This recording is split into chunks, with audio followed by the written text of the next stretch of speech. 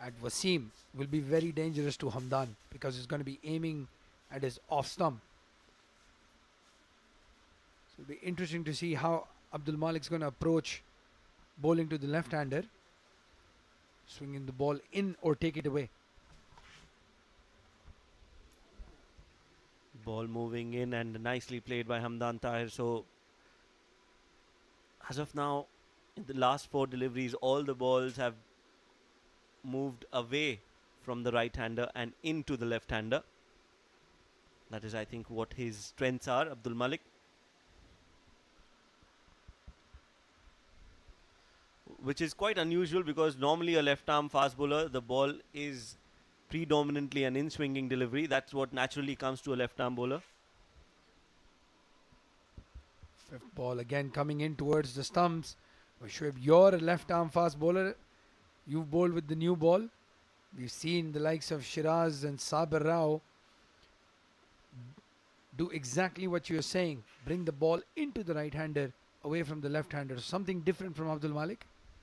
Yes, and I think that's a gift because normally for a left-handed bowler, like I said, the in-swinging delivery is what naturally comes to you, but it's very difficult to develop the one that goes across. And here you have Abdul Malik bowling 5 deliveries, all going in. Big appeal. But I think there was some bat onto it. Hamdan just checking the umpire with one eye. Abdul Malik is asking for a DRS review. The first over finishes with the score at 3. The only thing that could have saved him is an inside edge.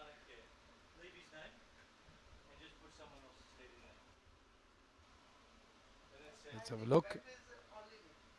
Again, I think it was swinging down. Yeah, you can see Bilal Chima as the wicket keeper. The umpires sometimes use him as a cue as to where the ball's going to end up, and he was moving down towards the leg side. So good decision by Mujahid. Yeah, and absolutely no appeal from the keeper. He was just standing there. So that also is a cue that the ball was missing the stumps. Well, Amir Hamza sharing the new ball with Abdul Malik. He's been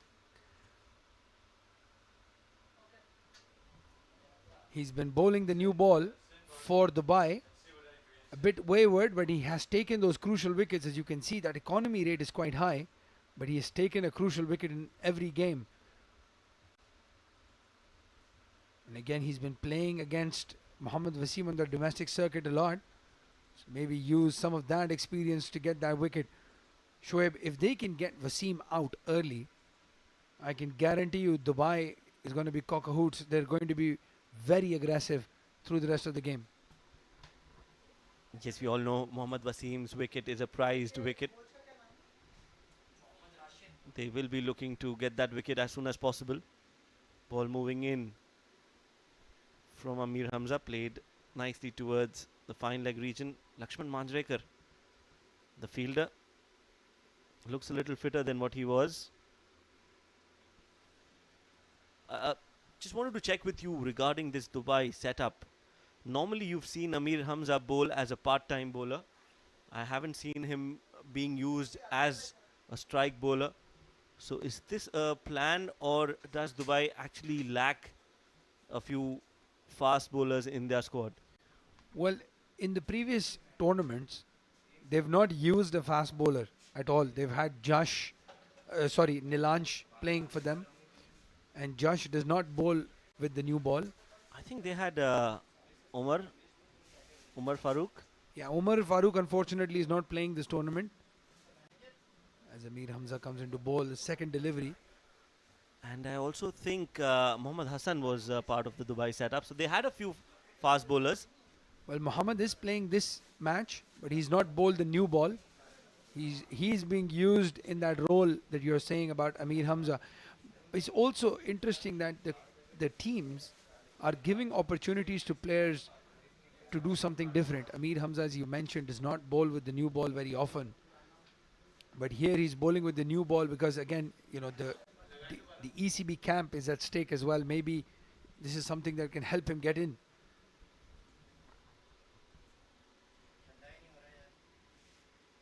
Yes, nicely played there on the back foot, Hamdan.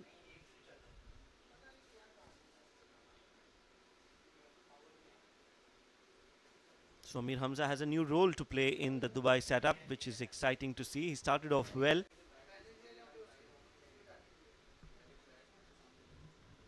Yeah, and the game that was not televised between Dubai and Emirates Blues, he actually hit Ansh Tandon in the helmet with a brute of a delivery. Again, ball steadily moving off the wicket. Not a lot of seam, not a lot of swing today. So yeah, he's been bowling really well with the new ball. We know he has some problems with the front foot no ball, which is when he gives away quite a few runs. As we see Nikhil Srinivas, he's back in the side. Very good all-rounder. Solid left-handed batsman, and he bowls as well.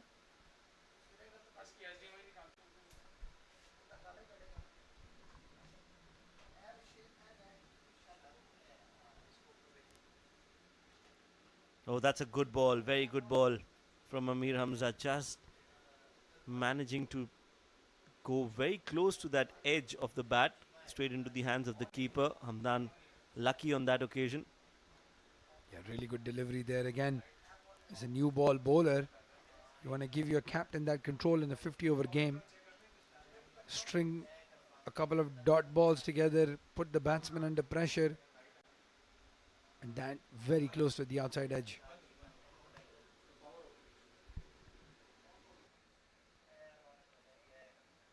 Yes, that was really close. Another short delivery played on the back foot by Hamdan. Hamdan not going for any extravagant shot right now. He's happy to just play the ball on the merit. 2 overs gone. 7 for no loss. Well, he's got one of the best batsmen in UAE on the other end. As you can have a look at that batting card. So it's very important for Hamdan as a player to learn from his batting partner as well and speak to him and understand what's happening in the game.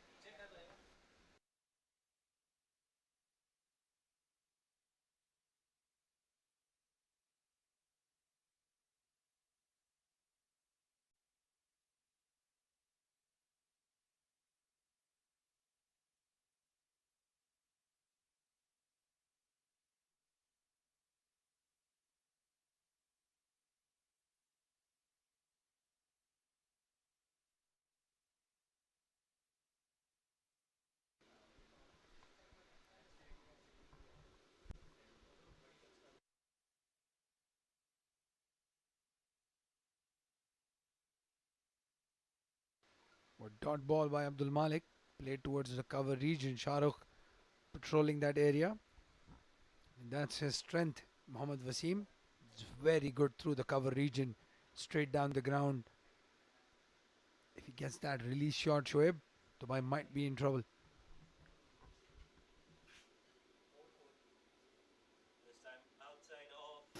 And drilled towards the extra cover region. Loose delivery, allowing Mohammad Wasim to free his arms.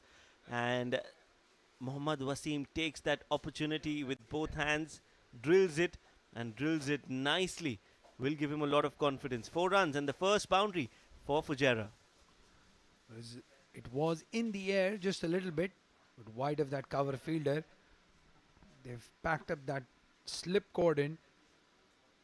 So cover was a free slot for Mohammad Wasim to play that shot.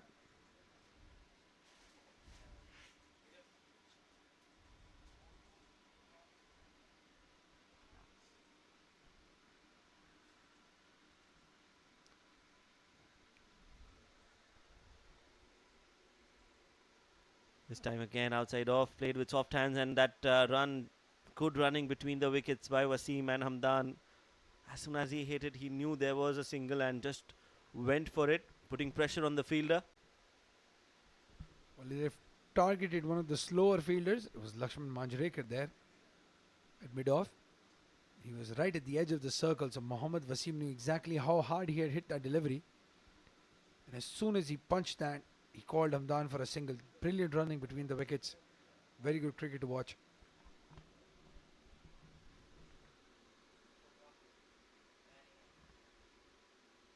This time short and pulled nicely.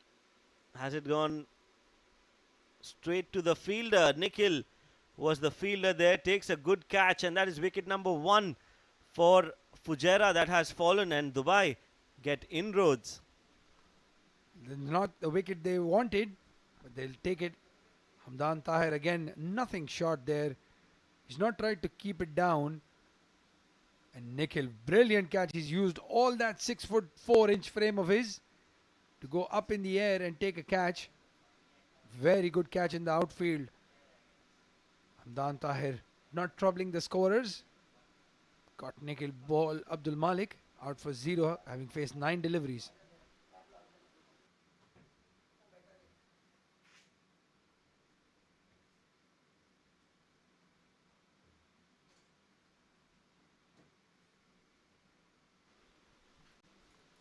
We see the new batsman walk in.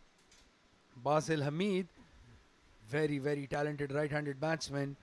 But again, as has been the tale with the Fujairah senior batsman, It's not about the hand you're dealt.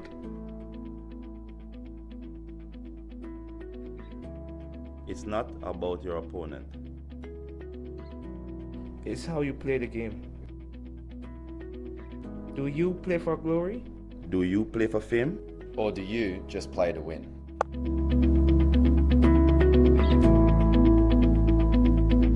WOLF777, where winners play. Batsmen in the UAE are on the screens, as you rightly mentioned. Basil Hamid, a very sound player, has good temperament. That's what I like about him. Values his wicket and has the ability to play some big shots as well. Let's look at the wicket one more time. Just nothing short, half jab, not too sure whether has to play up in the air or down. And Nikhil, what a great catch that was. Jumping in the air and keeping his eyes on the ball, maintaining his balance as he falls. Good cricket, good catching skills. again width outside off. Basil Hamid takes out that cover drive. My friend Asim Sheikh is a big fan of the cover drive of Basil Hamid and Rizwan Sipi. That looked really good, but straight to the fielder. No run. And good over so far.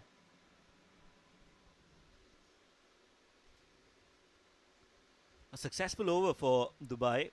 Abdul Malik getting a wicket. And besides that boundary from Mohammad Wasim, it has been quite tight. Nice delivery, beautiful delivery. This is one of the best that he's bowled so far. That angling across the Mustafizur Rahman kind of delivery. Well, if Abdul Malik can bowl half as well as the Fizz, Dubai will love the result. But he's been very steady. And again, good to see a bowler who's been bowling really well in the domestic circuit play in this format and do well. As we look at the points table yesterday, Emirates Blues comprehensive win against Abu Dhabi takes them to 3, having played 4 games. But that 5th and 4th slot, Fujairah versus Dubai, very close between the two.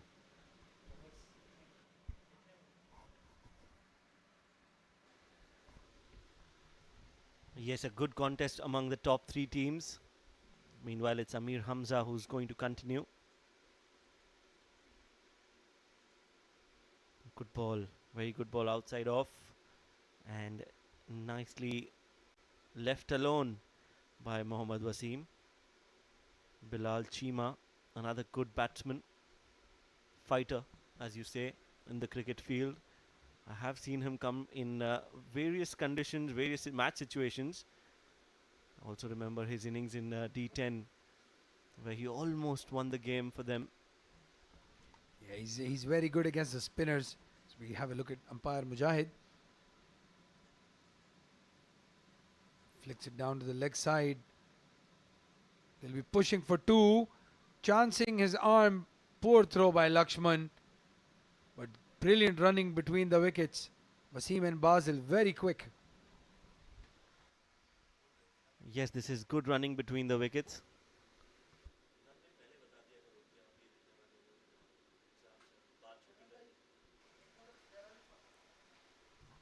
3.2 overs, 11 for 1. Clearly, they know that Lakshman is not the quickest, and taking that chance and running between the wickets. Good delivery, driven nicely, beautifully played. Mohammad Wasim looks back in form with that shot. 4 runs for Mohammad Wasim.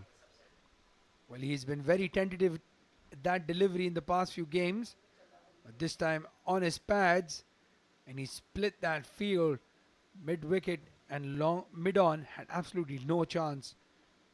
So you're spot on, Shoaib. Seem looking in good touch already. I think he was waiting for me to come back.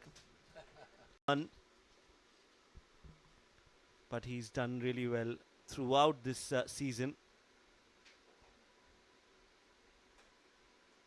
Another delivery down the leg side, something onto it. We'll have to see whether the umpire signals it as a leg bye or not. Yes, it is a leg bye.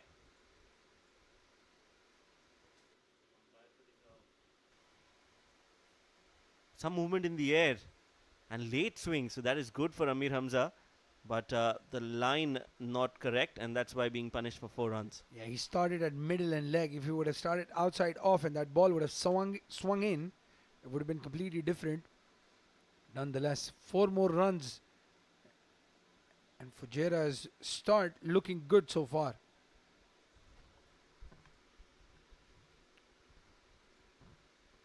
Yes, it's a good start for Fujairah. Besides the wicket of Hamdan Tahir. Biggest news is that Wasim I don't know what happened there, just backed out at the last moment, but he still played a shot. Umpire signaling a dead ball there. Yeah, I think Amir's towel fell down just before the release point. And as you can see there, that blue towel on the floor, that shows how much focus and concentration Wasim has right now. That he's noticed that towel fall down even before Amir Hamza had released the ball. Yes, so finally a dead ball. He will have to bowl that again, Amir Hamza. This time outside off, and that pickup shot in the covers. 1 bounce, 2 bounce, the thick outfield. The ball will not cross the ropes. But another good looking shot from Mohammad Wasim. Rising in confidence and playing those glorious shots that he is known for. Well, Shoaib, this is one of the ways to get him out actually. We were talking about this when Asim was with me, and we've played against him so much in the domestic circuit. He plays that ball in the air towards the cover fielder. So instead of having a fine leg, if you have somebody deep at point or cover point and somebody a third man, that's actually a wicket taking option against Wasim.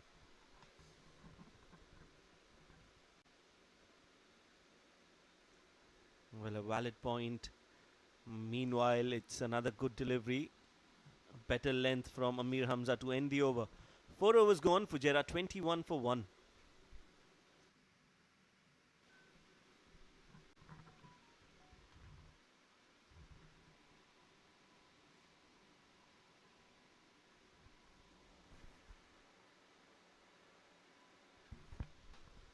So most runs in this edition of WOLF777 News Emirates D50. The number 1 player is Asif Khan, 334 runs from Ajman.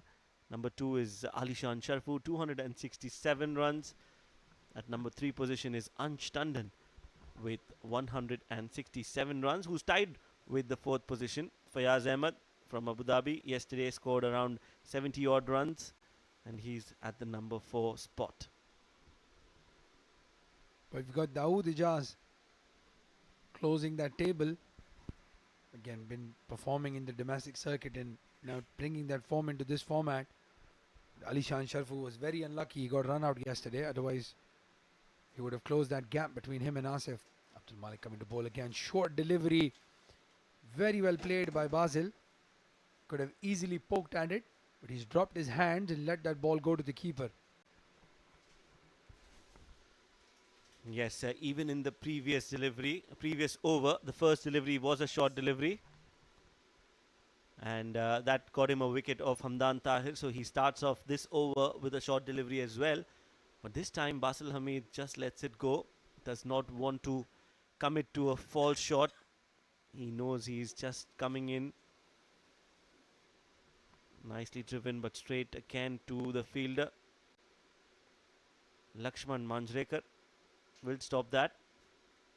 He's gone 2-3 shades darker than what I saw him last time, and that's because of the amount of cricket he's playing in the UAE, and that weather, the sunscreen is not going to help. Well, I've been told that as well by my family that have gone a couple of shades darker. It's the sun, that sun beating down. They've played morning games, they've played afternoon games, they've been in the sun the whole day. Shoaib, it's merciless.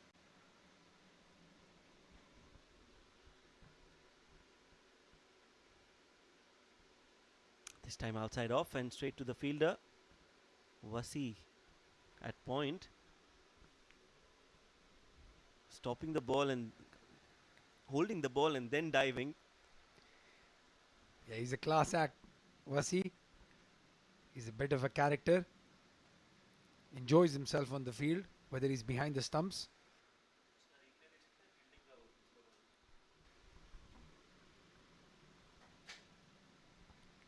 Have a look at Basil's bat.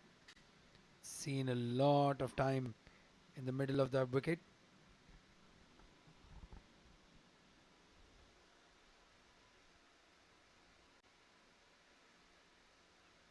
Again, very good delivery that. Basil expecting a leg side wide. But that's gone over his shoulder. So good delivery. Bas and Abdul Malik giving them a little bit of control, stringing along 3-dot balls. Here's another good over from Abdul Malik.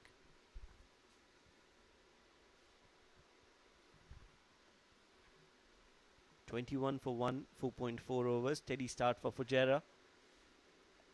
Dubai need wickets. They need wickets.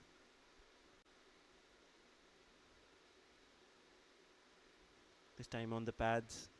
Trying to flick it, Basil Hamid, but does not get the middle of the meat. The ball crushing into the thigh pad. And that will result in a dot ball. So another good over coming in from Abdul Malik. 5 consecutive dot balls. One more ball and this could be a maiden over. This seems to be a clear plan against Basel. They're bowling short. They don't want to give him a full delivery outside off. He's played a couple of good looking cover drives. Still hasn't gotten off the mark. But they are bowling a bit short to him. Could there be a surprise in swinger now? Or something fuller on the pads?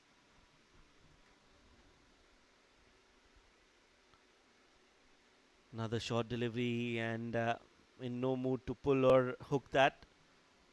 Another dot ball, maiden over, the first in this innings. 5 overs gone, Fujairah 21 for 1.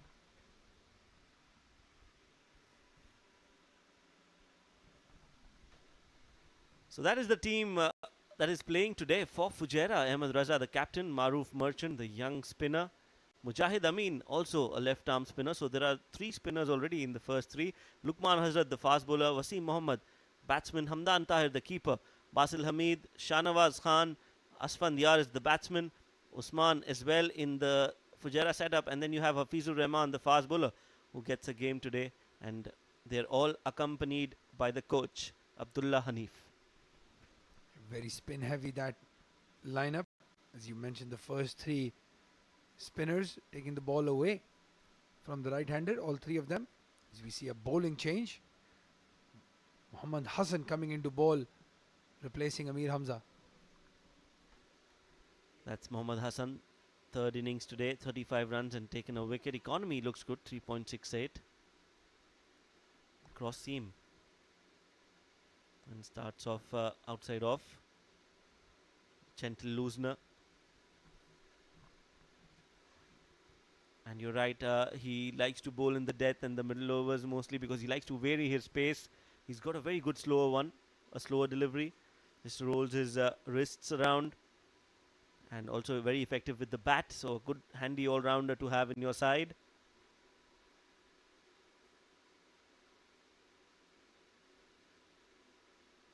Played nicely on the front foot by Mohammad Wasim. He's looking good today. And it is important that Fujairah and Mohammad Wasim play out as long as possible, build a strong partnership. Well, Hassan has a very good bowling action, very deceptive. He does fall a little bit. So his stock delivery is the one that will swing in with the arm. As you have a look at him coming, and then just when he reaches the crease, outside, oh, he's dropped him.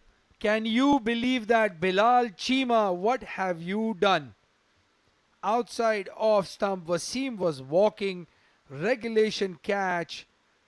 This could prove very costly for Dubai. Let's have a look. Unbelievable. That is not acceptable at any level, Shoaib. Well, that it was a catch that should have been taken. It could have been curtains for Wasim, but not to be. He gets a life. He's still out there in the middle. Things happen, but I'm sure there is a tsunami going inside Chima's head right now. For delivery on the pads. I can tell you for a fact right now there are about 11 players on the field and 4 or 5 outside who are wishing that this is a nightmare and they'll wake up and Wasim will be back in the hut. Not the case, unfortunately. Regulation catch there by Bilal Chima, dropped. And again a hold up. You're right. They must be pinching themselves just to realize that it's not a dream.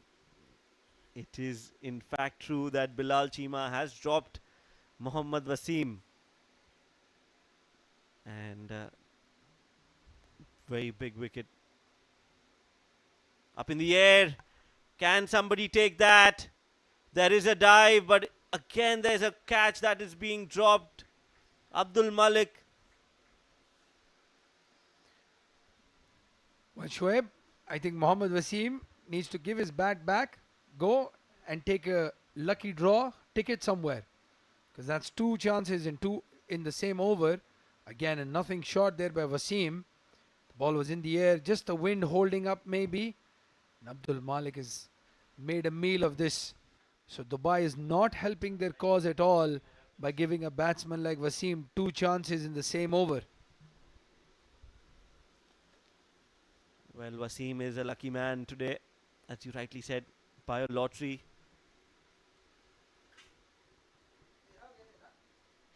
Buy a Dubai duty-free ticket, maybe get a BMW or a Rolls Royce or Yeah. whatever they have this time.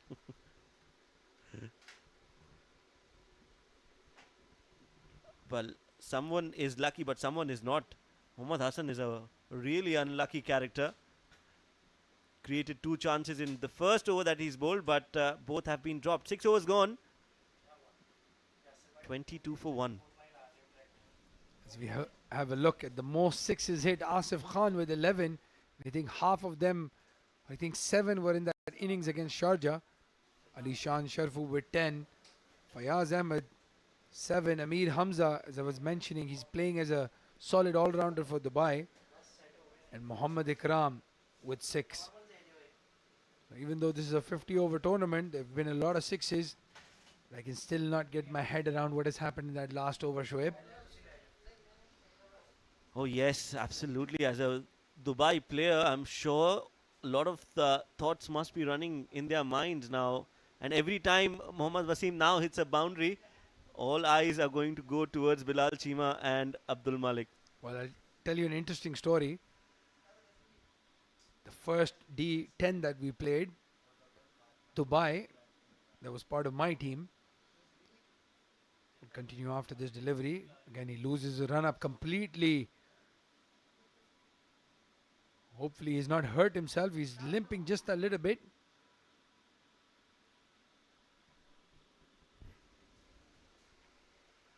Yeah, he's just lost his footing there. So he was telling you the story of what happened. Wasim was very close, LBW not given. Next delivery, he played it in the air. We dropped him.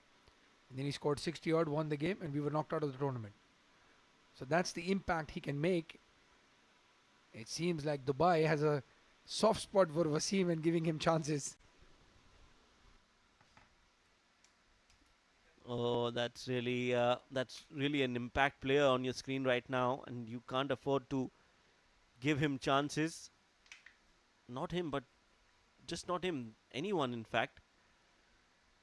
You give them chances, they'll go on to hurt you where it hurts the most. Yeah, the batsmen like Wasim, Basil, Rizwan, Asif. Let's have a look again to those catches dropped. Regulation chance. The ball bobbled out as soon as his hands hit the floor. Very poor technique. Then again, looking towards mid wicket, the ball goes completely opposite direction. Again, Hassan's reaction. Feel really bad for that kid. Inside edge onto the pads. Everything is happening with Wasim at the crease right now. Abdul Malik is bowling really well.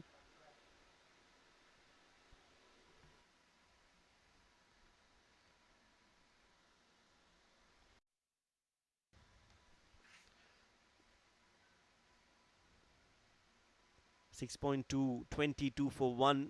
Wasim 18 of 20. Basil still not off the mark. We've discussed a lot about Mohammad Wasim, but we've not checked that Basil is yet to score a run in this innings.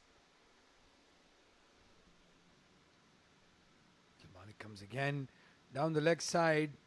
Wide delivery. And again, you can see Bilal lacking that confidence, Shoaib. He's grasped that one as well. It would have been interesting had he taken a glove or something like that, for example. It's very close to his gloves. Maybe still thinking about that drop catch. And yes, Basil, well, we know he can cover up. He played a very similar knock against Sharjah when Fujairah was chasing.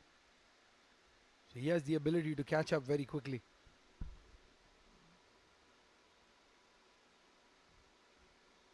Good delivery outside off. Good protection on the offside. Coming back to that drop from Bilal Chima. Honestly, I don't think Bilal Chima is a full-time keeper. I don't think he keeps in every match he plays. So that is definitely going to be a point of concern for Dubai if they're going to use Bilal Chima as a full-time keeper, because he doesn't keep in all the matches. He's not a full-time keeper in all games. He keeps as per his convenience or as per his team requirements, but not a full-time keeper. Yes, and he does have his own cricketing gear company. So maybe he needs to go to the manufacturers and tell them that these gloves are not good enough. I'm hoping those are not from his brand ABS. But yes, they've got Mohammad Wasi, who's a full-time wicket keeper in the side as well, but he's also dynamite in the field. He's saved a lot of runs at point. Can have a look. Full toss. He's completely lost the prod there, Abdul Malik. And that's no ball. That's been called a no. Well, I don't know if that should be called a no or a wide, because the umpire first says it's a wide and then changes that decision to a no ball. We'll have to check the rule book for that. Let's have a look. Yes, that was over the waist height, but then down the leg side as well. So the main umpire can only have a look straight down, and then he's looked at the leg umpire and confirmed it's a no ball. So this is going to be very interesting. He's looking for the release shot, Wasim, and he's bowled him off a free hit.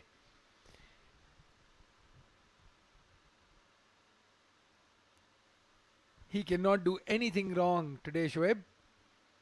He's been bowled off a free hit, dropped twice. Yes, the only thing left for him to do is go straight to the airport, buy a Dubai duty-free ticket, and share the proceedings half-half with us. or with the Dubai lineup for that matter. Very unfortunate. That's a good delivery, slow delivery. So Wasim was way too early into that shot.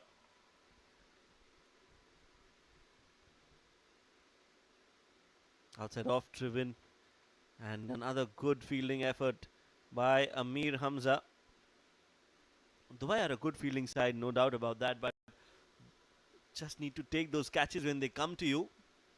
Two of them have been dropped, one by Bilal Chima and the other by the man on your screens, Abdul Malik, who was on third man position, and I think there was a wind that was blowing across and the ball did not carry to him. For sure, it's one thing dropping a catch, it's also the importance of who you drop. Dubai did not help their cause in the last game against Sharjah. Last ball again, he'll have to bowl that. He's completely lost his radar. He's looking very tired. Fourth over of his spell, most probably the last. But they dropped Rizwan CP in that last game and he scored 30 odd runs in a very close chase. They dropped Alishan Sharfu and he scored 100 against them. So it's not just the drops that are costing them, it's who they drop and what impact they have afterwards, which is causing issues for Dubai. Yes, you're right. Catches win matches, as they say. But it is important that these players leave that behind. What has happened.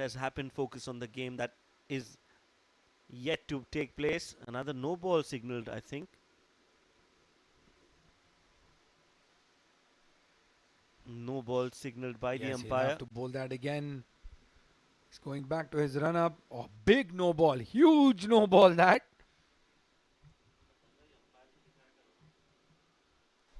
Oh, Shoaib, as a left arm fast bowler, can you talk us through that? Well, that is nothing but just tiredness. He's out of breath. You can see his hands are on his waist. He just wants to get over with this over as soon as possible. And that is what we were talking about yesterday with Azhar, the strength and conditioning coach. It's not about skill. In this edition of the D format, the D50 format is about fitness. It is about how you can use that skill and complement that with your fitness levels to be playing on a consistent basis at the highest level. Well, Basil just had one run in the 10 deliveries he's faced. He swung across the line. So Abdul Malik, mixed bag of overs. He's bowled no balls. He's gotten a wicket off a free hit. He's bowled 2 free hits and they've gone for no run.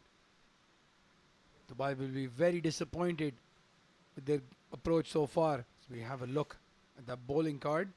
Abdul Malik, 15 runs given in his 4 overs. He's taken the wicket of Hamdan. Amir Hamza, 9 of his 2 overs. Muhammad Hassan, very unlucky not to have a 1-1-1 showing on his figures. Yes, 7 overs gone, 29 for 1. Fujairah, a mixed bag of performance so far in the 7 overs that we've seen, especially from Mohammad Wasim. At times he's looked brilliant and then suddenly he's looking very shaky. Does that tell you something about Mohammad Wasim and his approach? Do you think he's a little too cautious because of the D50 format and that is undoing his performances? Because he was excellent in the D10 and D20 format where he knows that he has to go after the bowlers, he has to attack the bowlers, but here he's trying to play a little cautious and that is maybe why he is not being able to score runs freely. Well, if you have a look at somebody like a Jason Roy or Alex Hales, they don't change their game regardless of the format. So do you think Wasim is changing his format? I feel so. I mean, if you have a look at that shot as well, that is his bread and butter shot. He'll tonk that over mid wicket for 6, 9 times out of 10. But he's played it all around the ground. So he does look like he's being a bit too cautious, and his role is not that. Like even in Fujairah, they've got the batting lineup. They've got such a strong batting lineup that even if he gets out playing his shots, that's not a bad approach.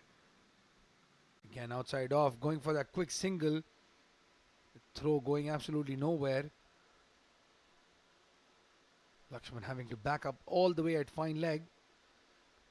So yes, Shoaib, there is some level of caution in his approach, but I'm not sure it's needed. Yes, that's what I observed because this is the first time I'm seeing him bat in this edition. And from what I have seen so far, I think he is overthinking a little bit. He just needs to free himself and play like you said, Jason Roy, Alex Hales, Besto, Virender Sehwag, Saeed Anwar. Well, I mean, what I don't understand is if somebody can score 140 deliveries in a 20-over game, why wouldn't you just let him do the same thing in a 50-over match? Why would you want him to score 100 of 65 balls or 70 balls? Why would you want to be cautious? I mean, he's got a 200-odd strike rate in the D10, D20. So if he gets out, he gets out, right? That's the approach that he has. But if he clicks, we all know he can be super dangerous in the first 10 overs of a power play, for example. Well, just to counter that argument, I think if you get out in a test match coming down the track, you will be asked questions. But if you do that same thing in a T10, you will not be asked questions. So it's also to do with the format that you're playing. So it's not as if you can just do whatever you have been doing in different formats, but it's about not taking that on your head and trying to do something different. You just have to play on the merit. That's what you have to do. So if it's in your zone, you hit it. If it's not in your zone, you keep it simple. If you try to think that this is a longer format and this is what I have to do and I have to defend a few balls and take my time, it is not going to help. As we see the end of the 8th over, score moves on to 33 for 1. We'll continue that conversation after a change in the comm box. My friend Ahmad Khwaja joins us with Chitrali.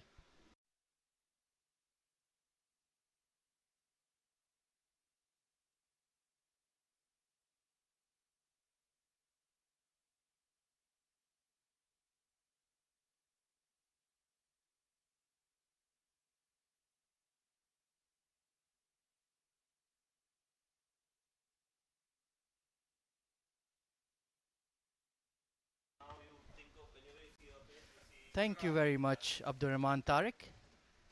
Lovely to be in the comm box this fine afternoon. 33 for 1 after 8 overs. Our team Fujairah. Mohammad Wasim living dangerously. 23 of 27.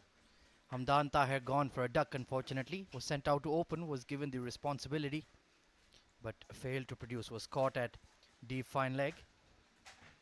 And joining me in the comm box is Chitrali Kalgudkar. How are you, Chitrali?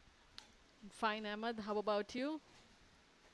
Going very good. Looking forward to this game. A very big match here for Team Dubai, who've already dropped a couple of very, very important chances of Mohammad Wasim. Oh, yes, and that would hurt them at some point of time, considering that they have not managed to take the wicket of Wasim, who looks little dangerous. Absolutely one of the outstanding players in the UAE domestic scene. Has had a struggle in this tournament, but he has moved into the 20s. Lakshman Manjrekar continuing here. Actually, just brought into the attack, pardon me, for his first delivery. So this battle is going to be very interesting. Wasim is an incredible player of spin. And let's see if he wants to counter-attack. Short ball sliced away in the gap between cover point. The outfield is absolutely rapid this afternoon and is gone for 4. Oh, yeah, much needed shot for Wasim. We saw him struggling a bit with the pacers, but now, as you rightly said, that he can take on with the spin. So that's exactly what he has done.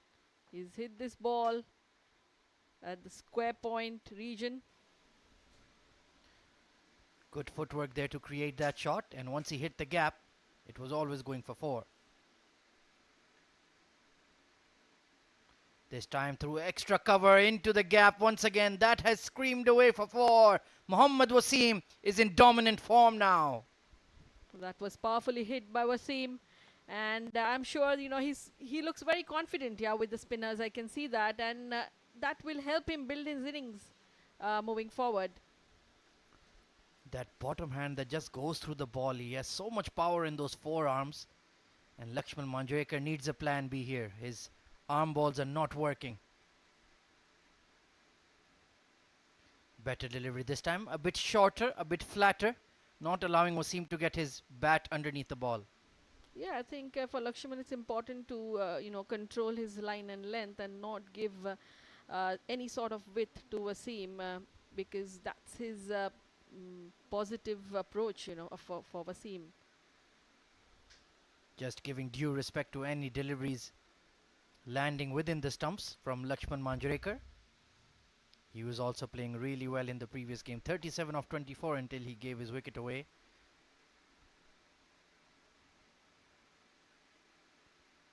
Punch down the ground just for a single. 9 overs gone. Fujairah 42 for 1.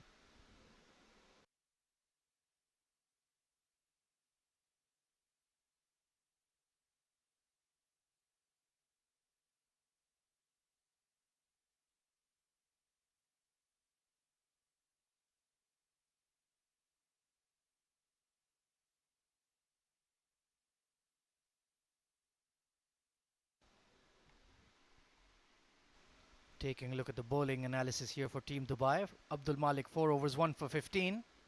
Amir Hamza just the 2 overs, none for 9. Mohammad Hassan as well only utilized for 2 overs, none for 5. And Lakshman, the first over of spin was immediately hit for 2 boundaries. So already 9 extras given away in 9 overs. That's not good enough, Chitrali. Absolutely not. They need to control this. Even we saw in yesterday's game, there were a lot of extras that were bowled. So I think they need to control these extras to avoid bowling extra balls, Every extra delivery you bowl, an extra run you give is the one you have to get under lights. So it's not going to be easy. They need to win this game to remain in the hunt for the semi-finals. Emirates Blues with a commanding 82-run victory yesterday against Abu Dhabi. So they're looking pretty secure. This has been smashed over the top of mid-on all the way for 6. Flat and half a dozen immediately off the bat. Okay, once again, Wasi showing his power there and hitting the ball so hard outside the fence area for a 6. That's a massive hit. Well, Chitrali, the US Open is going on right now. Mohammad Wasim with that forehand smash perhaps should have been there. My goodness. Well, I'm sure, those catch drop might be pinching Team Dubai. 38 of 35, Mohammad Wasim. Edged past the keeper this time, running down to third man. And it will go for 4. Now the punishment is really beginning for Team Dubai. Wasim looks quite aggressive, hungry for runs as usual.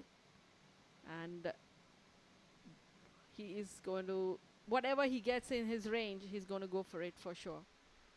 Hitting the board of our title sponsor, WOLF777 News. They'll be quite happy for that extra footage created there by Wasim. Yeah, for sure. 42 of 36. My goodness, the counter-attack is well and truly on now. He's the kind of player who can take over a game. Foolish delivery, better one this time from Mohammad Hassan, who's been unlucky. It was his bowling that produced that genuine outside edge that wicketkeeper Bilal Chima on the right of your screen grasped. Yeah, absolutely. I think it was in the same over where the 2 catches went. But I think Team Dubai needs to get on with plan B then. And down the ground is plan A for Mohammad Wasim. Just steps into that shot. 1 bounce over the ropes. My goodness, he is looking in imperious form. I think that's what was Abdul Rahman mentioning, the batsman needs to play their shot. They need to play their game instead of just blocking the balls. And that's exactly what Wasim is doing here. He's hitting everything out of the park and that's what he's good at. So solid. He's raced on to 46 of 38. 14 runs already off the over. Mohammad Hassan has been punished. This time worked away towards the third man area for a single. Eventful over. The batting power play is over for Fujairah. 57 for 1.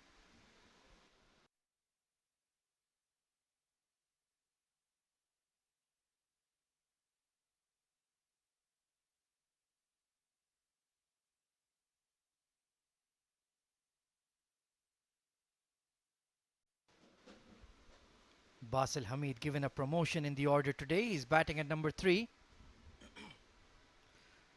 Mohammad Usman, who's listed near the bottom, he's not had a good tournament, but he's a very experienced campaigner as well. Shah Nawaz Khan played a match-winning hand against Team Sharjah, 83 not out alongside his captain. So he's another very positive player, looks to get on with things. But the run rate is already a bit out of control here for Team Dubai. Yeah, exactly. And we can see Ahmed Reza at number 4. Ahmed, do you think Reza will bat at number 4 today? Well, in the very first game of the tournament, he told me that he is going to bat up the order in this D50.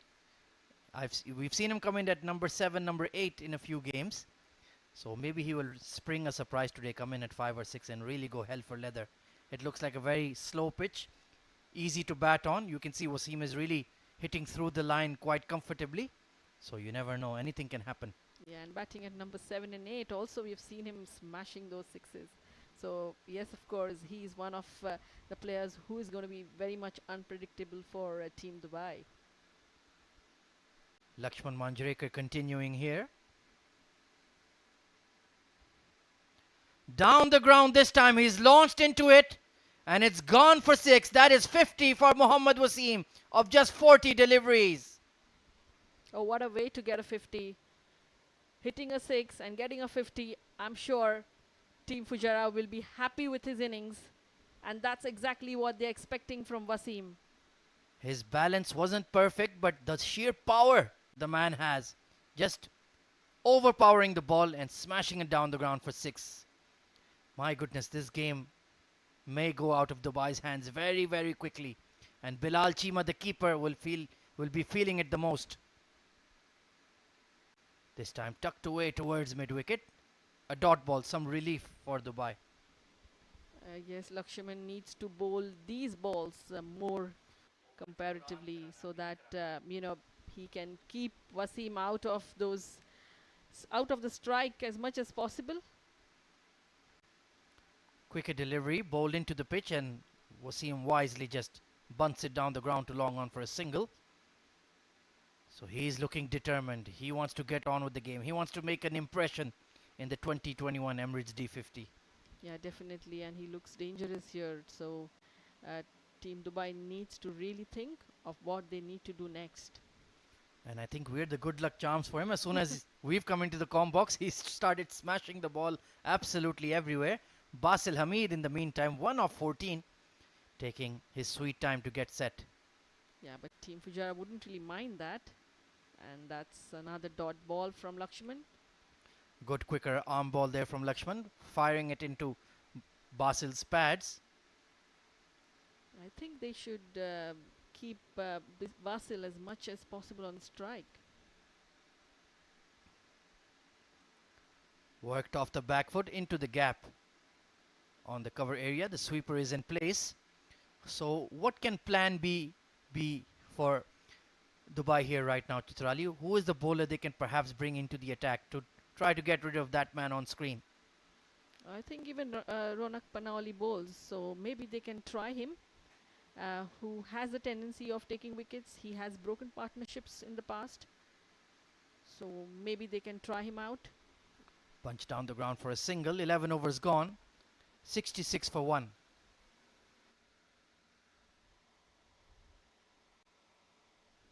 Taking a look at Mohammad Wasim's 50 then. Got off the mark with a very fluent extra cover drive. 6 fours and 2 sixes in his innings. He took his sweet time to get going, but once he found the middle of the bat, my goodness, the counter attack was on. Lovely punch through mid-wicket, mid-on in the circle, had absolutely no chance. He's the kind of guy who can take over a game, and if you give him poor deliveries like that down the leg side, he's going to absolutely destroy you. This was a nice back cut through the cover point area. Once again through wide of mid-off. And then the assault on Mohammad Hassan began. My goodness, a huge 6 there. And Lakshman Manjrekar was not spared either. So he's looking well set for a big score. Yeah, looks very positive, very promising there. He wants to build his innings, and he is ample of time, Ahmed. And he can definitely today score those 100 for the team. 55 of 43. That is the kind of strike rate we need to see in Emirates D50. You have to counter-attack. You have to play your game. You have to be positive. That is the trend of white ball cricket these days. You have to play at strike rates of 125, 135 plus. There's no hanging around. There's no time to waste. Nicely punched towards extra cover. Excellent fielding there. That's the kind of commitment we need from Dubai in the field now. Yeah, exactly. I really admired Wasim's innings during the T10 games. Uh, he was like a dynamite there, hitting every ball. Absolutely incredible performer. Oh, out of the hands. Perhaps is that sweat due to the overhead conditions or the batsman on strike? Oh, well, but yeah, I think a lot of heat there, lot of sweat. I think slightly, the ball slightly slipped off his hands, his palms, maybe.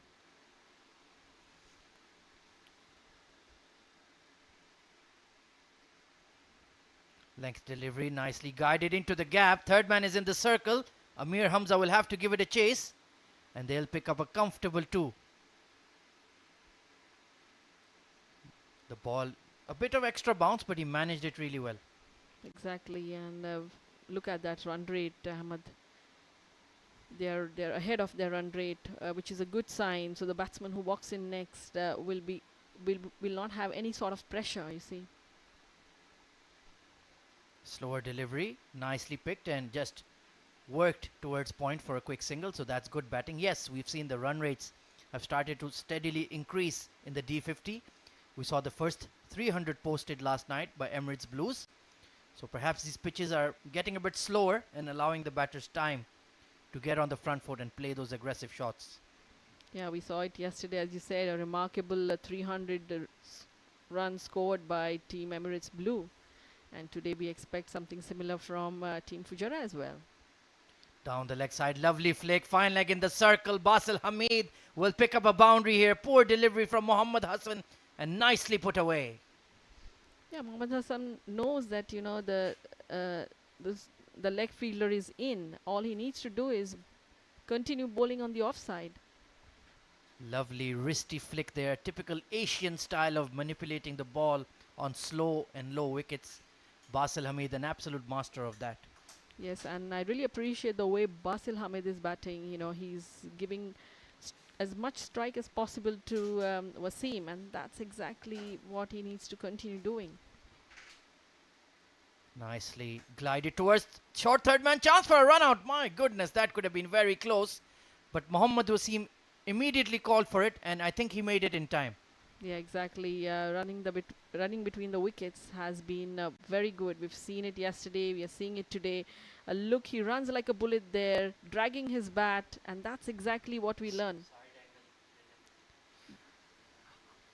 Well, Chitrali, I think it was much, much closer than we think. He might have gotten another life there. Lovely punch down the ground, ricochets off the stumps at the non-striker's end. So a dot ball, some relief for Mohammad Hassan. 12 overs gone, 74 for 1.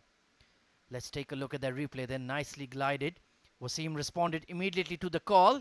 Amir Hamza. Oh, he would have been absolutely dead there. Mohammad Wasim, a very lucky boy. Today luck is favoring him a lot, Ahmad. You see, 2 catches, a run out. He was also bowled on a no ball. I think, luck is extremely favoring him. He needs to, as Ahmed and Shoaib said, he needs to go for some lucky draws, maybe, and win those lucky draws for the team, for all you know. Taking a look at the highest strike rate in the D50 so far, Sanchit Sharma for Emirates Blues has been absolutely brilliant. Honestly, he is the man of the tournament for me. 271.4 his strike rate, right at the top by some distance. Ashok Sundarsanan, who played 1 game for Abu Dhabi last night, batted really well, 137. And Lakshman Manjrekar, who is out there bowling left-arm orthodox right now. He also had a pretty good match yesterday in the previous game for Dubai, 37 of 24. He has a 123 strike rate in the tournament so far. Hassan Nabi Isa Khail, the son of Afghan superstar all-rounder Muhammad Nabi, playing for Team Sharjah. 111.11. That's a lot of symmetry there. And Hazrat Lukman for Fujairah, who's playing in this game today, 109 the strike rate. So we have some big hitters of the ball in this tournament.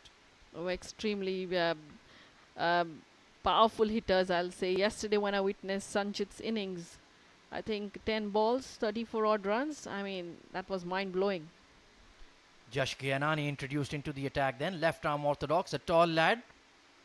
He can give the ball a bit of a tweak. So this is going to be very, very interesting. Lakshman Manjrekar has been taken out, but another boy who bowls left arm orthodox. Basil Hamid is on strike though. If Mohammad Wasim gets to face, we might be in for more fireworks. And Basil does exactly that. Just pushes it down the ground, gets his senior partner onto strike. Yeah, exactly. That's what he needs to continue doing. Give Wasim as much as strike as possible and let Wasim go behind the bowlers. He's good with the spin attack. 75 for 1. Oh, just bowling it on his pads. Very risky, but Wasim just wanted to check what Jash is going to do. He is looking in ominous form. We've seen Asif Khan dominate the tournament, but now this man, the kingpin of Team Fujairah, is finding his feet. A slip in place for Jash. Big full toss, just taking the single there, so that's an acceptable trade-off for now. Yeah, I think it was a slow ball, slow full toss, so not what Wasim was expecting. But that's pushed away for a single. So Wasim wouldn't really mind that.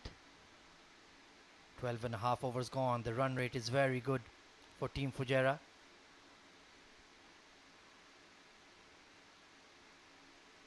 Just settling in here is Basil Hamid. He's moved on to 9 of 20. Team Dubai are very, very delicately poised in the standings here of the Emirates D50. They need one win, at least one win out of their last 2 games to have a chance to make it to the semi-finals. Good fielding there by the captain. Bit of a misfield and they'll scamper through for 1. So that's a poor effort in the end. Yeah, exactly. Team Dubai needs a win desperately here if they want to stay alive in the tournament. Because if Fujairah wins today, they'll get those 3 points. They'll race on top, and then Dubai end up with 1 game. So I hope, it's a good game today. Both the teams, in fact, need a win. Nicely flicked away through wide-ish long on for a single. An uneventful one. 13 overs gone. 79 for 1.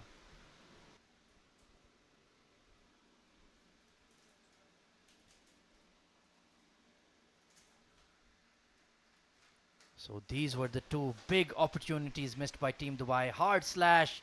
It was in the hands, just in the tips of his fingers. Bilal Chima, the keeper for Dubai.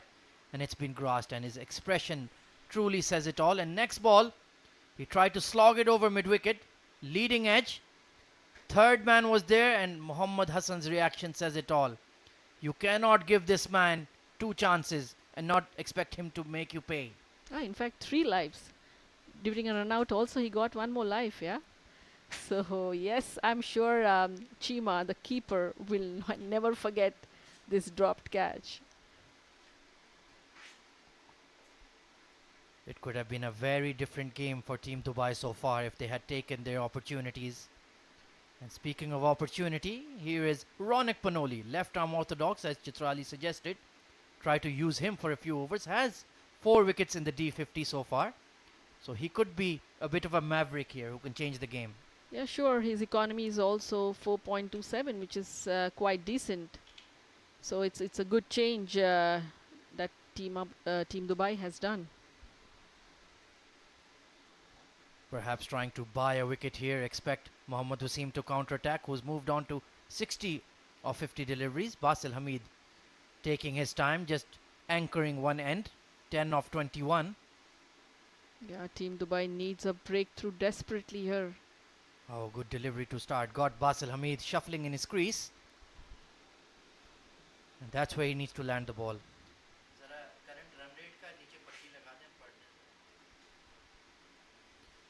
79 for 1. We're in the 14th over of the innings. That run rate is exactly 6, so they're on course for a 600 score. And he's getting some turn immediately. Exactly.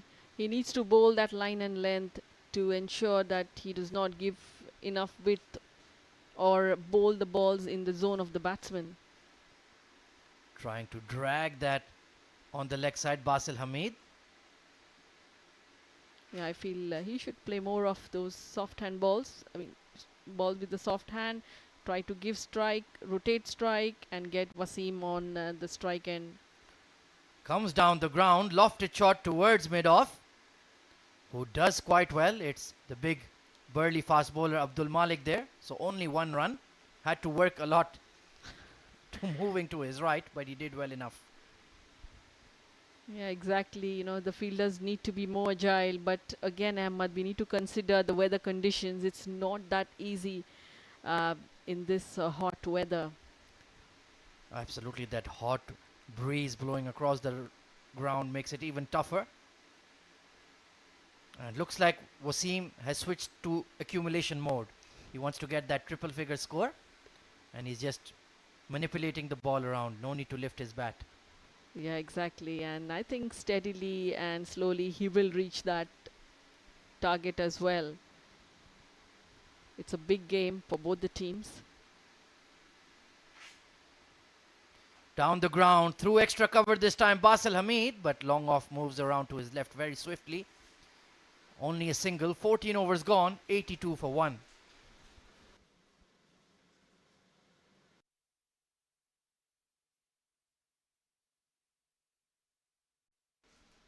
Right then, we have my colleague Abdur Rahman Tariq on the sideline for a flash interview. Let's go over to him. Hi guys, the Emirates D50 is famous for giving chances to youngsters, and with me there are two under 19 kids from the Dubai team, Shrey and Rachid. Shrey, you want to give us a quick introduction of yourself? Yeah, I'm Shrey Sethi and I'm 14 years old. This year I'm part of the Dubai D50 team, and I'm just really privileged and honored that I've got this opportunity. 14 years old, what do you do? Are you a batsman, bowler? Yeah, I'm a wicket-keeper batsman, and that's the role I'm playing in the team. And this is your debut tournament here. How's the experience been so far? It's been a really good tournament so far, and Rashid sir, Salman sir and Amin sir have really backed me, and the council has really done a lot to give us the opportunity. So yeah, I'm just very honored to be here. Well, nice. Let's have a chat with Rachid. Rachid, want to give us a quick introduction? Hi, my name is Rachid Ghosh. I'm 15 years old, and I'm playing for the Dubai Cricket Council for the Emirates D50 tournament. And what do you do?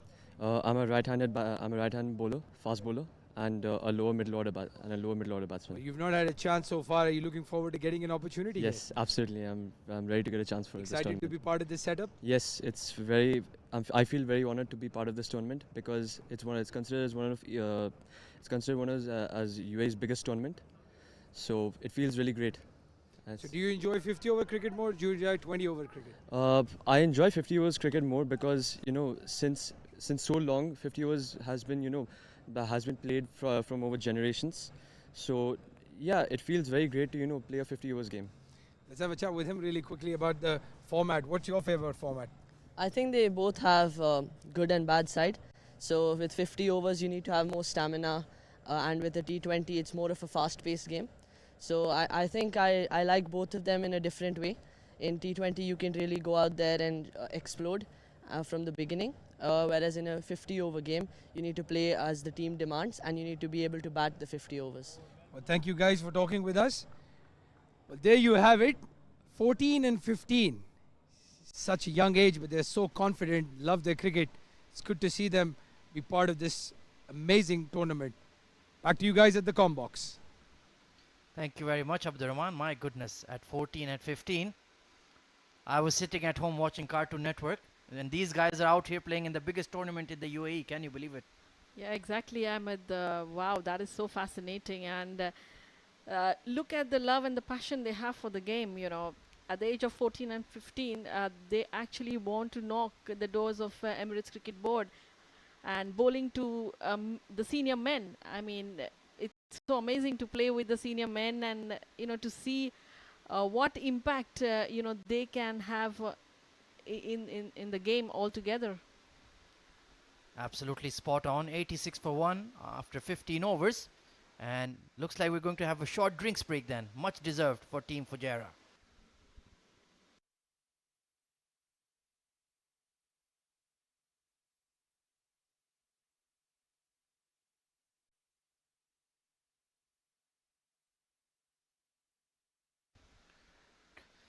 Taking a look at the most wickets in the tournament then. Sanchit Sharma.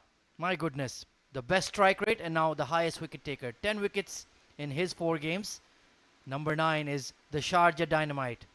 Left arm. It's not about the hand you're dealt.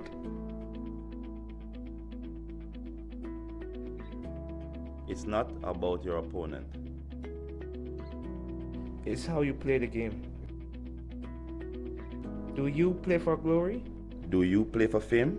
Or do you just play to win?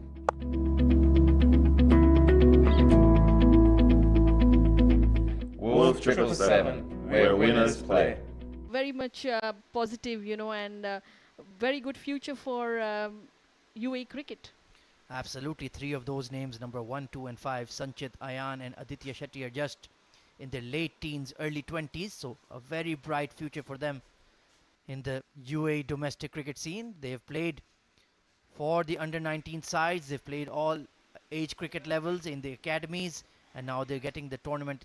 They're getting an opportunity in the marquee tournament of Emirates D50. So a lot to watch out for. Yes, a lot of good platforms they have been getting, and they need to make the most of it, which they apparently are.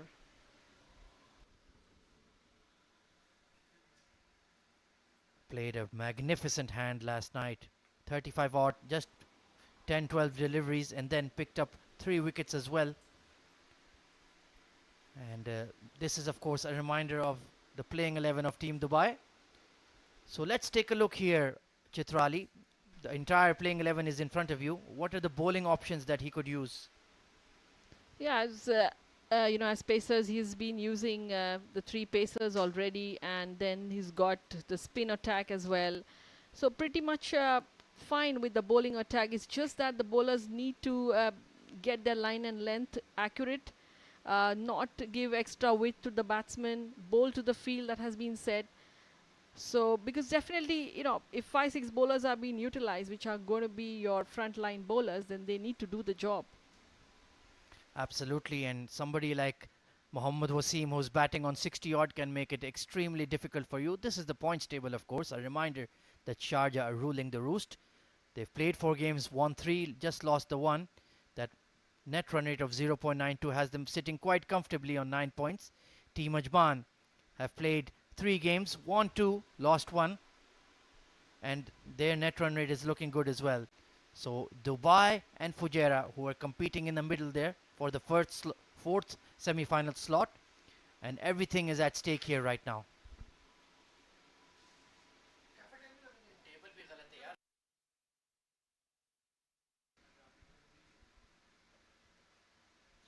So it looks like Ronak Panoli is perhaps going to continue there, having a chat with his captain, number 10, Shahrukh Sheikh. They're sticking to that left arm orthodox tactic here right now. Surely they will stick to their plan B now. Ronak Panoli wearing the number 18 jersey. And this is, of course, Mohammad Wasim. 50 he got in quick time. Lovely flick through mid-wicket. He's on 63 not out of 53 deliveries. 6 boundaries to his name and 2 sixes, and that strike rate, Chitrali, is looking very good. Massive, amazing. Easy boundary towards fine leg, and then through cover point, Wasi Haider tried his best to get to it, but once he finds the gap, you can be sure it's going to go all the way for 4. Lovely shot with mid-off in the circle. Just had to beat the fielders. And then those towering 6s down the ground. That side screen is in for a battering today. Really counter-attacked the medium paces and the spin, and that's the issue. When he's well set and confident, he will hit any bowler in your attack for 6. It doesn't matter what kind of variety he has up his sleeve. Yeah, exactly. The way he swings his bat, the way he times the ball, I think it's something amazing to watch. Number 13, Mohammad Wasim, batting on 63. Ronak Panoli to continue. A big, gentle, looping half volley. My goodness, I'm anticipating in the com box that that ball is heading for 6. You never know, the next ball could be out of the park. I think we might even be in danger. If he really nails it, he can easily hit some 100-meter bombs over the boundary rope, and we're not so far from the cricket oval. Down the ground, sliced and taken at backward point. Wasi Heather has produced a wicket with a stunning catch. Mohammad Wasim throws away his wicket after the drinks break. Oh, much needed wicket for Team Dubai. What a breakthrough Ronak has got.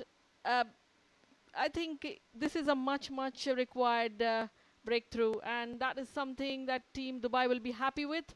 But yes, Wasi would not be happy with this shot. 63 off 55 then. A good strike rate of 114, and we've seen so many times in cricket. After the drinks break, there's a loss of concentration. Stepped out to that foolish delivery from Ronak Panoli, but sliced it, and Syed Mohammad Haider took an excellent catch at backward point. Absolutely, and I think after the drinks breaks, a lot of things are being told, to the batsmen. Maybe, a lot of things running their mind when they're going to bat there.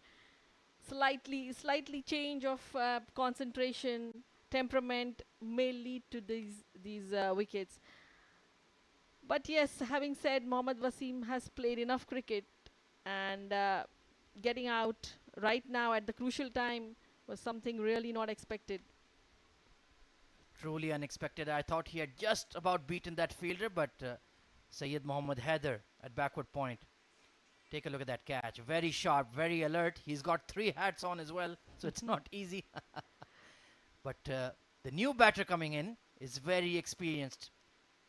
Mohammad Usman, also known as Usman Mohammad, hasn't got going in this tournament so far. Only 5 runs, my goodness. That's not acceptable for a player of his level and quality.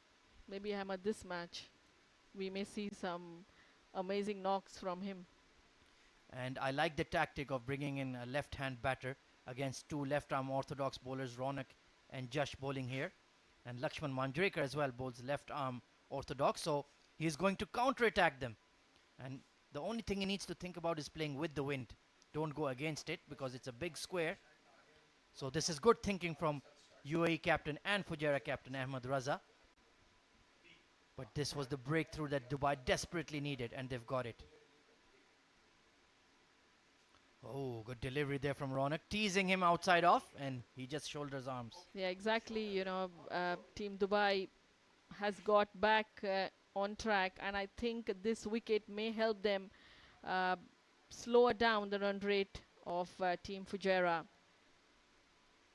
86 for 2. The rebuild is on. Basil Hamid, meanwhile, has moved on to 14 of 30. So this left-hand, right-hand combination will be interesting. Punched down the ground. No, Mohammad Usman, get back in your crease. Yeah, Usman, wait. You have a lot of overs there. Yes, that's a good point. Your run rate is good. You can take your time. Good over there from Ronak Panoli. Excellent stuff. A wicket maiden, in fact. 16 overs gone. 86 for 2.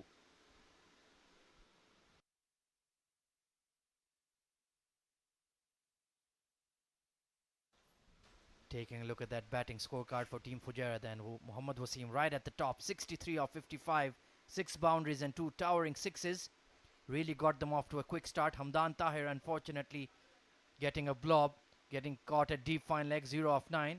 And now it's Basil Hamid and Mohammad Usman doing the repair work. Yes, we can see good combination in the middle there. Left arm spin, finger spin with left arm batsman Usman there.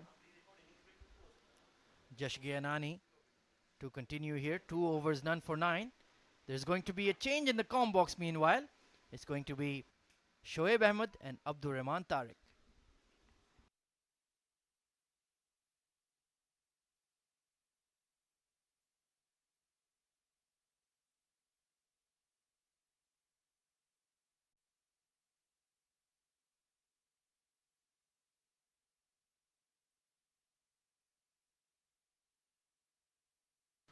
Thank you, Ahmed and Chitrali. 17th over starts. Josh bowling on the stumps. Basel takes a quick single. We had seen Dubai give Wasim an opportunity. I'm sure he'll be disappointed he's not made it count and go for that 3-figure mark. But nonetheless, we'll give him relief having scored 50 odd runs. I welcome my partner in crime, Shoaib, in the com box. Thank you, Abdul Rahman. Interesting phase of play here. 2 wickets gone for Fujairah. The last man to dismissed was Mohammad Wasim, who gave a few chances, then scored a good 50 and then got out of Ronak Panoli. Meanwhile, it's Josh who's bowling around the wicket. To the left-handed Mohammad Usman, takes single, gets off the mark. This is a very crucial knock for Usman. He's been completely out of touch in the past 3 games, throwing away his wicket. It'll be very important for him to stick around and score some runs.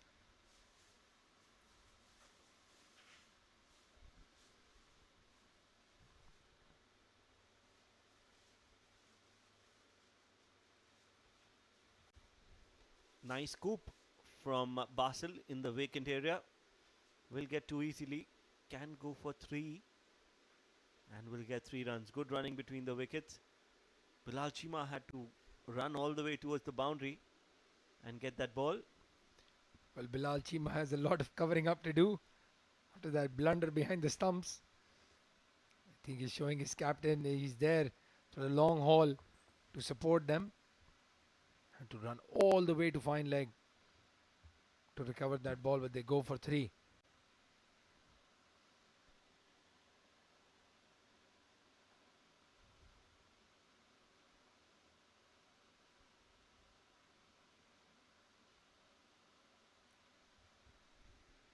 Good delivery outside off. An appeal for stumping, but clearly not moved an inch. Mohammad Usman, you can see his back foot right there. Again, just on the off stump.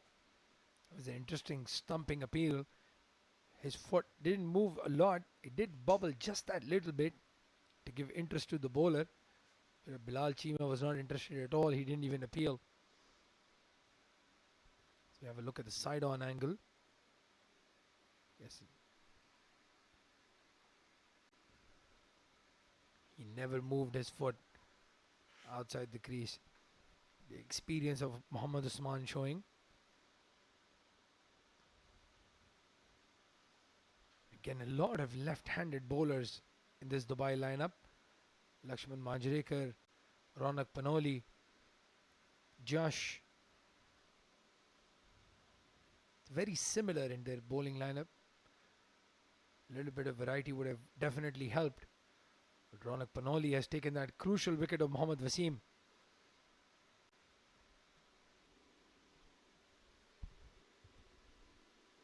It's a flighted delivery.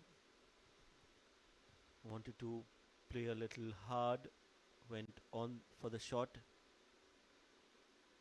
Mohammad Wasim was way too close to the pitch of the ball. Slicing that ball towards point and giving a good catch to Syed Wasi Shah Haider. Well, his name is Syed Muhammad Haider Shah. His nickname is Wasi Shah. I think for the benefit of everybody listening, let's just call him Wasi. But he has a gun fielder. And Dubai will need him to click with the bat as well, because they will be chasing a total upwards of 250 if these two have anything to say about it. Yes, the run rate is pretty healthy for Fujairah, 92 for 2 in just 17.2 overs. They've got good 30 overs after 20, which is another 3 overs away. So 33 approximately overs left in this innings. Usman gets another single. It is important that these two players take the innings deep until the 40th, 42nd over. Meanwhile, it is important for Dubai to take wickets in the middle overs.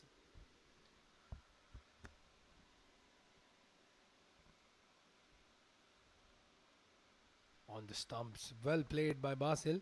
It's a good delivery. It's good to see that Fujairah has actually promoted Usman up the order a little bit. He was batting, I think, 5. He's coming at 4 today. Again, inside edge of the bat. No run there. Good over by Ronak. 18 overs done. 93 for 2.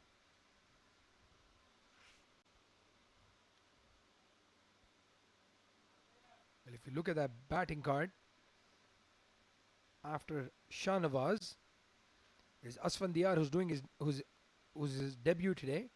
Very good wicketkeeper batsman. He's been performing really well at the domestic circuit, so good to see him get an opportunity. But then not a lot of batting to come, Shoaib. So it's a very good idea to promote Usman up the order. We've seen Ahmed Raza wield the willow and hit some huge sixes. So there's a lot depending on this experienced batting pair of Usman and Basil. Punches it down the ground. So that's something I don't like. Basil not trusting his partner's call, looking back and seeing where the ball was. It is Usman's call. Basil has no reason to look back. If Usman is calling you for a single, it should be a single. Yes, the non-striking batsman partner is always on the call, always ready. As soon as he hears a call, he just takes off from the other end, because, as you rightly said, there's a trust factor involved, and when Usman calls or the striker calls, he is calling considering both of you to be safe by the time you reach the crease. Meanwhile, another scoop shot coming from the bat of Basil Hamid. This time it will just be a couple of runs. Well, that's a very interesting field place there. We do know that they need to keep 5 fielders in the circle, but not having a short fine leg for somebody like Josh who's bowling in the stumps is giving that free shot. Even if it's a miss hit or a top edge, it's going to land safely because there is no fielder there. And we've seen both the times the ball has gone in that direction. Bilal has had to go and chase it down. So Shahrukh would have to think on his feet. Just that one fielder at mid-wicket, and he's got 4 fielders on the offside. Again, a poor delivery, full toss, play towards the mid-wicket, and again, that slight change in field would help Josh's confidence as well. If he's got that short fine leg, at least Josh can aim at the pads. Right now, the plan is keep bowling outside off and let him drive, but they're not doing that. Yes, you're right. That was a poor delivery, full toss, a juicy full toss, and Basil Hamid deciding to play it over the short mid-wicket fielder. One swing of the bat, and then a quick single. This is good batting. Excellent batting. Brings the 100 up for Fujairah. And again, I would say a little bit of poor field awareness. When you've got everybody on that offside, the batsman should not be able to butt that ball there and take a quick single. Are they saving a boundary? Are they catching? It's very confusing. So, slight change in the field probably needed to put some pressure on the batsman.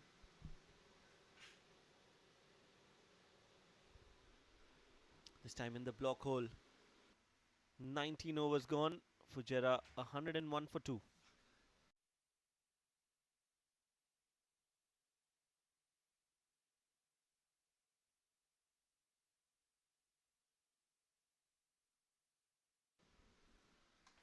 So 6 bowlers used until now.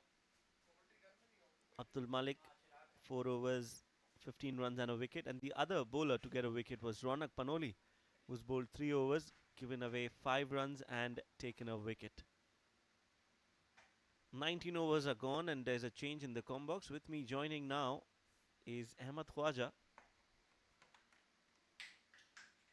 who will be with us for quite some time.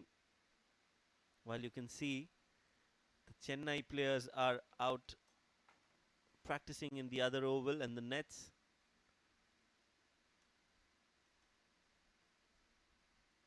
And one of them, if I think I'm correct, is the leg spinner Karthik Mayappan. Looks like that. Not 100% sure. Meanwhile, back to cricket, back to live action. Stepping down the ground, Basil Hamid. But straight to Shahrukh at short covers.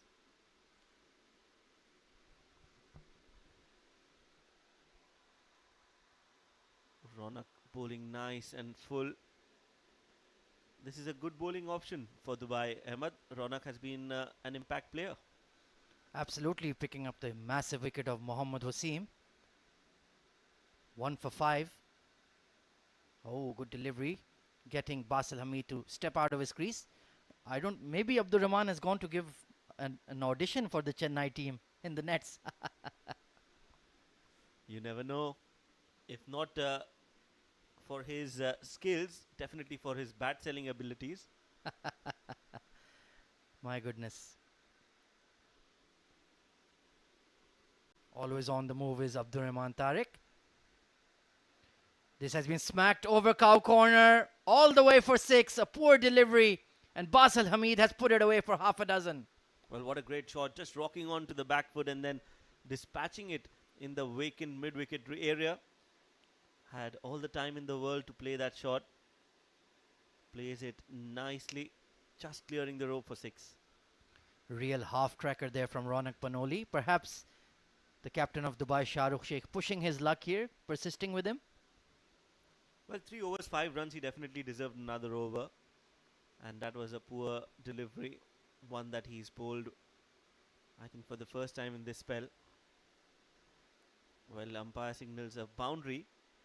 And so that will be a 4. Touch and go stuff there. At first glance looked like it had crossed the ropes, perhaps just bouncing in. So fair enough. But Ronak needs to refocus here. Don't worry about that boundary.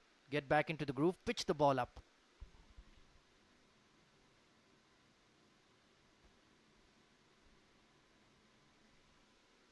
Stepping down the ground again. So not afraid to use his feet. Basil will get a single. Absolutely. Very quick on the move against spin. And that man on screen, Mohammad Usman. He's had a torrid time in this tournament so far. Only 5 runs to his name, unbelievably. He's such a good player. To see him struggle like this is a big surprise. But that run rate has come down steadily. It was above 6 at one stage. Now Team Dubai are dragging it back. And shouldering arms, my goodness. 20 overs gone. Fujairah 106 for 2.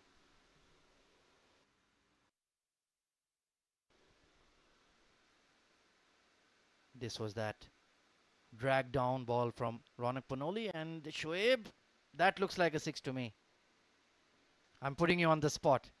Well, we'll have to see that one more time if possible, and a little slower just when it bounces. Maybe that will give us a better clear picture. And that is Lakshmipati Balaji, ex-India seamer.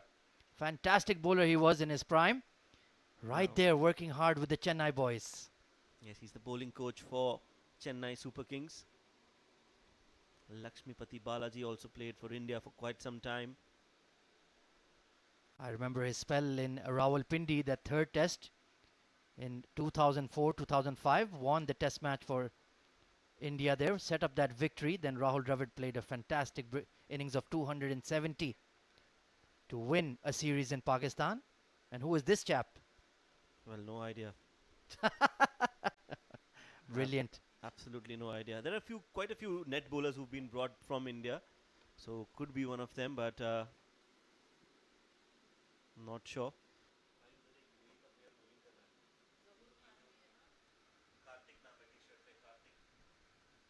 So Karthik Mayappan, Shoaib has informed me, is in the nets. Well, I need to confirm that, but from what I could see from the far lens, it looked like Karthik. He was a leg spinner. So the action clearly resembling our very own Karthik Mayappan. Well, this man is certainly not a leg spinner. Amir Hamza, the tall, burly all-rounder, coming back into the attack. So Shahrukh Sheikh making some changes. Yes, important changes.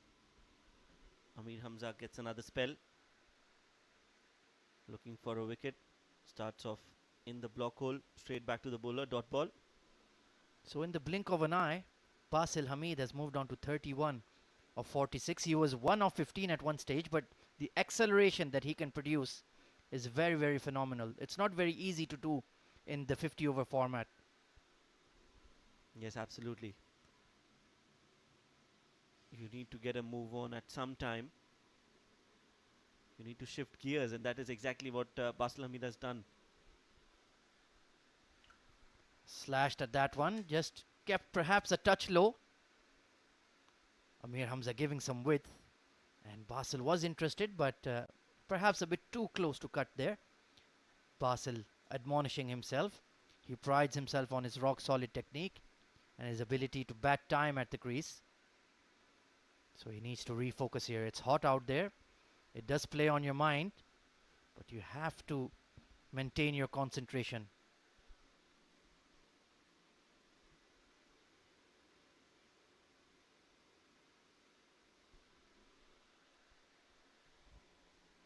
Short ball pulled and pulled nicely towards the square leg. 4 more for Basil. He's looking better and better with every passing delivery. Absolutely prime shot there from Basil Hamid. This pitch is too slow for you to pitch that short. It just sat in the pitch, and Basil had an absolute age to flick that away to square leg for 4. Top shot. His runs coming in thick and fast for Fujairah. Dubai bowlers not able to contain the flow of runs.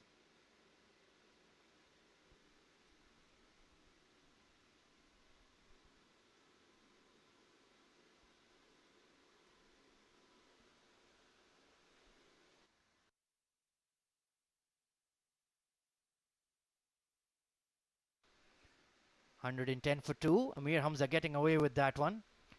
Lakshman Manjrekar has a smile on his face, but my goodness, it looks absolutely steaming out there. Amir Hamza, 13 runs off 2.4 deliveries. Nicely flicked away towards square leg. They're pushing for 2, and they'll pick it up quite nicely. Good placement there and excellent calling between two very senior, experienced campaigners. Yes, that's good running between the wickets. Good understanding. Took the first run hard, and it went in the gap, so they always had a chance to take 2. They have done that.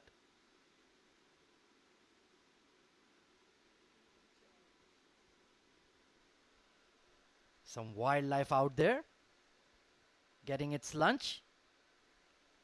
Well, too late for lunch, I suppose. It's perhaps supper or iftari time.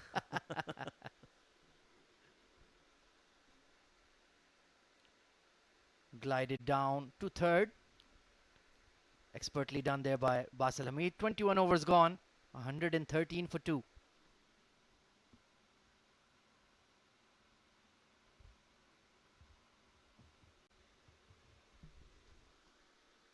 Taking a look at the bowling analysis for Dubai here. Then Abdul Malik, 4 overs, 1 for 15. Amir Hamza, 3 overs, none for 16. Mohammad Hassan went for some tap thanks to that man, Mohammad Wasim. 4 overs, none for 28. Lakshman Manjrekar as well was counter-attacked efficiently, going at 9 runs per over, 2 overs, none for 18. Jash Ghianani and Ronak Panoli, the two left-arm orthodox bowlers, doing a good job for their captain. None for 22 is Jash. Ronak Panoli with a very good spell, 1 for 10 in his 4. Yes, 21 overs gone, 113 for 2. WOLF777 News Emirates T50 tournament. So if you were the captain of Team Dubai right now, Shoaib, what would be the strategy? What would be the bowling attack you would persist with?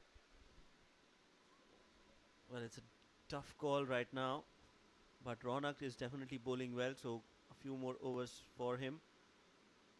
And I would try and bring Lakshman for a few overs, the left arm spinner. Driven towards the cover region. Basil Hamid has not looked perfectly comfortable against Ronak, who's really flighting that ball and getting it to turn off the pitch. So this is a good contest going on right now.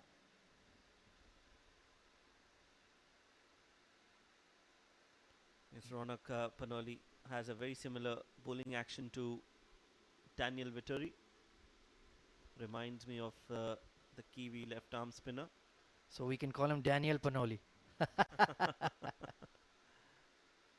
Oh, Nice once delivery. again, lovely delivery there. Got him beaten in the flight. Basil, perhaps slipping on the pitch as well. Yes, good flighted delivery. Basil wanted to step down and play a big shot, and then suddenly realizing it's out of range. Somehow managing to put bat to ball. Lucky escape.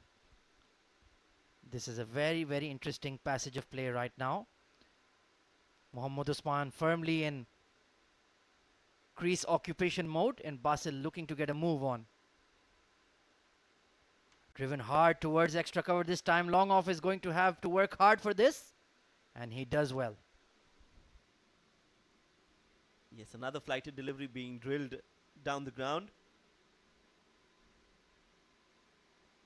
There you see, just going for it. I think his front foot slipped a bit, and that's why just falling on his knee there and playing the ball away from the body.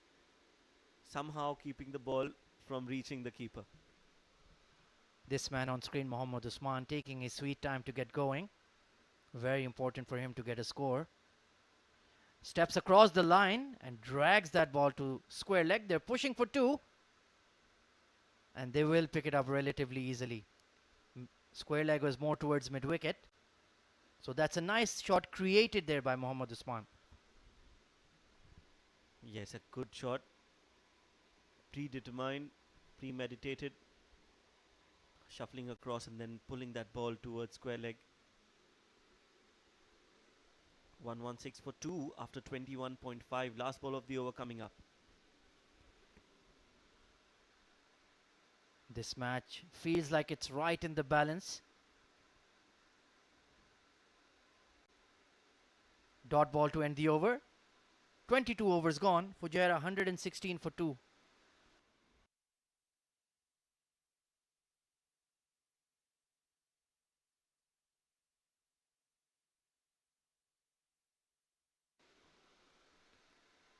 Mohammad Wasim right at the top there for Fujairah. Excellent innings. 63 off 55. He'll be disappointed not to convert that to a really meaty score. Hamdan Tahir unfortunately could not get going today.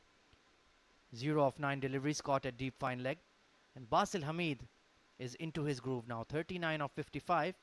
Mohammad Usman also just getting settled in. So taking a look at that batting scorecard, what are the remaining batting options there for Fujairah, Shoaib? Well, I know Asfandyar is a good batsman. And Shahnawaz Khan also bats well. So these two are definitely coming next. Ahmed Raza can also bat, but his role would be after the 40th over. So these two players need to play deep and as long as possible for Fujairah to get to a decent total. And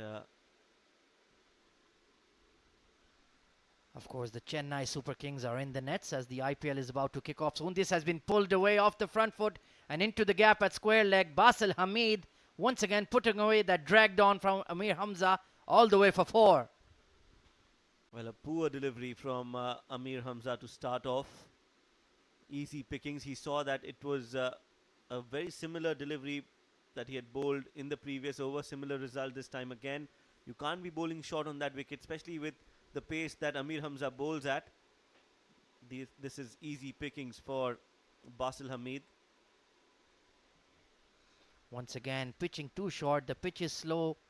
The batsmen have an absolute age to put it away, and Basil Hamid is peppering that square leg, fine leg area. Has got at least 3 boundaries in my memory already.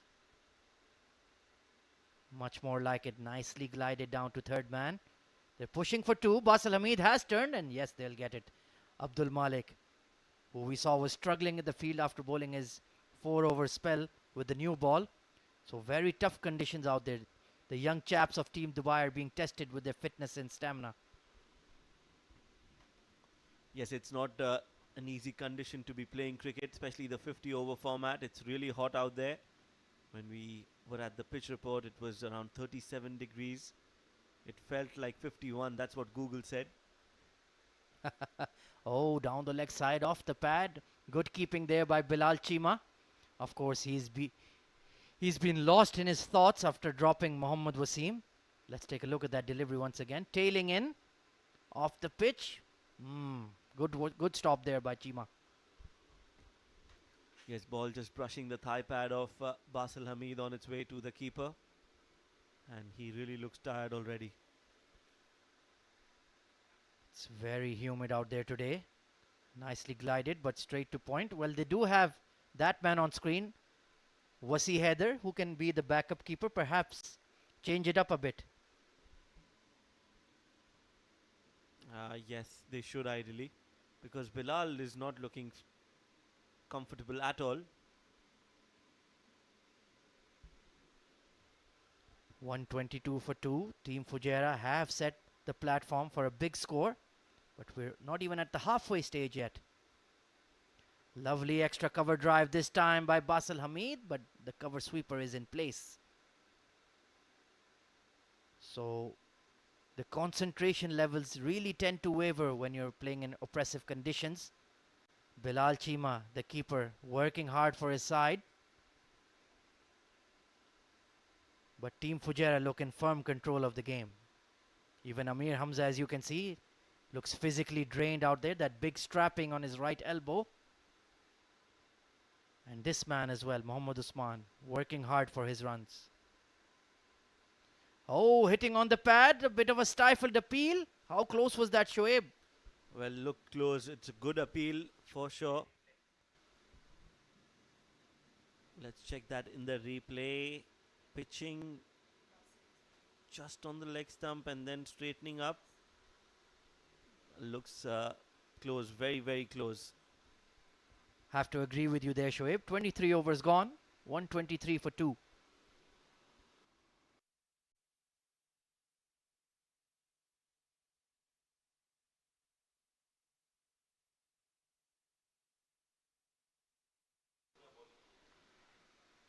Taking a look at the bowling analysis then. Abdul Malik, 4 overs, 1 for 15. Amir Hamza, he's struggling a bit, none for 23 in his 4. And Mohammad Hassan also bowled 4 overs, none for 28. So the seam options for Dubai have been hammered a bit. And then the 3 left arm orthodox bowlers.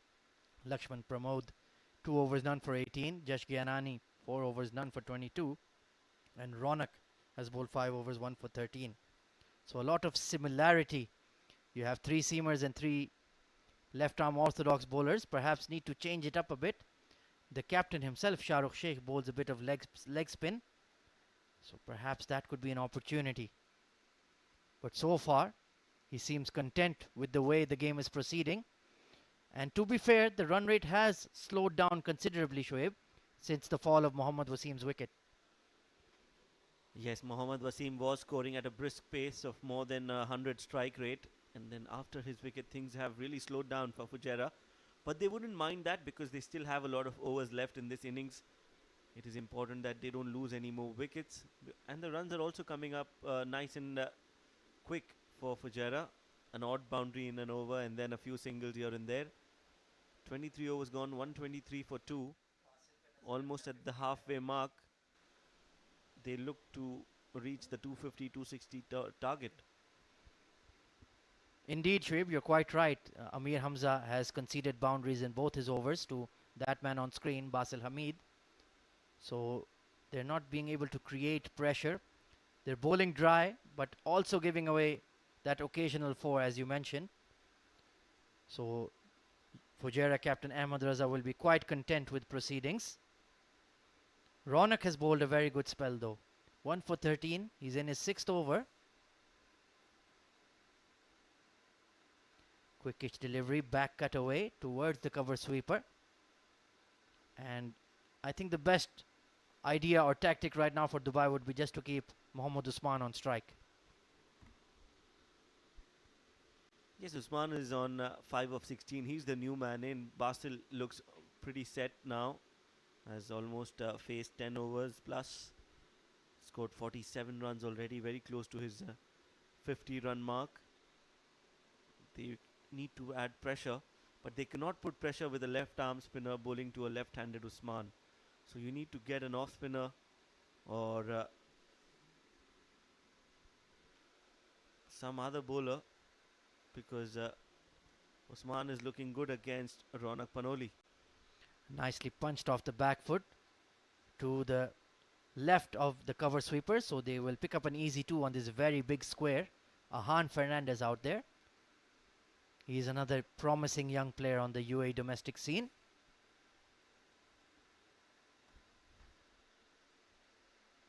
This time that big slog sweep over mid-wicket and is going all the way for 6. Mohammad Usman is taking off.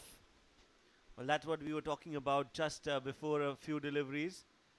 You can't be having a left arm spinner bowl to a left-handed batsman, and that is exactly why it is in the slot. With the turn, the ball has been tonked over in the mid-wicket region for another 6, and Usman now getting into the party.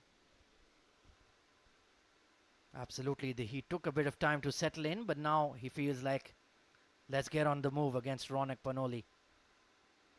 Shortish delivery this time, cracked away towards that cover sweeper once again. So there is no pressure being created here by Team Dubai. They're conceding the occasional boundary, have been hit for 6, and then the strike rotation is taking along merrily as well. Taking a look at that big hit from Usman once again, getting down on that front knee and absolutely middled it way back over the boundary rope.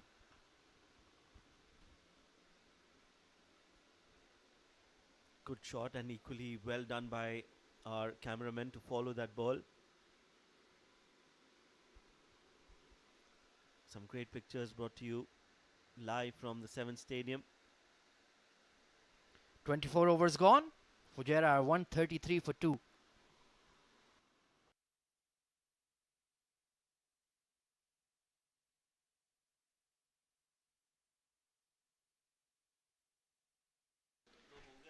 Taking a look at the most 6s in the tournament then, Asif Khan in pure domination mode for Team Ajman has 2 50s and a fabulous century to his name and 11 6s as well. So he is ruling the roost, and the young captain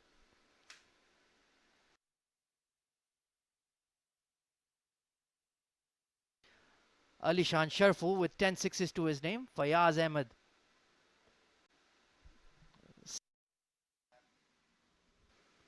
Mohammad Ikram as well there, and most runs in the tournament, Asif Khan with 300 plus runs to his name. We'll take a look at that as the over has resumed here. Taking a look at who is going to be brought on for Shahrukh Sheikh. Of course, Chitrali has joined me in the comm box once again. It looks like it's going to be Lakshman Manjrekar coming into the attack. Yeah, pleasant evening to all the viewers there. Yes, they've got Lakshman now, and Basil looks quite steady there after losing Wasim. So Basil has taken the responsibility and hope he carries it on till the very end. That's a dot ball. Just about, eventually. Good combined effort there by Lakshman Manjrekar and Ronak Panoli.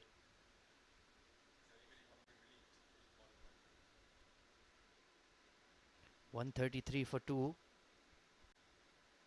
Usman has moved on to 14 of 20. Oh, leaves that. That's a good delivery from Lakshman. Yeah, some tidy overs are expected from Team Dubai and build some pressure on the batsmen of Team Fujairah. Oh, straightish delivery. Oh, yes, no, confusion. Chance for a run out. Basil Hamid had to put in the dive at the non-striker's end. That could have been a chance. Oh my goodness. Usman was only watching the ball and not listening to the call. But they have to ensure that they do not get run out at this time. Drag down, hits him in front. My goodness, big appeal. But the umpire says no. Chitrali, that looked extremely close. It looked close. We need to check the replay, Ahmad. But Lakshman was so confident. And look at that appeal from Lakshman. Oh my goodness. That was hitting middle and leg in my honest opinion. Lakshman Look at has. him. What do you think, Chitrali? I think it was out. I think maybe Ahmad slightly it was high, you know. But then again, unfortunately no DRS. Indeed. So, This time on the front foot better from Mohammad Usman. And you can see his form has been very patchy. Only had 4 or 5 runs to his name in this tournament. And missing out on a half tracker like that, my goodness, very close. yeah, it was a very close call. Little lucky there, Usman.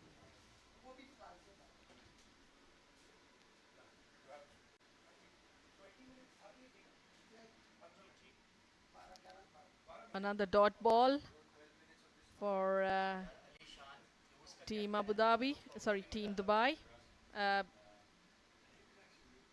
Yes, Lakshman needs to bowl these balls more comparatively. So that's the end of the over. Lakshman manages to end the over with a dot ball. Steady over there from Lakshman then. Created a half chance for a leg before appeal. And Usman, he is really battling out there. Not looking fluent. He has hit a big 6 against Ronak Panoli over mid-wicket. But to miss out on an absolute half-tracker. Halfway stage though, Fujairah 133 for 2. They're quite well placed, Chitrali. Yeah, absolutely. They've been batting well. They've just lost 2 wickets.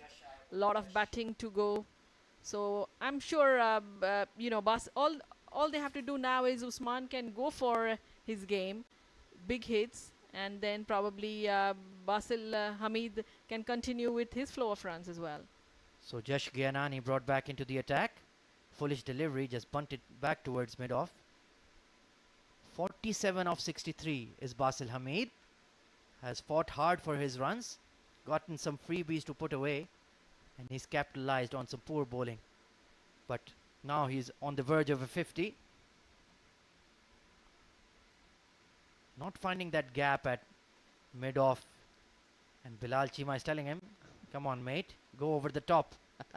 Yeah, Ahmad, these boys play a lot of cricket among themselves, you know, and it's fun to watch them when they play in the opposite teams. Cut away to the cover sweeper. They'll stick to one. There was a bit of confusion earlier running between the wickets between Basil and Usman. They must have played thousands of matches together and they can still run out each other. Unbelievable. Oh, absolutely. You know, as a coach, you know, they always tell us don't watch the ball, but instead listen to the call, watch your non-striker, and have that particular calling. You know, the exact calling needs to be done. But a lot of batsmen we see, they'll do a lot of ball observing. 134 for 2. Just past the halfway stage of the innings. Punched away towards the cover sweeper for a single. That's a single for Usman. So Jash is sticking to his line and length, not giving away anything extra. Jash Gyanani with a decent spell so far in this game. This time worked away towards a long on. So Basil is content to get to his 50 in singles. Yeah, maybe he's thinking after he hits those 50, he may go for the big ones. And why not? He has plenty of overs remaining, and there are a lot of batsmen after him to walk in as well. The captain of Team Dubai, number 10, Shahrukh Sheikh. Feeling the heat, feeling the pressure. Quick single this time. Basil Hamid will come through. Good call in the end. 26 overs gone. 137 for 2.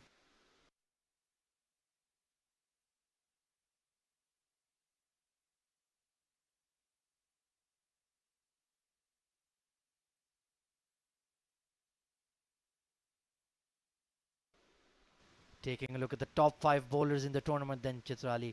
The young gun, Sanchit Sharma, right at the top. 10 wickets in 4 games. Fantastic. Oh, absolutely. You know, he has been, as I mentioned you earlier, Ahmad, he has been everywhere. You name it, as a bowler, batsman, and as a fielder. And yesterday we saw him with the bat as well, doing that, getting those magical runs. So that was so vital for the team. And I can feel he's one of the most promising youngsters that team UAE has.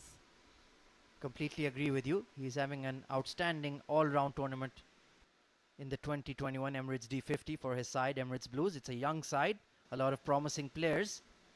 And Lakshman Manjrekar to continue. Quicker, wider, and just worked away behind the cover sweeper for a single. So Mohammad Usman not taking any risks here. Yeah, of course, and slow and steadily they are anchoring the innings. Basil Hamid is one shot of his 50.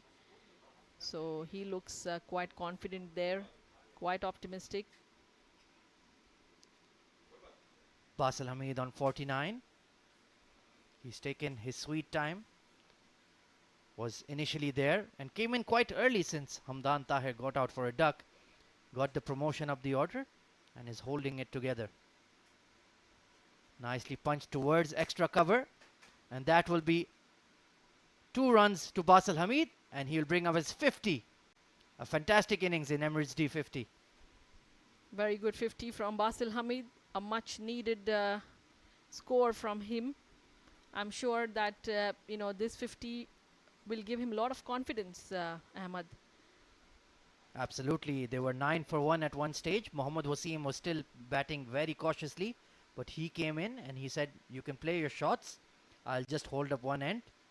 And Mohammad Wasim responded with a quick 550. And when Mohammad Wasim got out, Basil Hamid took over. Experience matters.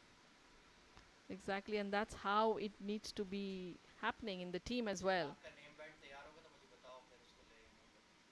And he came almost as an opener, if you see. 51 of 69. Good arm ball there from Lakshman. Just nicely dabbed towards the short third for a single. They wouldn't really mind this team Dubai. With singles, doubles. All that will matter is those boom boom. Absolutely. They have Shahnawaz Khan in prime form. Ahmed Raza, the skipper as well, can hit those long handle sixes. So acceleration towards the latter half. I think they have that covered, but they need somebody to occupy the crease till about the 36-37 over mark, and these two are very capable of that. Yeah, absolutely. Usman at times can be destructive as well. Oh, wide one this time, slipping out of the hand from Lakshman, perhaps trying to bowl something extra special there. 142 for 2. It's a very good platform that Team Fujairah has built for themselves. Nicely pushed, but straight to the extra cover fielder for a dot ball. 27 overs gone, 142 for 2.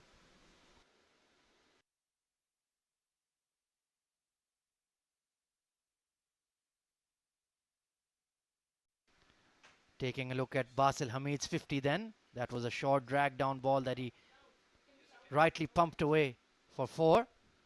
Got some full tosses as well that he clattered over the top. 5 fours in his innings. Strike rate of 74. That was a poor delivery from Amir Hamza. And rightly put away for a boundary behind square leg. And in the comm box, we have a very, very special guest here. Mr. Chirag Suri, the top order batter for the UAE national team. And would have been in Team Fujairah today. But unfortunately, tell us why, Chirag, you're not playing today. I feel quite nice in this commentary box. It's air conditioned. It's a nice little feeling over here, mate. I have no hard feelings being outside right now.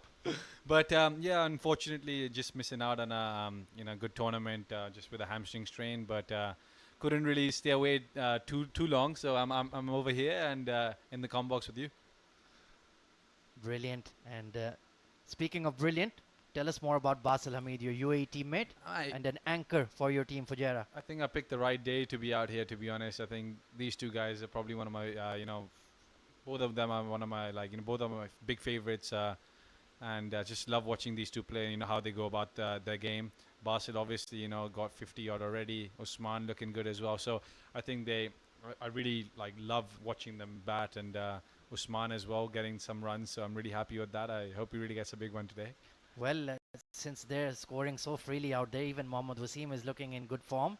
Your captain is also hitting some sixes. Would you be worried about your spot in the playing 11? No, I don't know if I should be worried or not, but I think whenever I get the opportunity, I'm just raring to go, and more than anything, it's so good to see our guys, doing well, because they really do put in the work, and you can see, the fruit of their labor, to be honest, especially in the heat. I think we've been having a camp, last couple of months, and I think not only the players, but the support staff, the coaching staff, everybody's just been really working hard, because we really want to play competitive cricket, and the guys doing well. I think it's just lovely to watch. Well, tell us more about that ECB camp that you guys have been working. What have you been working on specifically? I think we have been working on a lot of 50 over cricket. Sorry, we have been working a lot of 50 over cricket, and you're getting to see a couple of guys getting big runs and things like that in this tournament. Definitely from a bowling point of view, sticking to plans and things like that against different players. So there's a lot of things we've been working on recent past, and this is a good competition to really test what the skills they've started to learn, and it's nice to see them. Punch down the ground for a single by Mohammad Usman. 28 overs gone, 144 for 2. So looking at the match situation right now, 28 overs gone. You've got a good platform set. What is the game plan? Give us a peek behind the curtain. I think these two are quite smart operators, and definitely they're the way they're batting at the moment, they're making it look quite easy. It's not every day you don't see the guys just hitting down the ball down the ground and getting these easy singles. It looks quite easy sitting out here in the com box, but it's not that easy. Well, it is pretty easy. It's not that hard. And I think they both are making it look quite easy right now, and they're both looking good for a big score. I think as long as Baso just hangs in there and bats a little bit deep, I think 28 odd overs. I think still 22 more to go. I think you can bat 7 to 8, 7-8 overs more at this pace. Usman gets about 30, 40 odd, and then Basil gets out to 60, 70, and then maybe one guy starts to take charge, because we've seen Fujairah, they have a long batting lineup, and you don't want to keep those wickets in the tank if you have the opportunity today with the wickets in hand. So let's see. Well, of course, you are the vice captain of the UAE national team, and perhaps earmarked for a leadership role. Perhaps let's talk about the art of captaincy. How do you manage 11, 12, 15 guys in a squad? Everybody's jostling for their own space in the side. They want to know their roles. How do you manage that behind the scenes? No, I think especially in the recent past, we've got to see the sort of pool of players obviously in the UAE has definitely increased, with the likes of tournaments like the D10, D20, and now D50. And this is the format which is very, very crucial for UAE cricket, and tournament of this stature, and really get to test your skills at this level. I think whoever's doing well stands a real good chance to be picked up in in the UAE side. Obviously, played under a few captains, but Ahmed, recently, I think we've had a lot of success with him as the captain. Beating a Test nation recently, Ireland, and even in Oman when we won the qualifier beginning of last year. So we've definitely seen some great results, and I love playing under Ahmed right now, and I quite enjoy just focusing on my batting at the moment, and just letting him take all the responsibility, because he's such a calm, composed. Just cool captain. I think he's learned a little bit from Virat in the IPL bubble last year. Absolutely. What a person to learn from. 144 for 2 as Mohammad Usman is taking his time to get going. This time launched over extra cover. Nicely placed. They should pick up 2 quite easily, and yes, they will.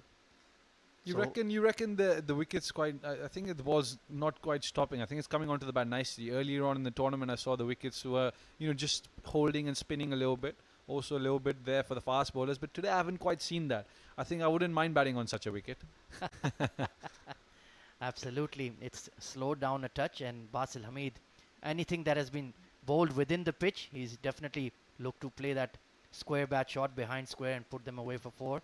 So you definitely, and speaking of easy batting conditions, under lights, my goodness, it feels like we're batting in Sydney or the MCG or like the Oval. It's so flat and they're playing through the line. Yeah, I mean, look, wickets in the UAE are, I think, good batting tracks on a whole.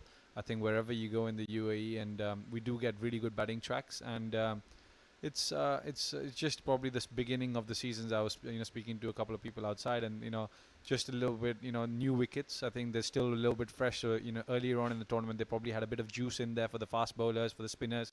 Obviously, you still have to bowl well, and we did see some good bowling performances.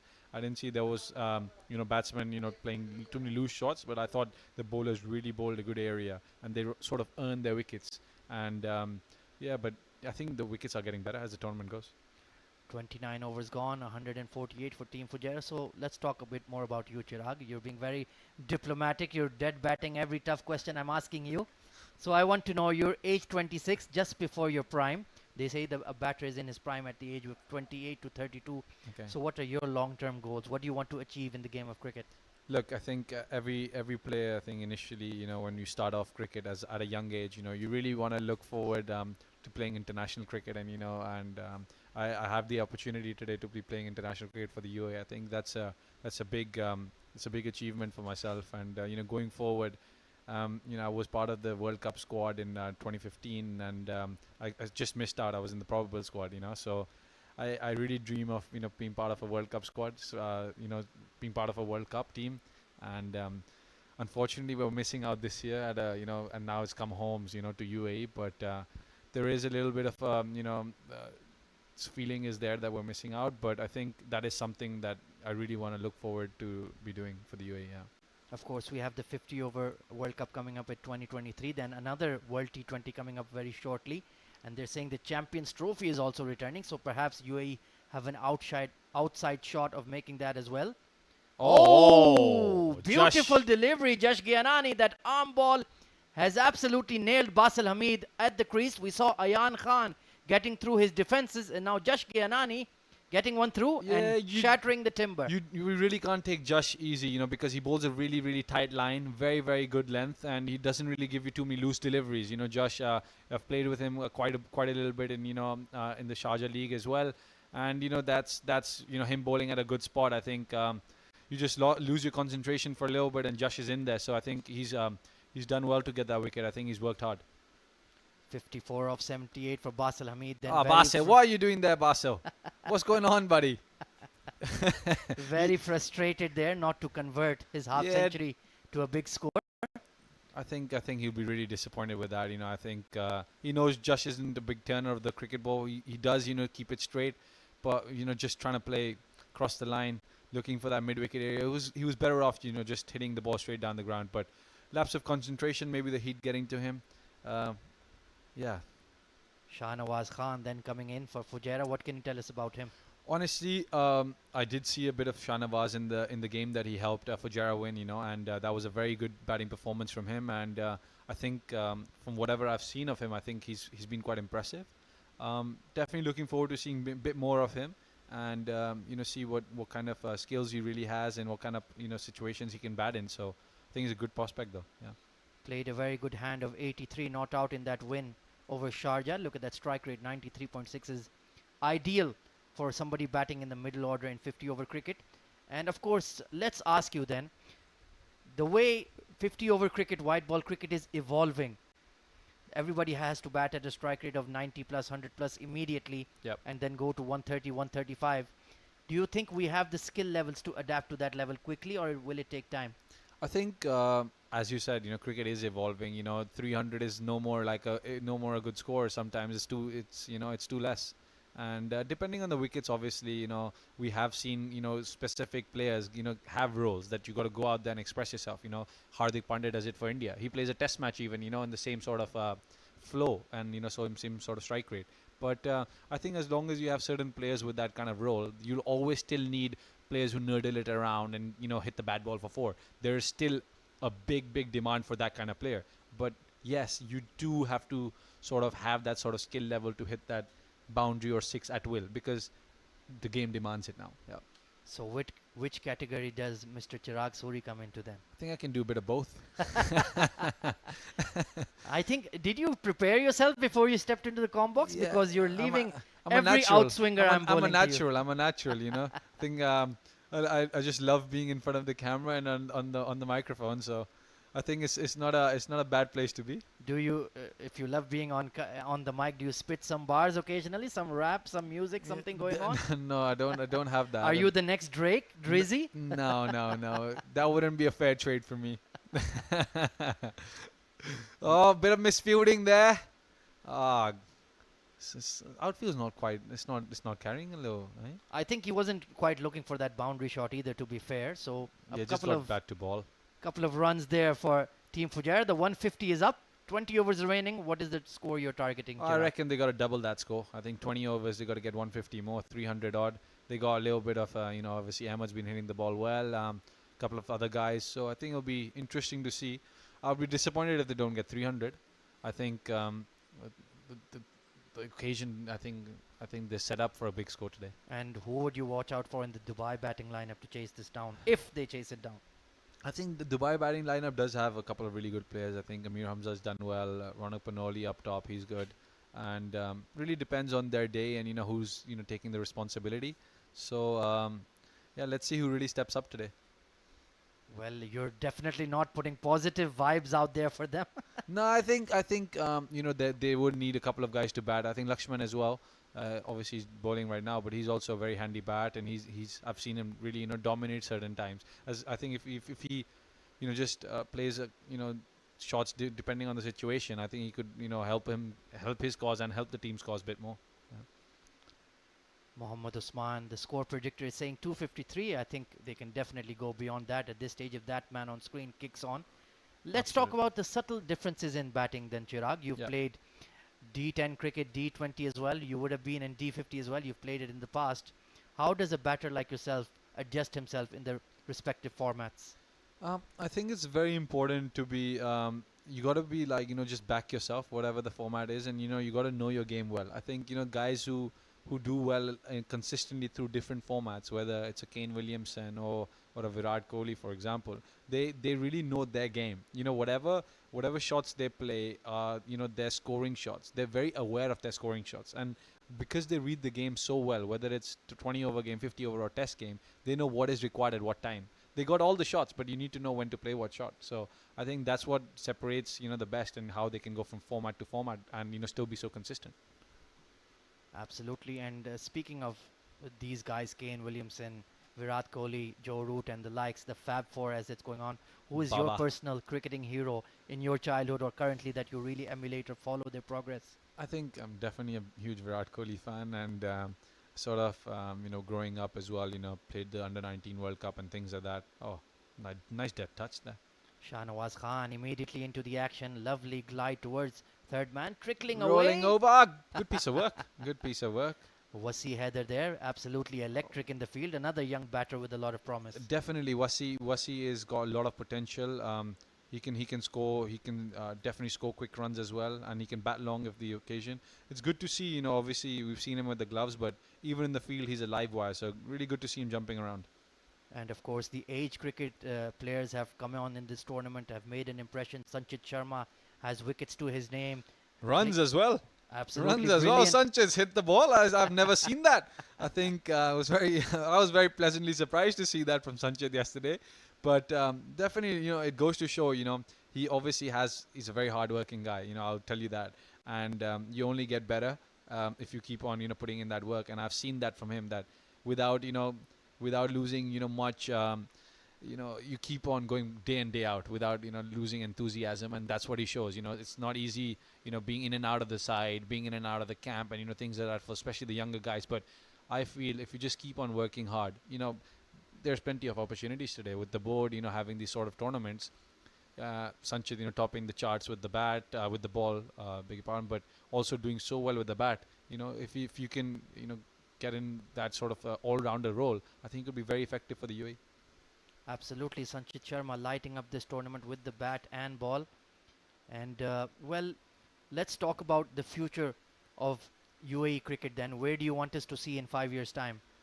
I think I definitely see the future is looking really good, especially with the way the things are being handled right now, and the amount of cricket coming to the UAE anyway. It's a big boost anyway. People are realizing the sort of potential this country has, and it's very very exciting. I think guys who who are seeing careers, people are being very serious, taking the game professionally. The board is doing great things, great measures with obviously I know I'm saying this because I'm part of the squad and everything. I realize that there is lots of developments, whether it's from fitness, we have Azhar, I know he was in the com box, Najib, Robin, all these guys. I think they're really hardworking guys, and they've really done it at a bigger level. So their thinking is what is changing things here, and that's very important because when you start thinking that, oh, this is not just it, we're looking to get even better and better. If that thinking is there from the top level, even the players start believing in it, and that's what creates the opportunity. And of course, we have the benchmark of UAE playing the World Cup 2015, so it's not like it's uncharted territory. We've been there, done that. I think definitely. I think if you see the side, we have done well. It's not unrecognized territory like you said, and with the sort of players that are coming through the ranks now, and I think the team's only going to get better. We have a great bunch of experienced players. Ahmed's been part of the team for so long. He's handling things so well. Rohan is there, Usman. All these guys are been there for a couple of years, and especially with now the younger guys coming through. So many of our guys are even in the IPL training at the back over there. Zahoor, Karthik. So good to see. This is the kind of exposure which makes you better. You're not gonna keep on getting better playing in the same sort of like limited cricket. No. You're not going to get better playing with the same sort of guys. You have to get better, with this sort of exposure. If we have this exposure, we are going to get better.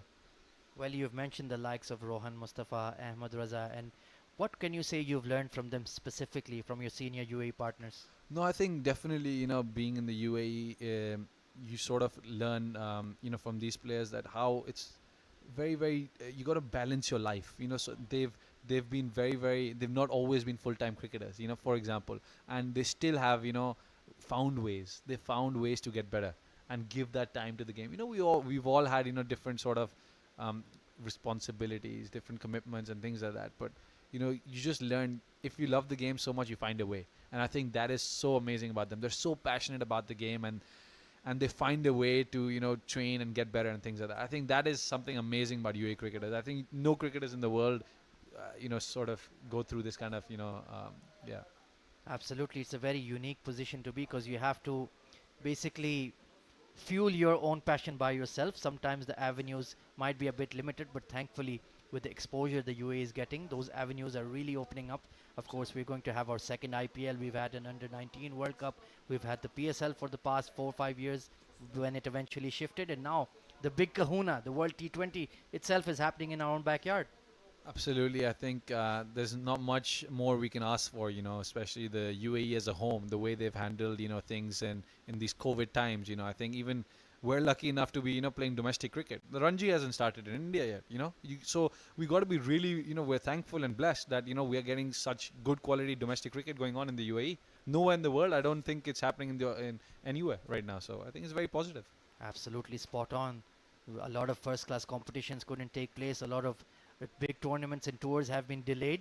But let's talk about the World T20 then. Some squads have been announced. Yep. Who do you think are the strong favorites to at least make the semi-finals from all those 12 teams? I think I've seen the squads, and I've seen balanced squads throughout. I think whoever has put up a squad, whether it's India, obviously a lot of controversy about that, and some players missing out, some players making it, but there's always going to be those situations. It's a World Cup squad. You're not always going to have, everybody's not always going to be happy with those kind of squads. Obviously with the Pakistan team, for example, a lot of debate with them, with their coaches and things like that. But I think ideally, and like historically, you would see the Asian teams having a little bit of a benefit, especially post IPL.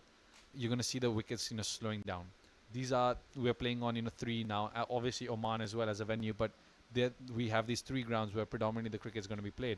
Post IPL, how are the wickets going to be? Are they going to be very fresh and things like that? So I do see why the Indian team, for example, has picked 6 spinners, and look at that shot from Usman. Josh, I feel if you're gonna give him a loose full toss, do not put it there, because he's so good in that region. He's so good through mid wicket. Like you can't bowl there to him. And that's easily one of the biggest sixes of the day. And just a pure touch on that shot. My goodness, the middle of that bat is really Oh, something. he doesn't need to hit them big because he doesn't even look to hit them hard, because when he hits them, I honestly seen some really clean hitters of the cricket ball, but Usman, when the way that he just times the ball so nicely, and he's got such good hands, so it doesn't even look like he's hit it, and goes a mile. Yeah. 165 for 3. Team Fujairah building up quite nicely. Now Usman has taken over the mantle of the senior player, 30 or 45. Shahnawaz is in his groove as well. I feel for Josh, I was just telling you how consistent he is with the ball, and I feel sometimes he maybe tries to buy a wicket. Maybe he's towards the end of his spell. He feels that he's got about two odd overs to go, but this kind of wicket isn't offering too much for the spinners. You just got to stay consistent. For the younger guys, they need to know that it's okay. At times you won't pick up a lot of wickets, but you got to consistently keep the ball in those areas, and that's the kind of things that they need to be taught, and keep on pushing towards them. This has been a fantastic and entertaining stint here with Chirag Suri, the vice captain. Oh, of I'm the UAE enjoying it. national team. I don't want to leave. Well, lovely back cut, but straight to the cover fielder. 32 overs gone, 165 for 3. And let's talk about coaching then. This might be a bit of a, you can of course dead bat it if you like, but the impact of coaching, how has that affected your career? I think you definitely need someone who really guides you and mentors you, and a coach isn't only gonna change the backlift of your bat and things like that, but the way he speaks to you, the way he mentally sort of guides you. I think that's very important, especially for younger players. When you're in those younger years, you really want someone who believes you and backs you, and I think that's very, very important in today's time. We are seeing a lot of young cricketers come through. It's not just because of anything. There is a reason, because we are backing the younger talents. We are telling them that there is an opportunity. If you put your hand up and you put in the performances, you are going to get you are going to get a way in. It doesn't mean that just because they're young they're going to be picked. No, we're not talking about that. But if you do perform, we are going to put you there. We're not going to say, oh, he's too young to be playing anything. That mentality has changed with UAE cricket. So that's really good to see. Absolutely, especially teams like the Blues and Team Dubai have a lot of even literal teenagers, 14, 15-year-olds named in their squads. So if they can capture the headlines, if they can perform in front of cameras and live stream, and of course on Dubai Sports, you can make a name for yourself, and at least if nothing else, you'll get a lot of clout on social media with your friends. That look, I'm playing on TV. Absolutely, I think it's every kid's dream, when they're young, to be playing on TV, and I think such opportunities only make you better, because previously we would go into live games and we would never have the idea of playing live games because we never experienced that. So I think it's very, very important to be getting such opportunities. So yeah, definitely.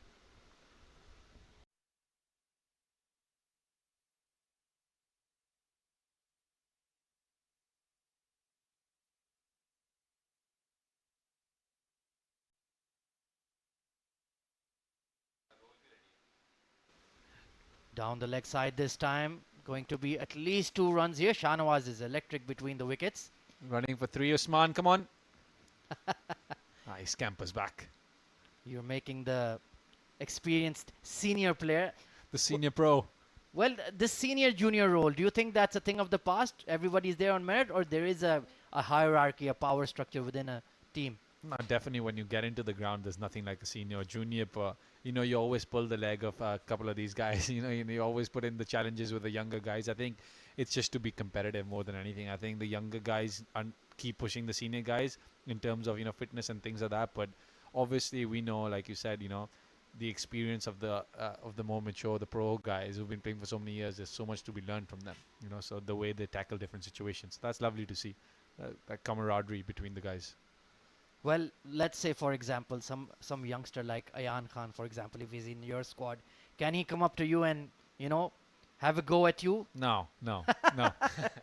Is that for Ayan or just for kids in particular? Anyone. I just want to make that clear. Nobody's having a go at me. No, I mean in the cricketing sense, that you need to do this, we need to do this, blah blah blah. Ye kya ho raha hai, Nah, I don't listen to these kind of things. But I think everybody knows what they need to do, especially on the park, whether it's a senior or junior. I think if you're trying to put extra pressure, whether even if it's me telling a junior, he's anyway under pressure already. You know, if it's me, putting any added extra pressure, I don't think he's going to perform better. I think it's only going to play on his mind even more, and that's going to hamper his performance. So you got to just make certain plans before the game, and then you got to back your players to execute them, and just keep on backing them. If they have a bad day, everybody has a bad day, whether I'm a senior or I'm a junior, doesn't matter.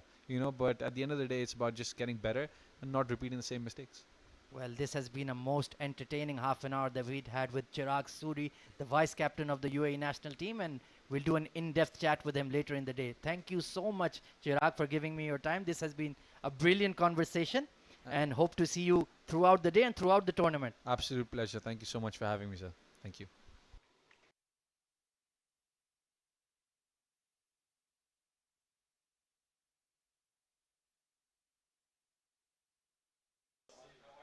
Right then, with Chirag stepping out, we'll also have a change in the comm box. It's going to be Abdurrahman Tariq and Shoaib Ahmed.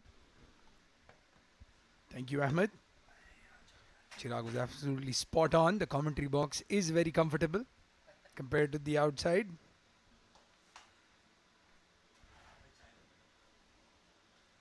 Josh coming in to bowl his ninth over. Very, very unlucky there, Josh. And Shahnawaz is very lucky indeed, as I'm joined by Shoaib in the comm box. Let's have a look at that. Very close.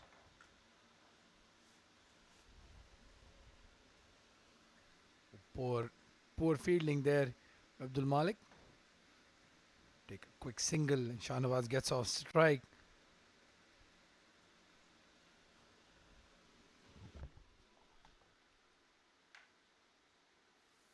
Well, great passage of play here. Fujairah looking in a commanding position. 171 for 3 after 33.3 overs. Osman looking good on 31 of 50.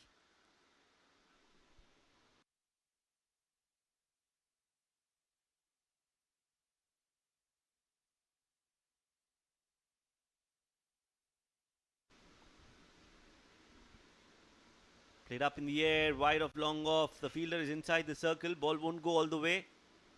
Well, he's just made a hole there in the field. A dangerous looking slide. We've seen an injury or two happen when a fielder tries something like that in the air. Interesting, there's no long off for Osman, who's been in for quite a while. Josh comes to bowl again. Very good delivery. Osman has looked very confident, very compact today. He's been struggling a bit in this tournament. Good to see him between the runs. Yes, that's the points table. Sharjah at the top with 9 points. Ajman also on 9 points. So both head to head. Emirates has 1-2 and they're on 6 points. Fujairah also on 6 points. So all these teams very close to each other.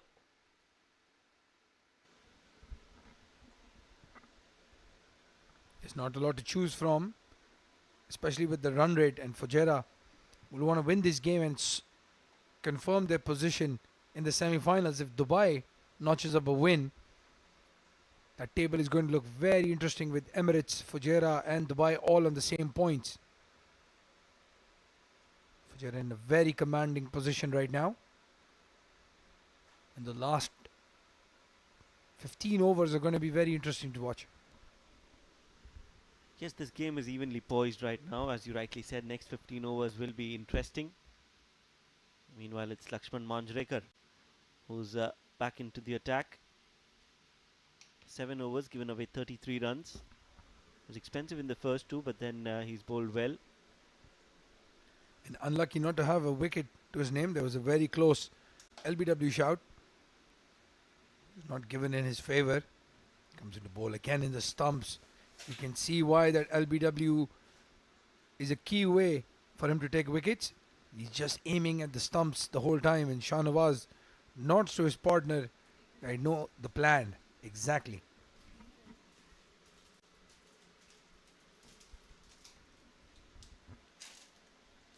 Yes, he's an attacking bowler.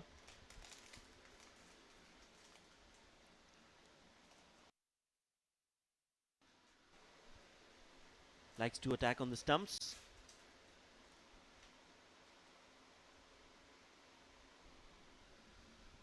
But that dew, that humidity is starting to play a role.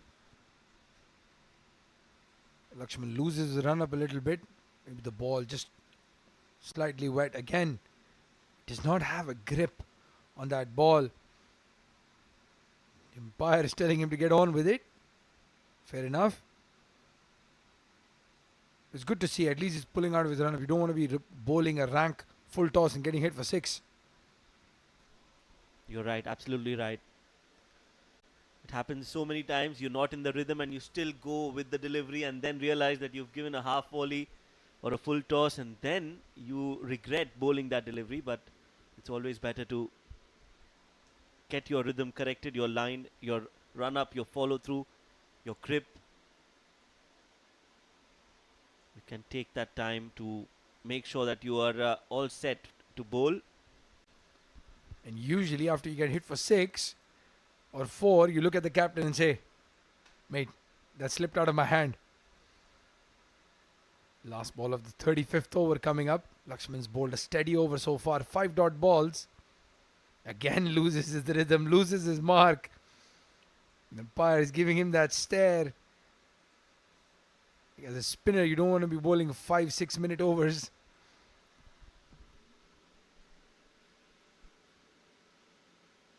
Going down leg, going down leg. He realizes that as soon as he appeals. End of the over. 35 overs gone, 173 for 3.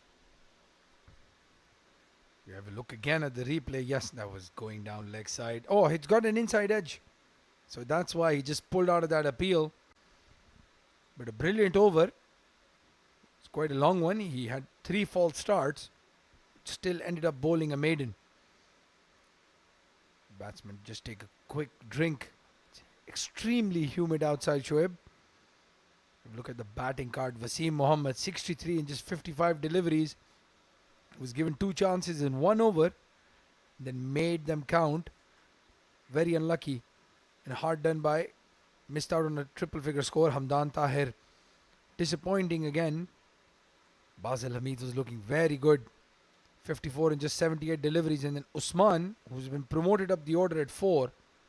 Holding this innings together. 33 in 53 deliveries. Shahnawaz giving him support. Scored 10 runs off 17. He's just played a maiden, so he was going to run a ball. But he's one of those batsmen who can very quickly catch up to that strike rate. Yes, it will be now on Usman to take this innings through.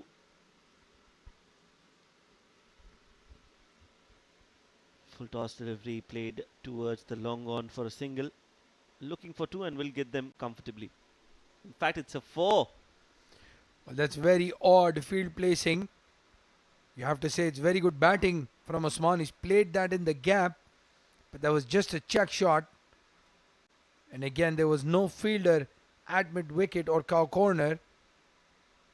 Long on, I beg your pardon. Unable to reach that. And if Wasi couldn't reach it, nobody could have. So very good looking shot. And getting 4 runs there, Usman. Good start to the over. They've bowled out Josh. This is his 10th over. He's gone for 48. So he has conceded a few runs.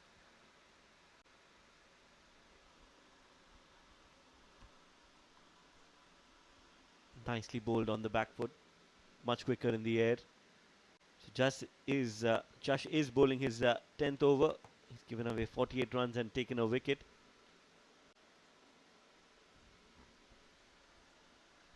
Well, again on the stumps. So after that first ball boundary, 2 dot balls. It's a good recovery of sorts. Just would want to finish this over on a high. If he can get Usman out here, that'll be a big win for the young lad. He's just 18. Oh, that was in the air. Very close to the cover fielder. We'll have to see whether there was a chance for him to grab the ball. A single nevertheless for Dubai and for Fujairah and Usman. 178 for 3.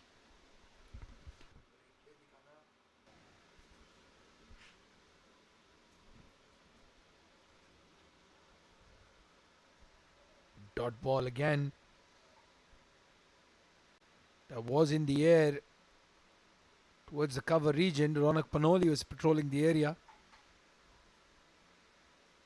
Josh coming into ball. Last ball of his spell. Good running there between the wickets. Shahrukh very deep on the circle. Take an easy single. So a steady spell by Josh. 49 runs given in his 10 overs. Taking the crucial wicket of Basil. That's the bowling card for Dubai. Abdul Malik getting a wicket. Given away just 15 runs in 4 overs. Josh also got a wicket. He's bowled his 10. He's the first bowler to get his 10 overs out of the way. And Ronak Panoli has also got a wicket. Bowled 6 overs, gave away 23 runs. 36 overs gone, 179 for 3.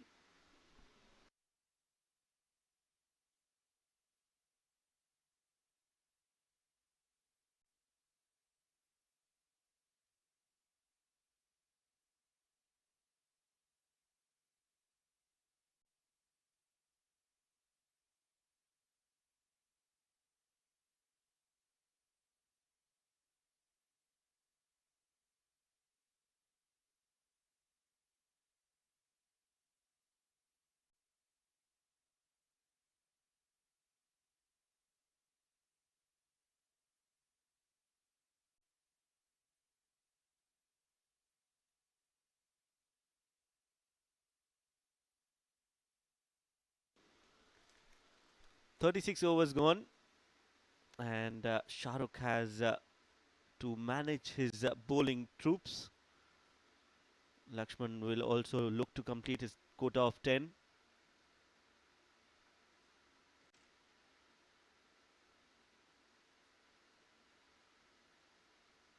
Just making sure he gets his field right. 8 overs, 33 runs without a wicket.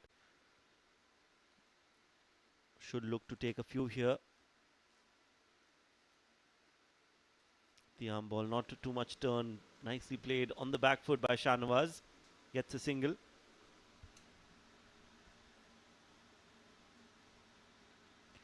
Well, they are getting that balance together, Dubai. Is it too little, too late? We'll have to see. They've experimented a lot with their bowling in the past 3 games.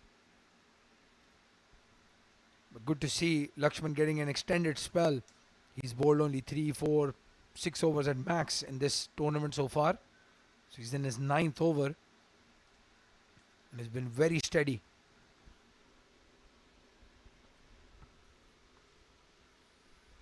Yes, on the money. Lakshman. You might see Usman taking a charge against Lakshman now.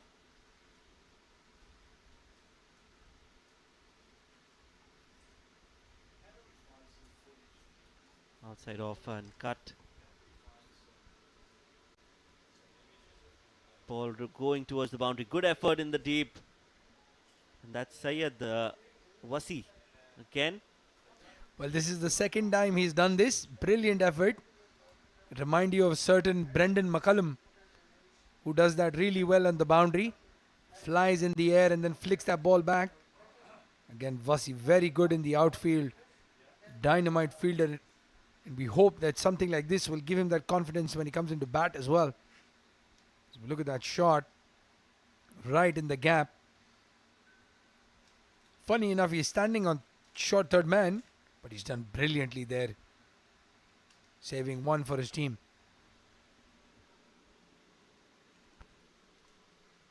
Yes, 3 runs on that delivery. Good running between the wickets by Fujairah. 183 for 3 now. 13 overs after this over. The arm ball again. Played straight down the ground towards the long off for another run.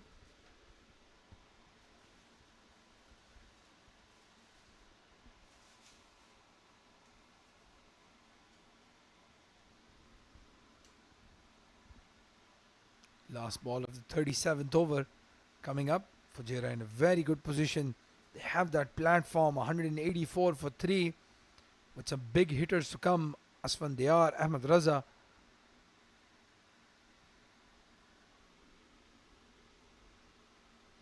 Again, very well played by Osman. This is something he's really good at. Just knocking it around and taking those singles. Once he settles in, one of the most difficult batsmen to get out.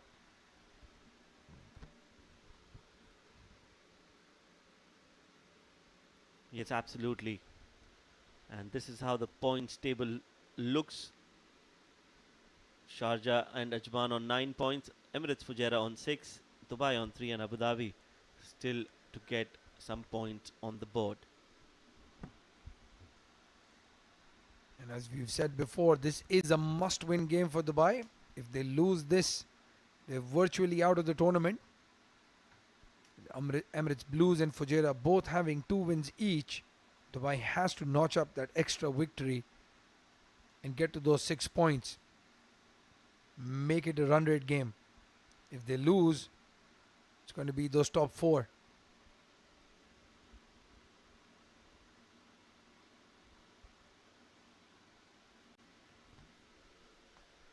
You're right about Usman. Once he's set, he's very difficult to get out.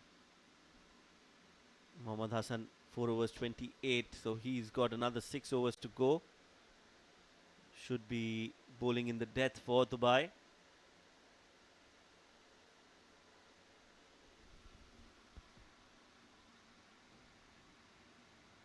Good looking delivery, that straight down the ground. There is a long on. The long off was in, mid off was in the circle. A direct hit coming all the way from long on. The batsman was in. He starts off with a slower delivery to Usman, who plays it straight down the ground, very close to the bowler, almost on the side screen. The long one had to cover the ball and throw it back. Will just be a single.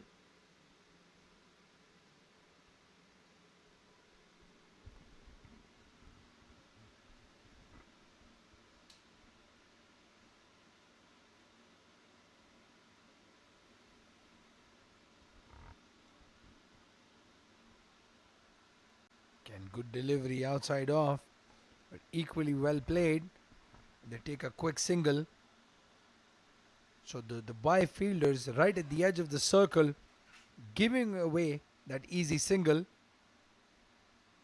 Just want to make sure that they don't concede a boundary. Well, the idea should be to take wickets, because if they don't, Fujairah will anyway get to a good total. That time played in the gap, beautiful shot in the cover region. Usman is taking the attack to the opposition. Look at that shot, just outside off, played it in the gap. The fielder inside the circle, 4 runs. Well, we've been talking about Usman. Most of the people that I know consider him the best batsman in the UAE, at least the best left-hander in the UAE, after Khurram Khan, of course. You can see why. Perfect cover drive, right in the gap, goes all the way to the boundary for 4. Ominous signs for Dubai, this. This time cut, and another good shot, back-to-back boundaries for Usman. Hassan has no clue where to bowl. And with that boundary, Usman has reached his half century.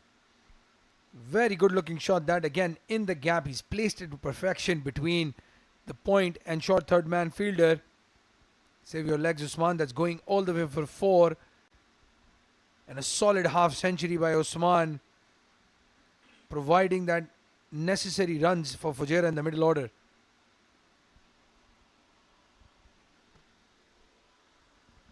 Yes, a fighting knock from Usman. Usman and Mohammad Wasim were both looking to score runs. They haven't had a great tournament so far, but this game has changed it all for Fujairah and for these two players, both scoring half centuries in this game. Usman still out there in the middle on 52 of 64. Shanawaz on 14 of 23. Last ball of the over coming up. Wide signaled. He will have to bowl that again.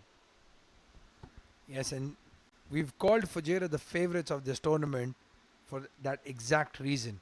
Those three batsmen that they have in that batting lineup, Wasim, Basil and Usman, and when they click, as they've done today, as we have a look at that replay, very close to the thigh pad, but wide nonetheless.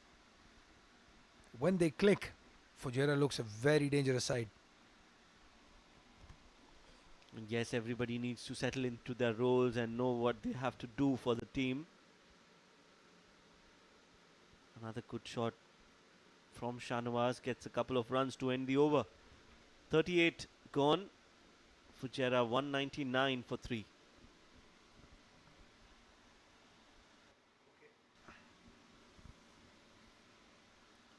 Let's just have a look at some of the shots Usman has played. He had two massive sixes and a couple of boundaries. Very strong on the leg side, as we see that cover drive that he played in that last over and that cut towards point looked really, really good. And whoever has played with him knows that the longer he stays at the crease, the better he starts looking. So I'm sure he must be thinking of a three-figure end by the time he gets out. Yes, he has the opportunity to do that. 12 more overs to go in this match. 199 on the board. They will be looking to score another 100 in the next 12. If not 100, at least another 80, 90 runs. That will take them to a good total of 270, 280. Well, with the firepower they still have, if I'm a betting man, which I'm not, I would still say a 300 is on the cards for Fujairah at the moment. Because Dubai's pace bowlers are struggling a little bit. We saw Hassan concede 14 in the last over. Amir Hamza and Abdul Malik are yet to bowl. Third ball of the 39th over, shorter delivery. He was on the back foot. He's punched it down to long on for an easy single. As the 200 comes up for Fujairah in the 39th over. They have 7 wickets in hand. So 7-8 runs and over are a minimum from this stage. And as we saw yesterday's innings for Emirates Blues, you get somebody like Sanchit type cameo, you could easily cross the 300 mark.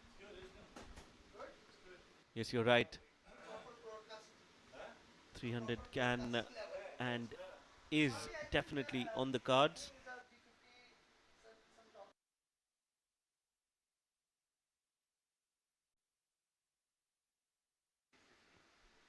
$200 up for Fujairah.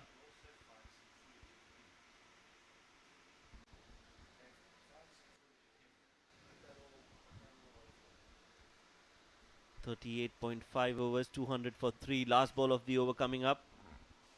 Last ball of Lakshman's spell as well. Single, no wicket for him in his 10. Looking for 2, will get 2. Good running between the wickets, Usman and Shanawaz. It's good to see that. At the end of the 39th over, score moves on to 202. Usman has been there for a very long time, but he's supporting his partner and pushing for those 2. We've been talking about fitness almost every game. But before fitness, let's talk about the highest wicket takers of this tournament so far. One of the fittest players in the UAE camp, Sanchit Sharma with 10 wickets. Ayan Khan, left arm spinner with 9. Sabir Rao with 8. Surprisingly not playing today. Shiraz Ahmed, another left arm pacer with 7 wickets. And the leg spinner Aditya Shetty, who missed out on yesterday's game, with 7 wickets. Yes, Emirates Blues getting their 2 bowlers in the top 5. Aditya Shetty and Sanchit Sharma. Sabir Rao for Fujairah. Not getting a game today. Well, they've rested Saber Rao and Hazrat Bilal. Both of them played all the previous games, shared the new ball. So we're going to see a new fast bowling start from Fujairah. Ronak Panoli has bowled 6 overs. This is his 7th over. He's taken the crucial wicket of Wasim. They want that breakthrough from him. Maybe get one of these two out. Get a new batsman who might need some time to settle in.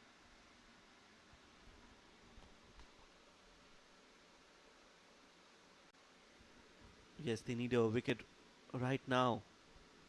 Dubai. What do you think as a total right now Fujairah would be targeting, and what do you think Dubai would be comfortable chasing?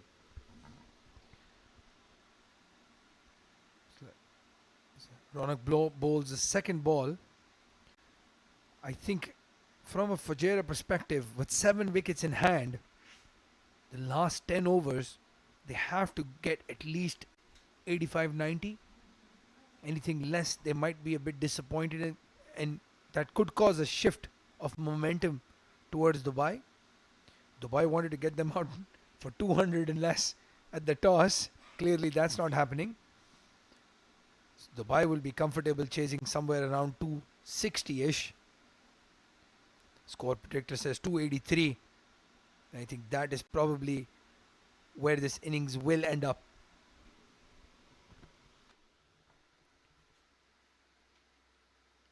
Yes, Dubai would be trying to restrict Fujairah to 260 and then look to chase, but they need to take wickets, and that's not happening as of now because the ball is coming nicely onto the bat.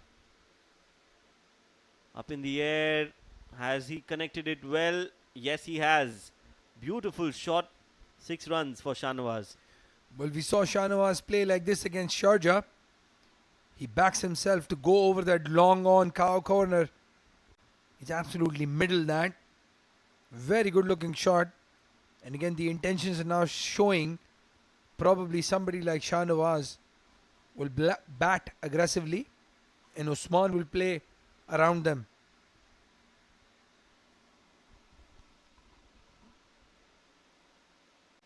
Full toss delivery. Shahrukh somehow manages to stop that because it was hit really hard. Again in the stumps. Just plays it down to long off for a single. The only thing Dubai will be thinking right now is the batting is looking easier. Ball is very difficult to grip. Fujairah has 3 spinners in their lineup, all 3 finger spinners. So if they can target 2 of them, they have a chance. So we have a look at the highest strike rates of this tournament. And that knock yesterday by Sanchit Sharma helping his cause, taking him to number 1. Ashok, who made his debut yesterday for Abu Dhabi, played a good hand as well, 137. Lakshman, Hassan and Luqman all above the 100 mark. And Luqman getting a game today as well. So as we were saying, there is a lot of batting yet to come for Fujairah. In the last 10 overs, I expect to see a lot of fireworks. Dubai is going to have their work cut out. They'll have to ring in the bowling changes and make sure that their fielders are placed in the absolutely perfect position. It's not about the hand you're dealt.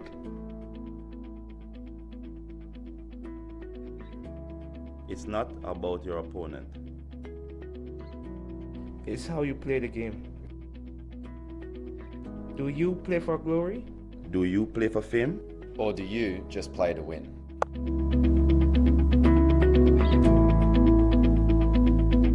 WOLF777, where Against Hassan, 1 in the cover region. And then playing it backward point. A late cut for 4 runs.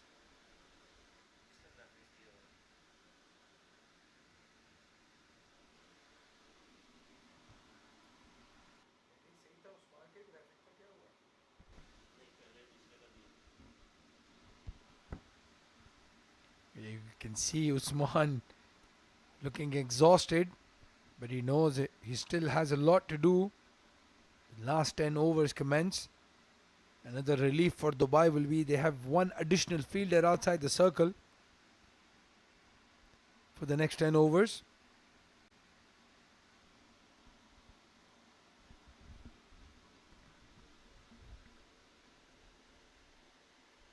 Yes, not easy to bat in this heat. As you can see, Shahnawaz is already sweating a lot. His jersey is all wet.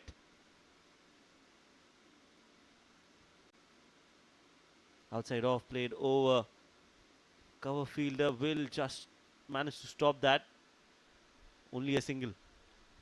A good delivery there. Was in the air, but the fielder was quite fine. More cover point than standard cover. But he does really well. Again, the ball pitches and spins. But Ahan has done really well to cover that. They only take one run. Good cricket all around. Shah Rukh marshalling his troops, telling them to stay calm as he expects the onslaught from the Fujairah batsmen. Yes, they should be happy with singles. Singles are not a concern. They need to stop those boundaries and big sixes.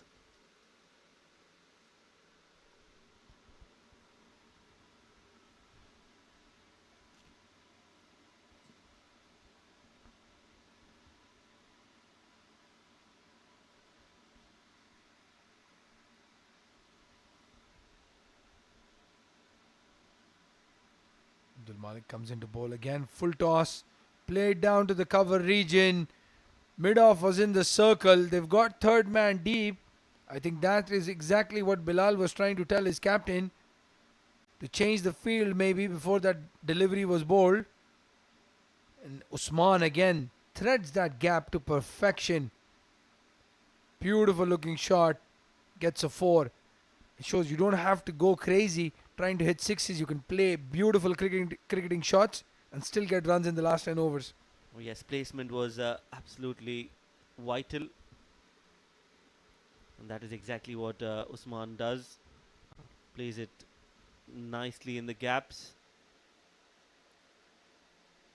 Becomes an altogether very difficult batsman to bowl at once he's set. Starts seeing the ball nicely. And always plays on the merit. So never premeditated, except for when he's facing spinners. Yeah, when he's against the spinners, as you said, sometimes you'll see him premeditate, walk across and go for that mid-wicket hoik. But with the fast bowlers, he just stays very still, plays so late. Excellent to watch. Again, straighter delivery, outside off. It's a good fielding there at point. Keeps him down to 1. Fielding is going to play a crucial role if Dubai want to keep this total down below 300. But again, they've already gotten 6 in this over with 2 to go.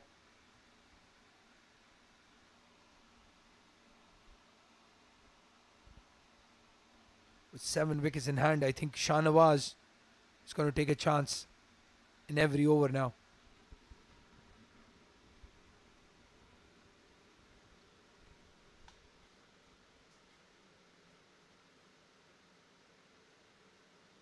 Angling across, just guided it towards the third man. Another run on board for Fujairah. Shahnawaz also looking good now. 219 on the board. 41st over in progress. 9 more overs to go. And Usman looks set. He's on 60 of 72. You will see some fireworks from him as the game progresses into the death overs.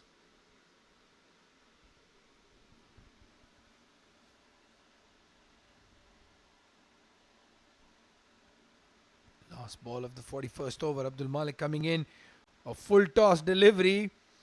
And Usman has missed out. So in the context of the game, brilliant ball there by Abdul Malik. Very close to that wide line as well. Very lucky to get away with it. Yes, so almost on the white line.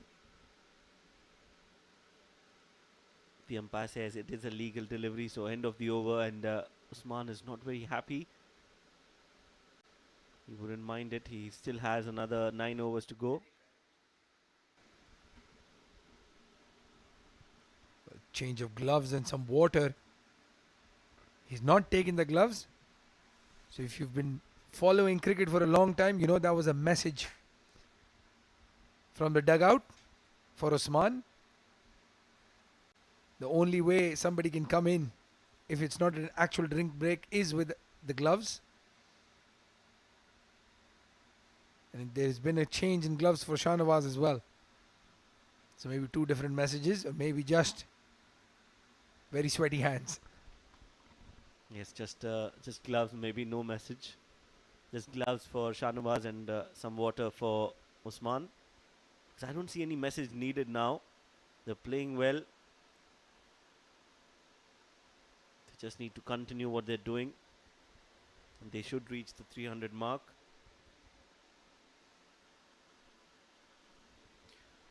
Well, with Dubai's batting lineup, again, similar situation with Fujairah as well. If two of their batsmen click, 300 could be chased down. It's all about the confidence you have as a batsman. Wide outside off. Ronak Panoli trying to feel that ball. It goes to long off. The captain, interestingly, standing outside the circle.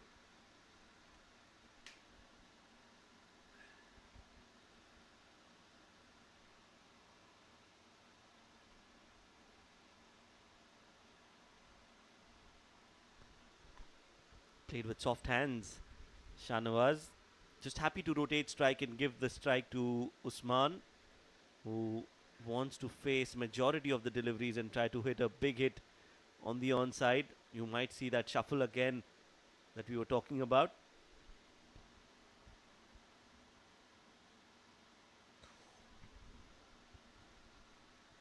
That was hit really, really hard. I am trying to catch my breath because the umpire, that's what you call as umpire killers, hit straight really, really hard.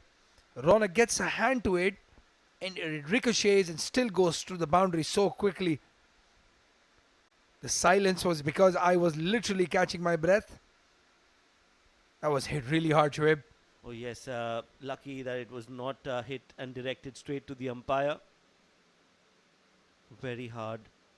It went to the boundary in a matter of seconds. That's how hard he hit that shot.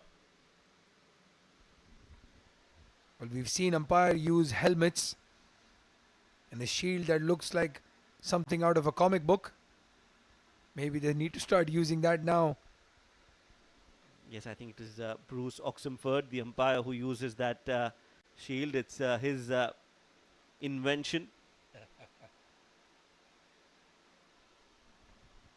Last ball of the 42nd over.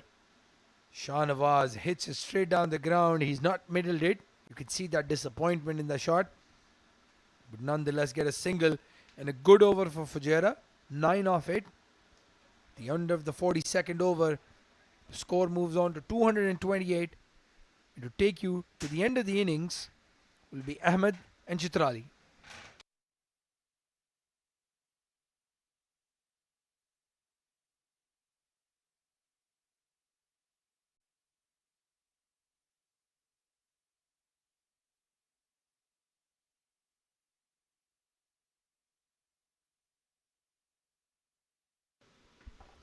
Thank you very much, Abdur Rahman. 228 for 3, then 8 overs remaining.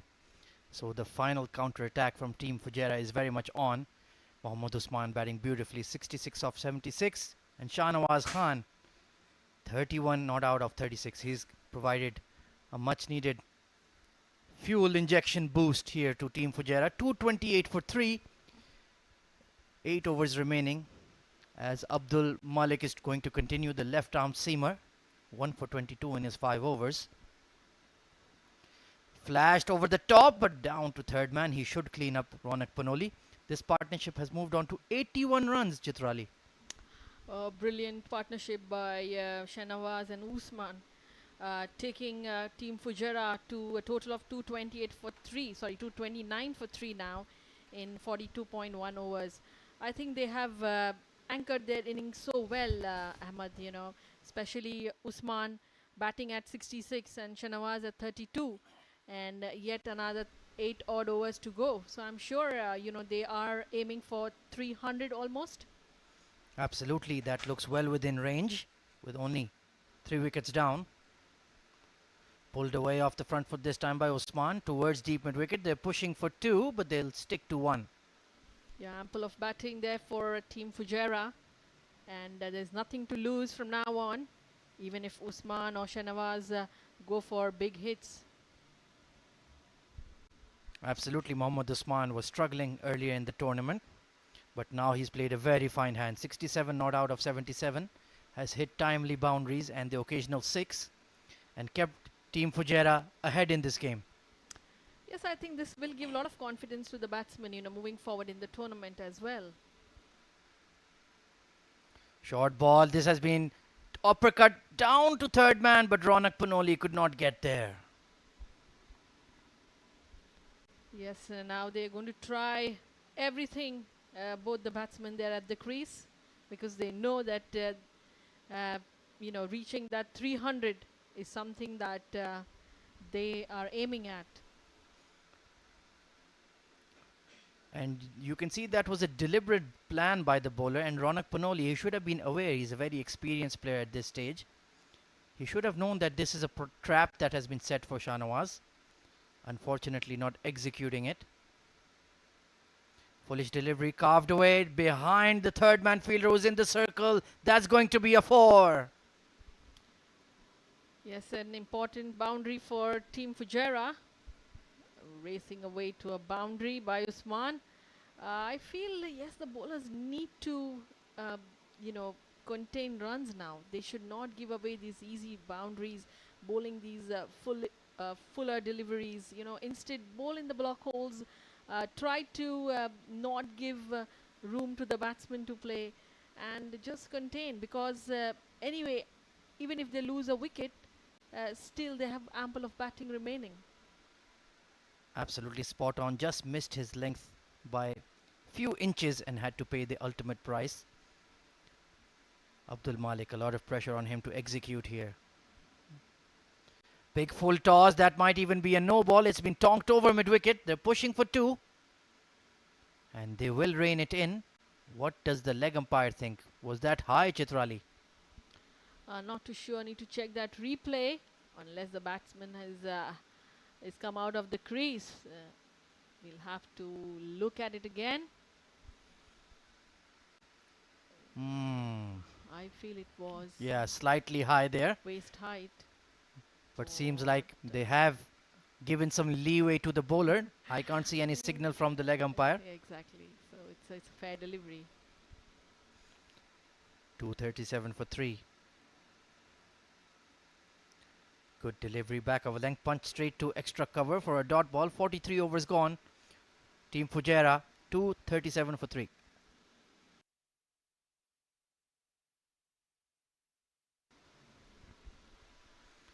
Taking a look at the bowling analysis here then. Abdul Malik still has 4 overs left. 1 for 31 in his 6. Amir Hamza struggled today. None for 23 in his 4.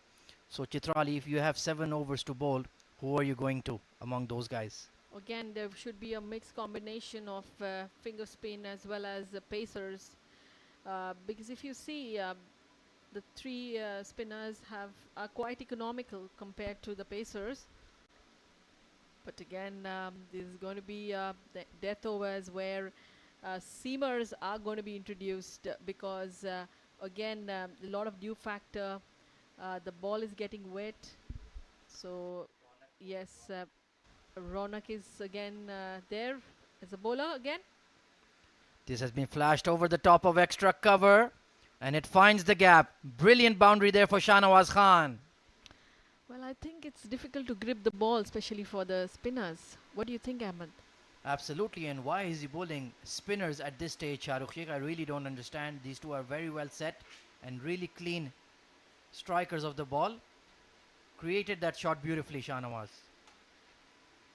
Yes, Shahnawaz is good with the spin, so they need to get their seam attack as soon as possible from now on. And you can see Ronak Panoli having trouble gripping the ball. It's getting wet out there, and of course, as soon as it's racing around in the outfield, it gathers more dew. Good fuller delivery this time, just punched down the ground for a single. So Shahnawaz, 38 of 40, is playing another excellent hand here for Team Fujairah. Mohammad Usman batting on 73 of 80. He has plenty of time to look and push for that triple figure mark. Jash Gyanani, you can see on screen there, looking a bit worried. 1 for 47 is Ronak in his 8.2 overs, so he's been hammered around a bit, and this is a big test of his temperament. But he has taken the important wicket of Wasim there. Oh, beaten in the flight, and that was a stumping opportunity. Bilal Chima has had a horror day behind the stumps. Oh yes, that should have been a stumping from Bilal Chima. He's struggling there behind the stumps today. Little unlucky day for him. Big full toss hit down the ground, but it's going to fall short of long on, who will misfield a bit, and they'll pick up two. So the fielding and the keeping for Team Dubai has been substandard today. My goodness, I don't know what's happening in the field. Team Dubai need to really pull up their socks and get back to the basics. Look at that, hard hands from Bilal Chima, did not stay low enough to keep the ball, and it slipped out, and you've given Mohammad Usman an opportunity, who's batting on 73, my goodness. Exactly, there was enough time with Chima to get that stumping done. Again, that will be, Team Dubai will be unhappy with that thing. Zishana with the very active 12th man. Take a look at that again. Yorked himself, and Bilal Chima, my goodness, he's had a real struggle out there today. You could see he was feeling the heat. He did not look 100% fit, and that has led to mistakes, costly mistakes for Team Dubai. Big full toss hit hard down the ground. He hasn't timed it, and long on has dropped it. Can you believe it? Nikhil Srinivasan, you would bet your house on him taking that catch. But Team Dubai, my goodness. Oh my goodness, that was really disappointing. That is something really not expected during this time of the game. And giving Usman a second life, I think that will be costly for Team Dubai. Very, very poor in the field. Very, very poor. Has to be said. They've dropped catches behind the stumps, in the outfield, missed run out chances. And now they're facing a massive score with a very power-packed side at the crease. When you're playing against a good side, I think fielding is the key. I mean, if your fielders are on their toes all the time, I think a lot of opportunities would have been converted. And this is absolutely the worst time in the Emirates D50 for your performance levels to drop off.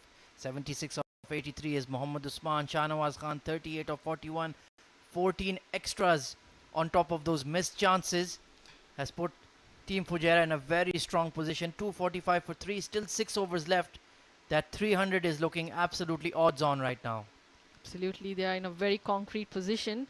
You see Ahmed, besides Hamdan Tahir, all the other batters have chipped in so well. Absolutely, Basil Hamid playing a nice hand.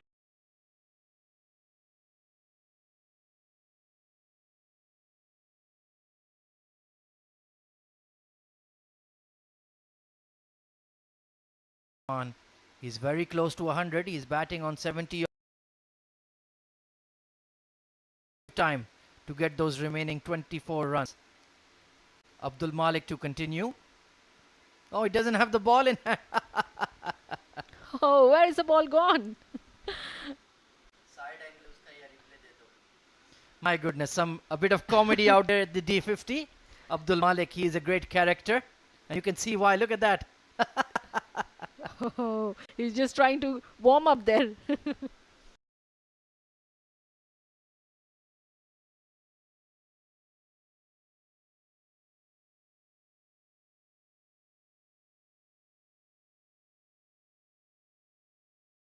Bilal Chima.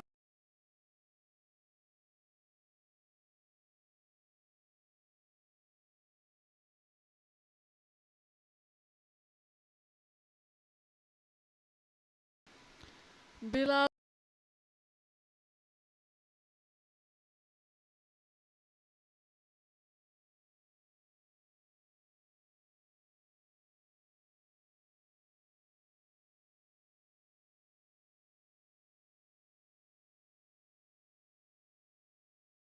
In there after an hour's time or so. Exactly. A handy batsman, Team Dubai. But at the same time,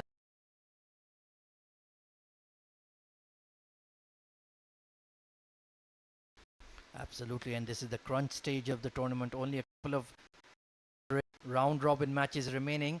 You have the semi-finals, so you need to pick up your game. This is not the time for your fitness levels and your concentration to drop off. 240 way towards fine leg, who does really well. That's much more like it, Nikhil.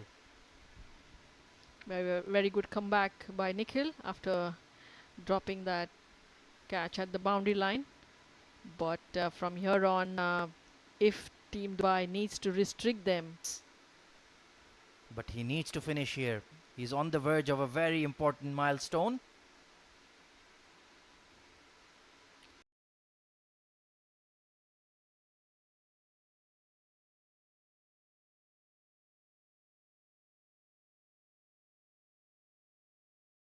You need to back up your bowler, you need to back up your fielders as well. A needless run given away. That will show.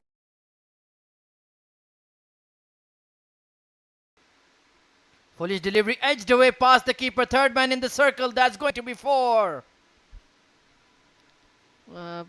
Amazing to see how that should be given clearly to the bowler. The 250 is up for Fujairah. Then still 5 overs remaining. We're in for a big run chase later tonight. 83 of 86 is that man on screen. And Abdul Malik has to do something special. Short ball. This has been slapped over square leg all the way for 6. What a hit. A half a dozen for Mohammad Usman. Oh, brilliant hit.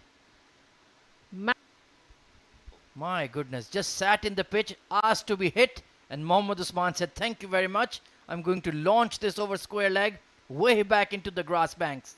This is not the time to bowl these short deliveries to a set batsman, Ahmad. I mean, Abdul needs to think about this. And look at that. This over.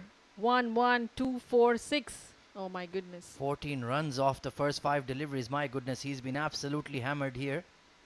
Mohammad Usman, this partnership has gone beyond 100 runs. It's on the Nelson right now.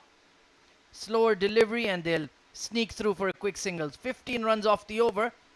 45 overs gone. Fujairah 260 for 3.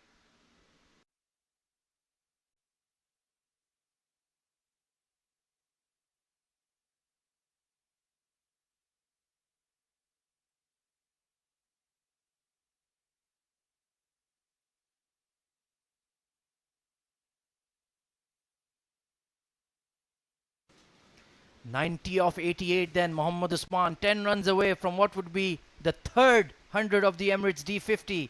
Chitrali, can he get it? Yes, definitely. My eyes are on that 90 runs right now. And another 10 runs. And he has got 5 overs there. So he's racing towards getting that 100 run mark. And why not? Absolutely. As the pitches have gotten in the first week of the tournament, they were very green, very spicy, very sporting, a lot of seam movement, a lot of swing. Now, as we're gradually moving into the semi-final stage, the second week of the tournament, the pitches have slowed down. They're perfect for batting. And now we're seeing the hundreds coming from the big players. Oh, absolutely. We're seeing a lot of runs scored on these wickets. 300 was scored yesterday and today 260. So, yes, the wicket is helping, I think, the batsmen a lot. And, of course, the remaining tournament will be played in day-night matches. So, it's even easier to bat with the dew factor under lights in the second innings. So, we're going to see a lot of runs a lot of boundaries. Punch down the ground, takes a single there. Mohammad Usman, smart thinking. Shah Nawaz, meanwhile, who's batting beautifully out there on 39 of 42. He's equally aggressive. Oh, absolutely. We have seen the last game playing against Sharjah. You know, he had been so dangerous. He was hitting every ball out of the park. So that's the aggression I think every batsman needs to have. Completely agree with you, especially in that extra cover region. He's really strong there. This time trying the paddle, and he's gotten it past the keeper. Third man is in the circle, giving it an almighty chase. And Lakshmanan does really well there, just about pulls it in. We'll have to look at that once again, whether his leg was on the rope. They've picked up 3 here.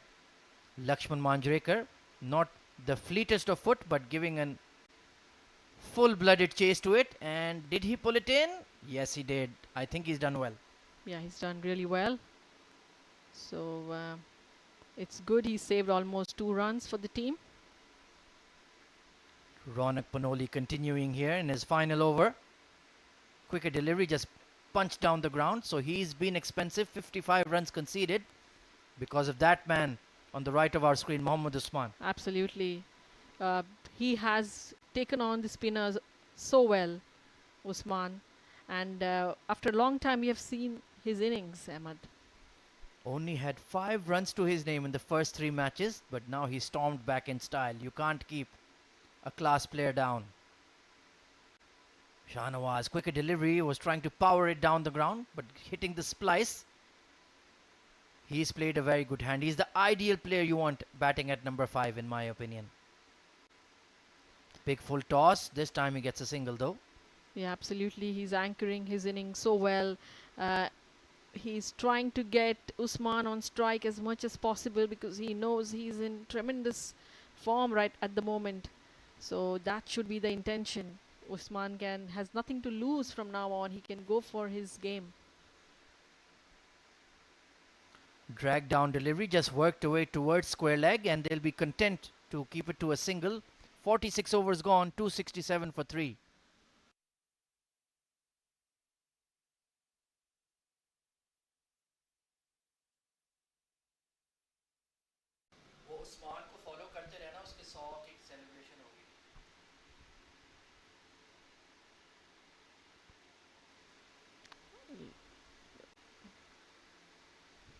Look how hot it is, Ahmad. And speaking of red hot, these guys, Asif Khan, most 6s in the tournament, 11 right at the top of the table. Ali Shan Sharfu for Emirates Blues, the captain. He's been outstanding in this tournament. Fayaz Ahmed, the captain of Abu Dhabi as well, with 7 6s. And Amir Hamza, who's going to bat later this evening, he can also hit a long ball, Chitrali.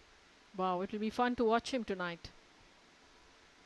Mohammad Wasim also getting a couple more to his name in his 63 earlier today. So finally we have seen Wasim amongst the top 5. Absolutely, he has a big reputation. He's a big hitter of the ball, and it's good to see him getting into form just when the tournament is getting to the crunch stage. Fantastic. As they say, slow and steady wins the race. Well, when he gets going, there's nothing slow about it. Really, really clean striker of the ball. And it's going to be number 17, the big all-rounder, Amir Hamza, coming back into the attack. None for 23 in his 4 overs. He needs to give 2 good overs here for his side. Mohammad Usman on strike. Oh, the ball just refused to come out. Was scared of it being delivered to Usman. I know, but I think it's the ball is getting wet. You know, it's lot of there's a lot of dew there.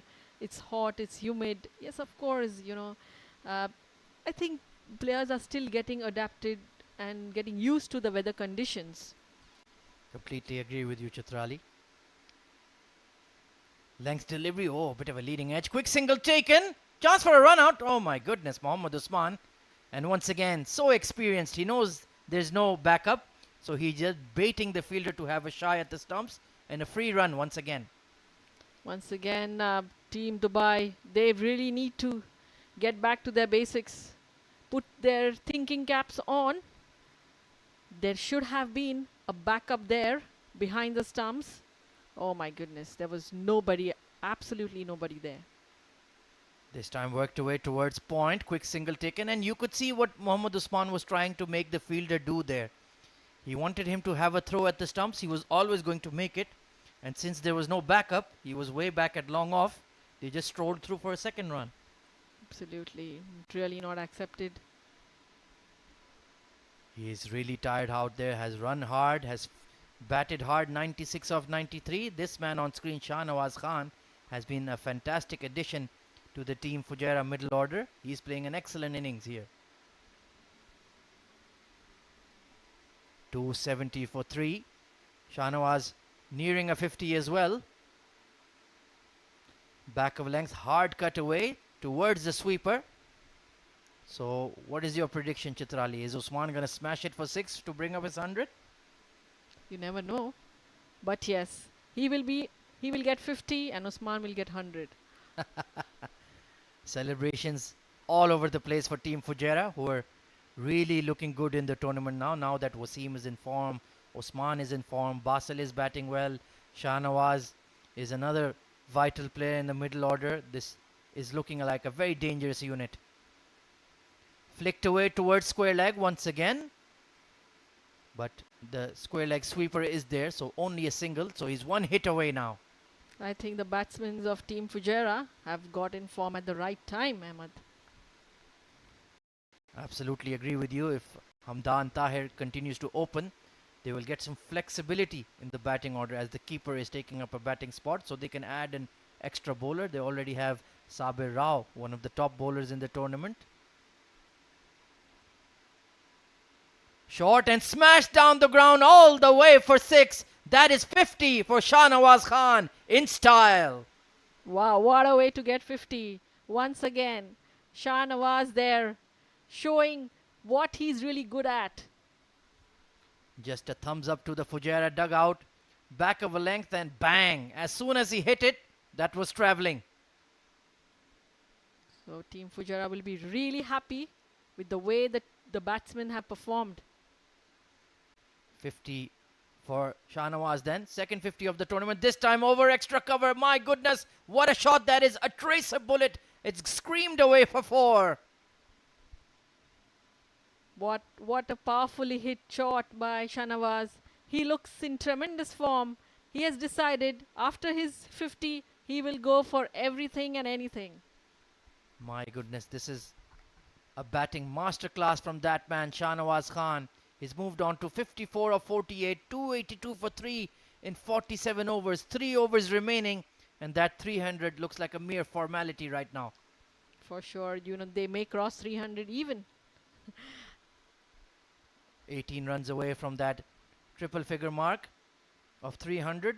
I think they'll be disappointed not to at least push that to around 315, 320 even. Anything above 300 is going to be tough. Absolutely, but it does get easier to bat under lights. The ball does get wet very quickly. It's tough for the spinners like Ahmed Raza, who's in the side. He'll have a challenge bowling with the wetter ball. So we have to keep an eye on the run rates of Team Dubai. They have a bit of talent in their side.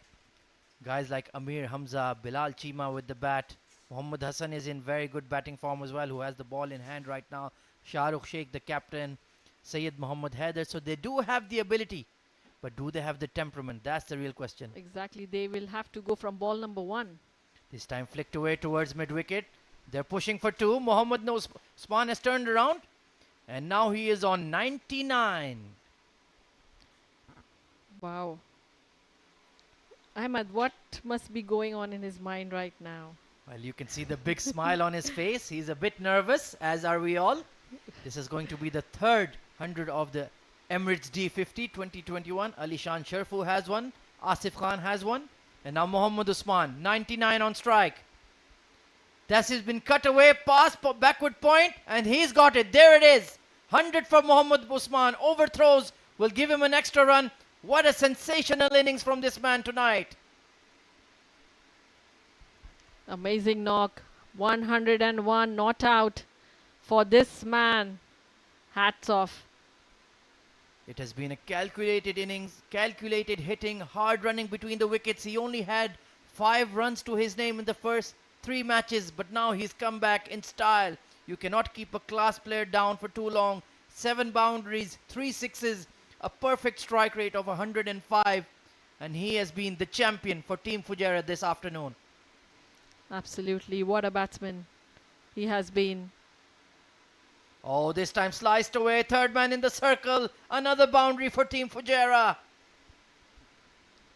Now he's going to go for it.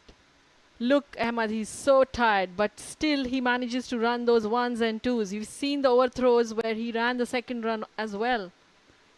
It has been extremely clever batting. He has managed his innings absolutely perfectly, and even though Team Dubai are suffering at his hands, the young boys can learn so much from the way he has applied himself at the crease. Absolutely, Ahmad, and the way he's charged up, I'm sure they will cross 300 easily. This has been bashed over the top of mid-off, who has been pushed back, so it will only be a single. Could have been a chance there if he was within the 30-yard circle. But of course, you're allowed one more fielder outside in the last 10 overs, so they pushed him back. Exactly.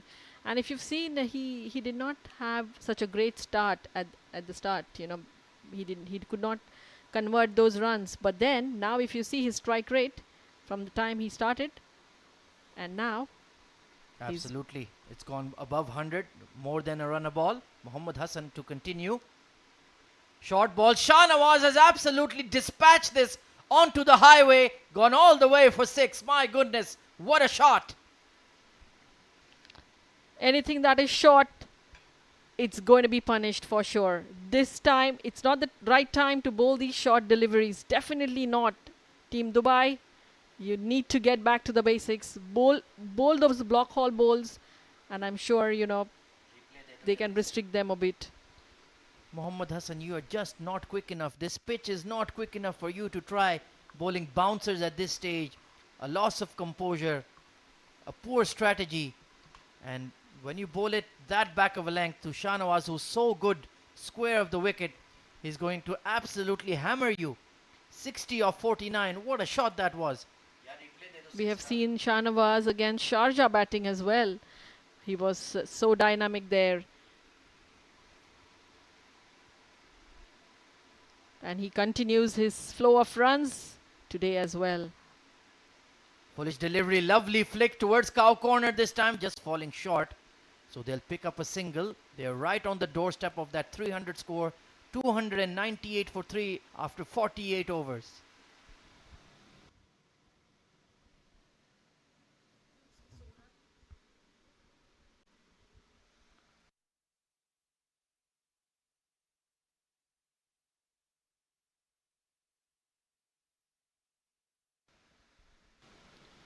So there it is, a fantastic performance by the Team Fujairah batting lineup today. 50 for Mohammad Wasim, 50 for Basil Hamid, 50 for Shahnawaz Khan, and 100 for Mohammad Usman.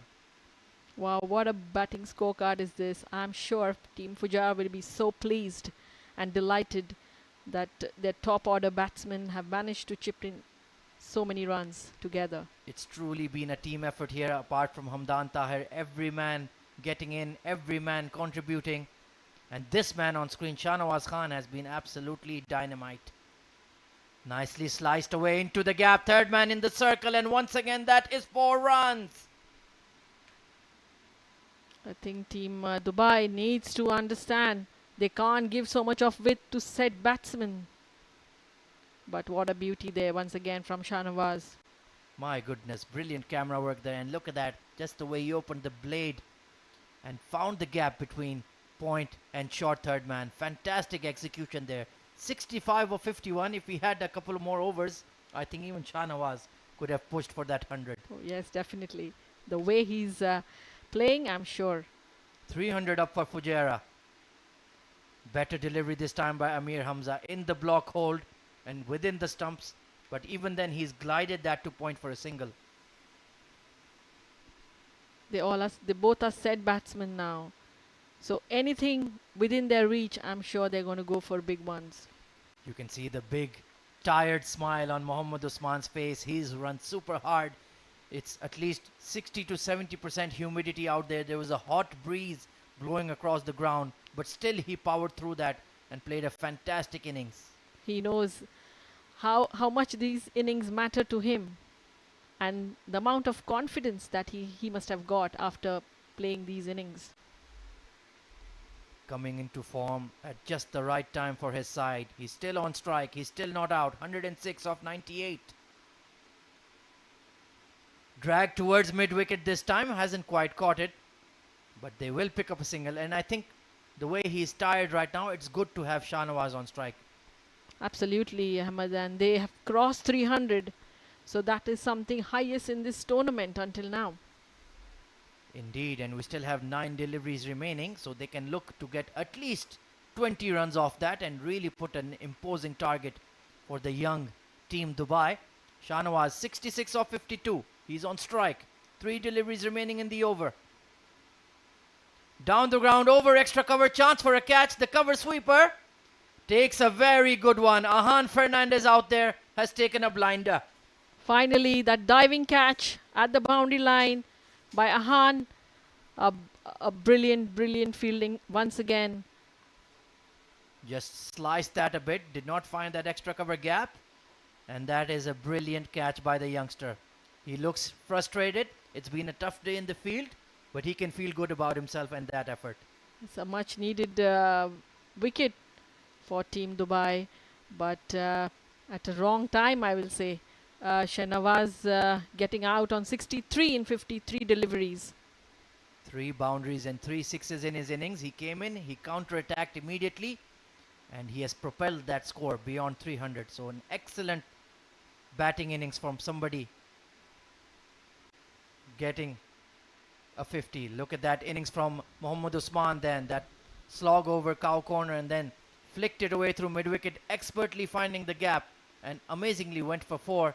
Then the medium pacers came on and he really counter-attacked them in style. That lovely extra cover drive, mid-off in the circle. This one glided past the short third man. A truly 360 player, Chitrali. Absolutely, absolutely. He has played all over the ground, and nothing can stop him from doing that. Brilliant big hitting down the ground as well. And that way he opens and slices the ball behind short third man was really a treat to watch. And then that was a bit of an outside edge there, but a brilliant innings. And look at that big hit over square leg. My goodness, what a shot that was. All the way for 6. And you can see the delight on his face. It's been a special innings by a special player. Absolutely, and he will be so happy by coming back in form. Oh, trying to cut that away. The ball was a bit too straight and he's a bit upset with himself. And Amir Hamza having a bit of a chirp as well. So it's been a tough day in the office for the Dubai bowlers. 304, 4 wickets gone. 7 deliveries remaining in the innings. It's going to be a big run chase. It's going to be under lights. It's going to be at the Sevens Cricket Stadium, Cricket Oval number 1. So let's see who emerges number 1 tonight. Down the ground, towards long on, all the way for 6. What a way to end the over. Half a dozen for Mohammad Usman. Fantastic shot from Mohammad Usman in the 49th over. Wow. Today he has batted so well, Ahmed. Just a short arm jab and he timed it so beautifully. Long on, felt like he was interested for a minute, but then it sailed over him for 6. I think he's played everything. He waited and played. He stepped out and played. He played those brilliant short balls as well. He has played a 365 game, I feel. Absolutely. He's peppered extra cover, behind backward point, square leg, down the ground, towards mid-wicket as well. His scoring circle will be absolutely chock full of boundaries all over the place. Asfandiar coming in to face the final over. And it's going to be Muhammad Hassan to bowl it. Bit of a leading edge there, but towards mid-wicket, they're only going to get a single, so he's done the right thing, got the man in form on strike. Exactly, this is what he needs to do. He needs to give strike to Usman as much as possible and get some more runs on board. He's on 113 not out of 101 deliveries. Mohammad Hassan has been hammered today. 59 runs in his 7th over.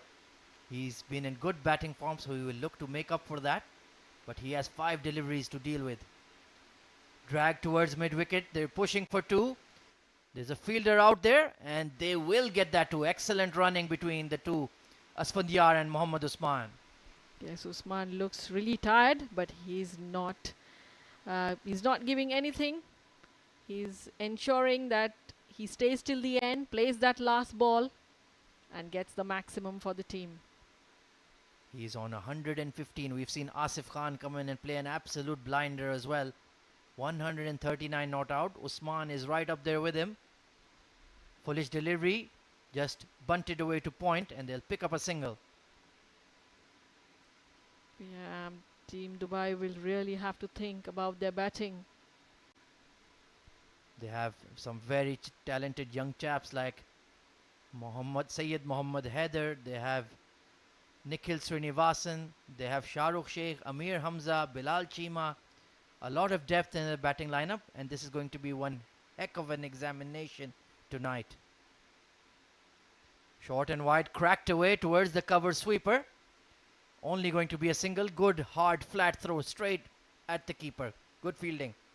Yes, absolutely. And Team Dubai will have to hold their nerves, go from ball number 1, because it's a long chase for them. 2 deliveries remaining in the innings. 315 for 4. Mohammad Hassan needs to execute here.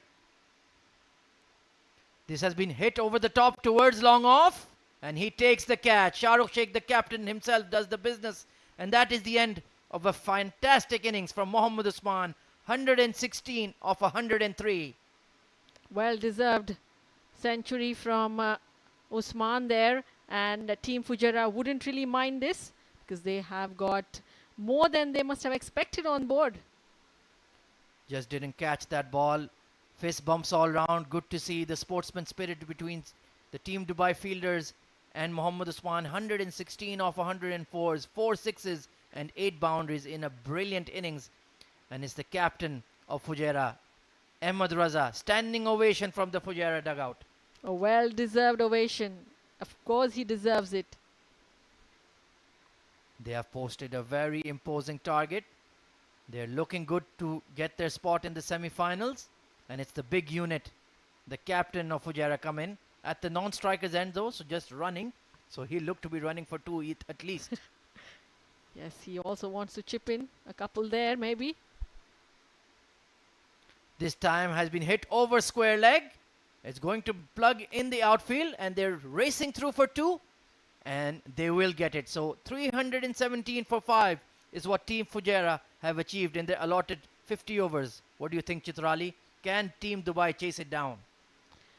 Well, if Team Fujairah could reach a mark of 317, I think it's possible. It's just that they need to play in the right mind frame and go from ball number 1 when they have a lot of depth in their batting.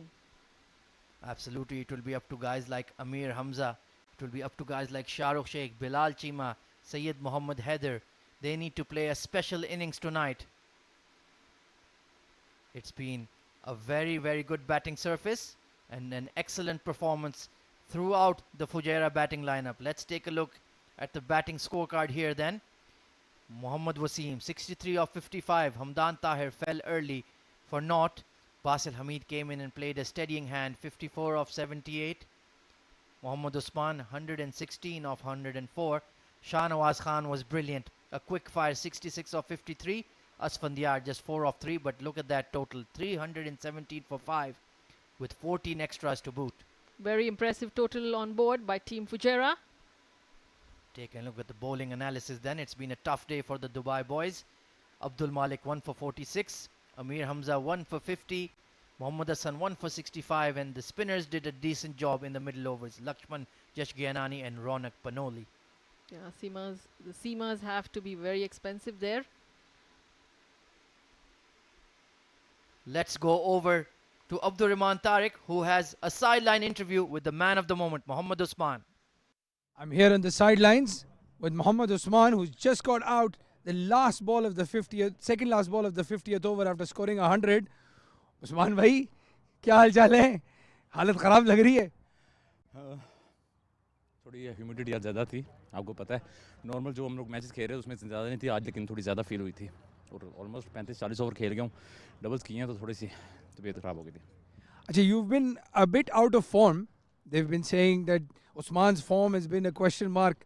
How does it feel to score that 100? Yes, you're correct. I was getting nervous in last 3 matches, so I was just waiting for my momentum. As soon as I will get my momentum, so it's rest of the things are easy for me. 316 is the target. You think that's a good enough for this wicket? Yeah, I believe it's a good target, and cricket is a funny game, you know. So we have to save the match. Well, wish you all the best, man. Very well played. Back to you guys at the com box. The man of the moment, Mohammad Usman, then a brilliant 100 there for his side. He was struggling, and as he mentioned, it was all about momentum. Let's take a look at the first innings highlights then. Mohammad Wasim took his time at the crease, but this time he made the Team Dubai bowlers pay. A lovely extra cover drive that was put away. And then when you bowl it on his pads, he's just going to flick you away for 4 all day, all night. Poor bowling there from the Dubai seamers today. This time a big in swinger down the leg side, and Bilal Chima, the keeper, who really struggled today. This time it was in the gap. That was the free hit that he chopped onto his stumps. It was that kind of day for Dubai. Lovely punch through extra cover once again with mid-off in the circle. And this time a deliberate edge. This was down the ground. Once again getting that big front foot down and smashing it one bounce over the ropes. Lakshman Pramod was slapped for a 6 immediately. Jash Gyanani came into the attack and gave a few loose deliveries. That one put away by Basil Hamid, and Ronak Panoli pitching it short. A drag down ball deserved to be put away, as did Amir Hamza. All the Dubai bowlers struggled in the middle overs, and Basil Hamid capitalized big time, just peppering that square leg boundary repeatedly. Abdul Malik was brought on. This was the wicket he took early on. That was the top catch. And then Wasim Muhammad threw his wicket away. Basil Hamid missed a straight one, and then it was the Mohammad Usman show. Clean striking of the ball down the ground towards mid-wicket. He was just finding the gaps at will today. Really fluid innings, really calculated innings. This shot through extra cover with mid-off in the circle was an absolute beauty. This time behind point, short third man in the circle. When he found the gap, it was always going to be 4 runs. And Shahnawaz Khan, he was absolutely brilliant, getting 63 odd of 55. Kept hammering the ball over extra cover and through those square boundaries. Mohammad Usman kept on going on his merry way. He was looking brilliant, and he made it, cashed in big time, getting a big score of 116. Propelled his side to a very imposing score. Shahnawaz Khan also finding the gap at extra cover. This was a bit of an outside edge, but fortune favors the brave. The way he was batting, look at that shot over square leg, all the way for 6. This time once again over that short third man region. So wherever they bowled, they were getting punished. There was no respite for Team Dubai. Shahnawaz Khan, look at that lovely glide through cover point as well. Really fluid innings. And then powered down the ground all the way for 6. Mohammad Usman really played a fantastic hand, eventually getting caught, but he had 100 to his name by that point. Taking a look at the match summary then. 317 for 5 in the 50 overs. Mohammad Usman 116 off 104. Shahnawaz Khan 66 off 53. Mohammad Wasim also 63 off 55. Abdul Malik and Amir Hamza. Winners play.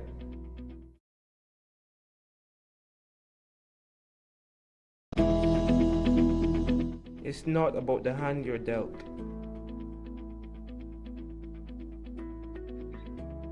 It's not about your opponent. It's how you play the game. Do you play for glory? Do you play for fame? Or do you just play to win?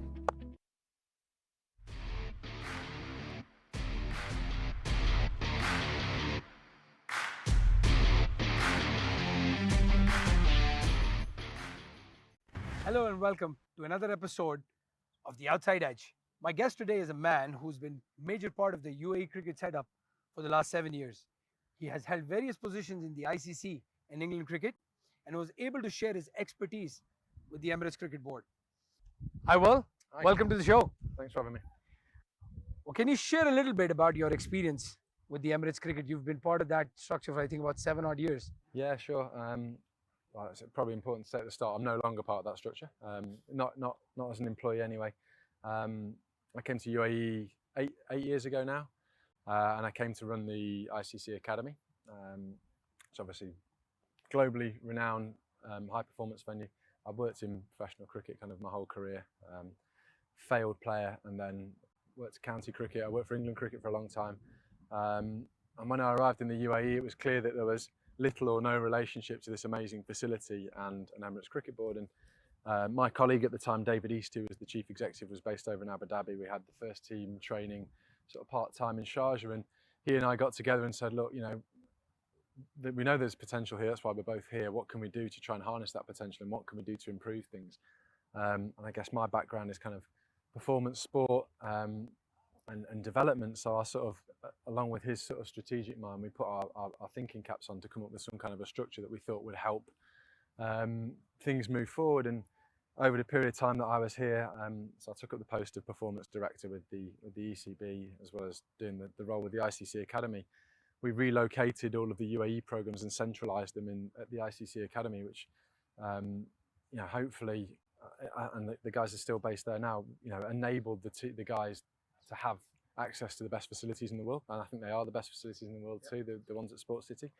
And what we tried to do was centralise everything in a way to say, if we can focus investment and preparation and all of our funding and improve the quality of the competition that the first team have access to, improve the quality of support they get, remunerate them properly, give them contracts so that they know they have security, feed them properly, and this sort of stuff. We think that the raw materials are really good, and you know, we implemented a central contract system, and you know, there was a lot of change in that. And with any change, there's people that don't like the change, and there's people that do like the change. But I think that it was the right thing to do for UAE cricket, and I'm really proud that we still have those systems and processes in place. And I think, you know, unfortunately, we've been plagued, and we're not the only place in the world that's been plagued by corruption. But I was really proud over the course of the time I was with the ECB that, despite the fact we've had issues with corruption, that we had some outstanding performances. And the truth of the matter was, you looked at the shape of the players and you could see the impact. We had guys that came in and 6 months later looked like athletes, and these guys were already very, very good cricket players. But I'm really proud when I see someone like Ahmed Raza walking around. The guy looks like an athlete, and you know, and having, I think, had the experience of sort of 4 or 5 years now as a professional international cricket player, Ahmed's skills, Ahmed's mentality stand up against anybody. You know, he's been based with the Australia program, he's done work with the IPL guys, he's succeeded in every single franchise league he's ever played, and he's still the dominant player in domestic cricket. And I think he's a really good example of why it was really important to focus investment and effort on the talent that we had, because someone like Ahmed, I believe, had such potential. We put a great team around him, support staff, sports science, medicine, and hopefully that's played a part in helping him to flourish. And really that was our objective, was to be able to look at how we could help ECB become sustainable financially, and invest in the right things. But ultimately, for a nation, an associate nation like UAE to really move forward, such a lot depends on the first team performance, the national team performance. The funding that comes from ICC, a large proportion of it is related to the international team's performance. So we knew, to be able to do everything we wanted to do for ECB, including developing the game, helping women to play the game, working in schools, that we really had to focus on that first team performance, because that's the bit that unlocks, firstly, the aspiration for kids at grassroots level, but also the funding to come into them fund those other projects. And I think if we look at where ECB are today, you know, hopefully played a small role in helping them to progress. And you know, these sorts of tournaments, these sorts of events are testament to the talent that's still here. And I guess the question now is, how do we harness that talent at the next level down and start to really help people at grassroots level believe in the fact that not only can they make the most of their potential and play cricket internationally, if that's what they want to do, but also there's a career there. You know, there's no reason why the guys here that want to play professional cricket can't, if they're willing to put the hard work in, because the support structures are there, you know? Yeah. Well, I mean, it's interesting you talk about the improvement of the domestic structure. The Emirates D50 tournament that we are part of right now. You've had a huge role in organizing this. I know it's a bit hot for cricket for 50 overs as well, but I'm sure this will help the local lads here prepare for the team. So how did that come along? 100%. I mean, you know, the truth of the matter is that it came. Dougie and I, who own our business together, set the business up a couple of years ago. And what we wanted to do was to work with sports organisations and I guess help them to improve. And that's a blend of working with them to improve on-field stuff, and it's working with them to improve off-field stuff. And we consult pretty widely in the region, specifically in cricket. We do some work outside of cricket, but one of our clients are Emirates Cricket Board now, and through the discussions with Mubasher, the opportunity arose to I guess to joint venture with ECB on 50 over cricket. ECB and ITW have done a great job of the D10 and the D20 events, and in terms of 50 over cricket, I think not only does it lend an enormous amount to the development of players, it's also a really important part of the national teams programme, and therefore I guess improve the resource and the support to the international team programme. We knew that we recognised that 50 over cricket is really important. The opportunity was there to stage an event like this and piggyback on the success of D10, D20. So my business and ECB did an agreement, which means we've been able to set this event up. We've been able to broadcast it. We're very, very grateful to our partners, WOLF777 News, our sponsors, who obviously helped us to fund it. We've funded it ourselves as well, and we've done it on the basis of really wanting to help to establish something that will become the pinnacle of 50 over cricket in the UAE. And there is no doubt in my mind that the future of cricket lies in T10 and T20 cricket. There's absolutely no doubt in my mind about that. Having said that, I believe that Test cricket globally is a very, very important part of the culture of the game, and there's an audience for that. 50 over cricket, I think over the last 10 years has improved out of sight. I watched 50 over games 10 years ago. I might have been bored watching 230 play 240. I'm now watching my team England play and score 400 plus, right? Yeah. And that format lends such a lot to the skills that players need in both T20 cricket and of course when they play first class or Test cricket. But equally, I want to see UAE get to a World Cup again. We went to the World Cup in 2015. The only way UAE will get to a World Cup again is by winning lots and lots of one-day international games. And there has to be a structure that means at domestic level, there's a high quality of competition that's played in that format. And that's why we wanted to do this event. And hopefully from what I've seen, the event, the broadcast and all that sort of stuff's gone really well. So the next discussion with the ECB is, well, how do we improve this? How do we bring the level of the competition up? How do we make sure that when ECB scouts are here watching the games, they know that their international players come into this environment and they're tested against the best domestic players. So there's a lot of work to be done, but I'm really proud that we've managed to work with ECB on this event and deliver it. Well, we've seen that the Bukhatar League, for example, is the only premier 50 over tournament that's played in the UAE as a domestic tournament. Otherwise, they have a diet of T10, T20 cricket. So I think, as you said, it's really important for them to play 50 over cricket competitively to improve. So what are your plans now for the UAE domestic structure? We were having a very interesting conversation, and it seems that you have a very clear plan of how you want to improve the UAE domestic structure. Well, look, I think, as I said, the first thing to say is that we're very passionate about it. The other thing that we do, you can see from the clothing I wear, we're sat at the Sevens venue. We have a partnership with Emirates Airlines and the Sevens Stadium, and we work with the Rajasthan Royals, and we run an academy here. We just opened another academy in Ajman. This is our home. Dougie and I both live here. We both have families here. For a number of different reasons, we're really passionate about making sure that, I guess, to be honest, the work that we did at international level around that programme continues to grow, and the truth of the matter is it will only continue to grow and prosper with a really solid domestic structure. When I think of it from my academy perspective, I want my young players to graduate into competitive programmes. It can't end at 14, 15, 16 when these kids finish playing academy cricket. They need to graduate into cricket. The single most important thing about my cricket development as a player was when I started to play highly competitive adult cricket as a young teenager. And going to play against very, very high quality adults tested my skills in a way that I would never ever have been able to test, and I certainly developed in a way I would never have developed if I'd only played children's cricket. And so therefore, we're discussing the option of being able to use the D50 concept to maybe broaden that, look at the different formats, look at what that means for grassroots cricket. And it's embryonic thinking, but I do think there's an opportunity to to further our work and broaden our partnership with Emirates Cricket Board to start to support domestic cricket more broadly. My daughter, just 4 years of age, maybe a bit young, I'm a bit pushy. I want her to be able to, if she wants to do it, go through the structures and play cricket and enjoy cricket. It's been my life, and if she loves it, I want her to enjoy it in the same way. If I was to draw a diagram of how she does that and ends up playing for the UAE team at the moment, it's quite a complicated structure. Yeah. Through no fault of anybody, because there's some fantastic work going on. You mentioned the Bakata League.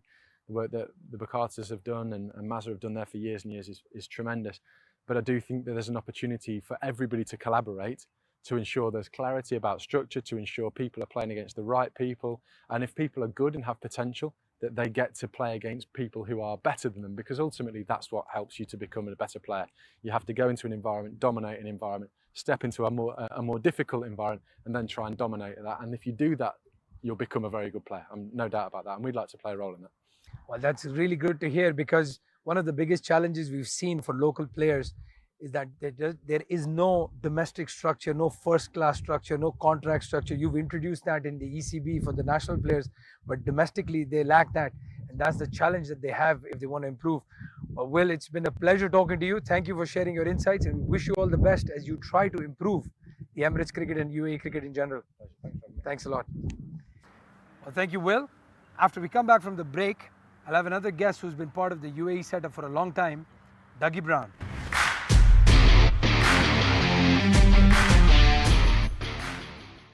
Welcome back to the show. My second guest is one of the most experienced coaches on the international level. He was the head coach of the UAE team and has held various positions while coaching in the domestic D-Series tournaments as well as franchise cricket, PSL and Abu Dhabi T10. Welcome, Dougie Brown. Thank you very much. Dougie, before the pink of Rajasthan, you were in the grey of UAE. Why don't you share a little bit the experience of coaching the associate nations and UAE in particular? I mean, for me, it was a fantastic learning experience for myself. You know, I've been involved in sort of high performance elite cricket all the way through my career. First as a player, and then as a coach in the UK, which is very different to coming here and trying to galvanize a group of individuals who are on a journey themselves. You know, that was quite interesting. Obviously, it was a different culture as well, although Birmingham, where I was based, is a very multicultural place with much South Asian influence. It's very different to being here, where you're dealing with first generation South Asian cricketers. Yeah. So that was fantastic. And what was great was actually you had a blank canvas, really. You know, away from the fact that the cricket board wanted to ensure top performances against everybody, particularly the peers in associate cricket, but again against full members as well. And I think over the course of the 4 years that I was here, we managed to do that. We beat a full member for the first time in the UAE's history. We got to highest ranking of number 12 in 50 over cricket and in T20 cricket. And that wasn't because of me. I mean, all I did was I set some parameters, created a culture, but it was down to the players and having a squad of players that were evolving and also growing as well, so that you can't run a high performance program with 12 players. You know, you need 20, 30, 100 players if you can. And that was the aim. You know, it was going to be a much longer job than just 4 years, but that was the ultimate aim. And I think we sit here at the moment watching D50 cricket, and that's certainly where the pathway is going, which is incredibly exciting. Well, when you talk about coaching, a lot of people here, a lot of players that you coached when you were UAE are not used to coaching. They've never been coached, or they've been coached very limited. What do you do as a coach? What is the ethos behind the coaching, especially in this level? Yeah, I mean, well, the first thing is you're trying to get the best out of all the players, every player, irrespective of their position, their role, how experienced they are, inexperienced they are, how physically fit they are or not fit they are, etc. You're trying to get them to be in a position, in an environment that allows them to flourish, whatever that means. You know, it's up to the coach to create a culture, one that actually is policed by the players. So one that there are no corners to cut. You just don't cut corners, and that's kind of what we tried to do. It was it was hard work. Don't get me wrong, because the natural way is for players when you need to work on their fitness is like, I don't fancy it today, coach. Well, actually, that's the day you've got to do it. You know, and that's all we tried to put in place. Just be really clear, very fair. you know, making sure that the culture we've got starts from the top down. So it started from me and went all the way through. And ultimately, it was about me making sure I wouldn't ask any of the players to do anything that I wouldn't be prepared to do myself as a player or as a coach. And I think if you're honest and you have integrity and you're true to what the culture requires and you're consistent with that, I think you can create some pretty good stuff. You don't need the best players in the world. You just need to build a team of players who are very clear as to their direction of travel, both as a team and also as them individually. Nice. Well, that's very interesting. You know, the coach has to make sure that he wants the players to do what he would have done as a player as well. That's very important. We're talking about coaching. Now you're with the Rajasthan Royals Academy, and Rajasthan Royals is a big name in not just franchise cricket but also in international cricket. So what are you trying to achieve here? What's the plan with the Rajasthan Royals Academy? Well, I mean, I guess it's on a number of different fronts. Firstly, we're trying to create fan engagement. We're trying to create fans in the UAE and across the GCC. You know, I think we're starting to do that. We want to build a brand, Rajasthan Royals, where people know that they can sort of when they come to Rajasthan Royals Academy program, it's excellent and it develops excellence. So if players do have a semblance of desire or ability or aptitude, then they know that the style of cricket that they will get will actually bring out the best in themselves. And you know, we've worked really hard with Rajasthan Royals over the last 18 months to create an academy program that kind of travels all around the world, and it's a case of you plug and play. You know, so it's the same program whether you take it to Perth, Western Australia, or here in Dubai, or wherever you take it. And we know that that program is representative fully of what happens at Rajasthan Royals. Right. You know, because we've made sure that that's exactly how joined up it is. You know, myself and Zubin Barusha and Will Kitchen and the rest of the Rajasthan Royals coaches, you know, we've sat down for hours and hours and hours to make sure that we can represent what Zubin's thoughts are as director of cricket and what Rajasthan Royals culture is as best as we can here in the UAE or wherever else we take the academy. You know, it's really exciting. There are a number of academies in the UAE. We tend to try and approach things slightly differently. We are very much a T20 academy, and we develop it on skills. You know, there's a hell of a lot of technique associated with that as well. But you as a player would never know that you're actually dealing with technique because you know you're talking about range hitting or scooping or bowling knuckleballs or diving and sliding, and that's really exciting. You know, kids don't necessarily want to stand there for hours and hours and hours. It's a very important element of the game. But if you look at Joe Root, who's played brilliantly over the last series against India, you know, he's taken a lot of the stuff that we're coaching in our sessions to under 11s and under 13s and 15s, and he's applying it in a test match condition under the most incredible amount of pressure you're likely to be. So, you know, we think we've got a product here that is really strong. It travels really well. It lends itself to players being good players, not just in the UAE, but wherever they go. Because you know you have to play differently depending on the geography of the pitches and the elements that you find yourself up against. So I think we've done that. We've represented it very well, and you know we're hoping that we can go from strength to strength, from a very slow start last year during a pandemic to where we want to get to and where we're currently at the moment. Well, nice. At least you guys have a template from a team like Rajasthan Royals. You know, somebody like Shane Warne has played for them and then mentored them as well. So clearly they know what they want to achieve. Well, you talked about clubs. There are about 34, 35 odd academies here. Why would somebody want to join the Rajasthan Royals Academy? Is there a pathway towards maybe one day somebody from UAE representing Rajasthan in the IPL? Absolutely. You know, it's been quite interesting. You know, a lot of the kids that we're coaching, we've actually sent one of the young kids that we're coaching. He's just signed a contract at Warwickshire. Wow. There's another one who's been out here doing a bit of coaching. He's actually on the Rajasthan Royals Academy in the UK, and nice. And Sid Lahiri is doing a brilliant job at the Rajasthan Royals Academy in London as well. He's actually here with the Royals in the bubble as assistant coach. You know, so we know that actually if we get players, we can actually take them to that next stage. Now, we will take anybody, boys, girls, 4-year-olds, you know, 18, 19-year-olds, and also seniors as well, irrespective of their experience or their ability. And, you know, the whole idea is about making them get to a point where they see improvements, but primarily they're actually enjoying what they do.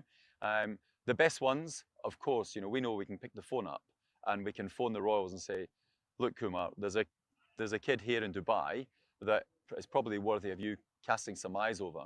And we'll make sure that person is scouted. We'll make sure that they get to India, or scouts come here to have a look at that player, and they can make a judgment based on what they know as well. So, you know, we've got a direct pathway into not only to the Royals pathway, but into domestic cricket in India, you know, back to the UK, to first-class cricket. Wherever you want to go and play your cricket, we can do that. Ultimately, it would be amazing if we could take a young player who begins a journey with the Royals age 4 or 5, and we take them all the way through the academy and actually position them in the IPL. I mean, what a story that would be. You know, I'm not saying we're going to do that in the next 5 years or 15 years, but that's the dream. And that's, you know, we think we've got a product here on the academy that allows players to express themselves, to get the best out of themselves, and they'll get the support from an amazing coaching network. And not just the coaching network here, but the extended one as part of the Royals family. And for me, that's really exciting. Well, if 20 years from now, you and I are talking about a player that was 5 years old as part of the Rajasthan Academy here and then playing for Rajasthan in the IPL, that would be one hell of a story to tell. Dougie, it's been a pleasure. Thank you so much for chatting with us. Thanks wish for you having all me. the best, and wish the Rajasthan Royals Academy all the best as well. Thanks very much for your time. Thank you, Dougie. Very interesting to see the setup of the Rajasthan Royals Academy and what Dougie is bringing to the UAE cricket scene. And with that, we'll take you back to the beginning of the second half.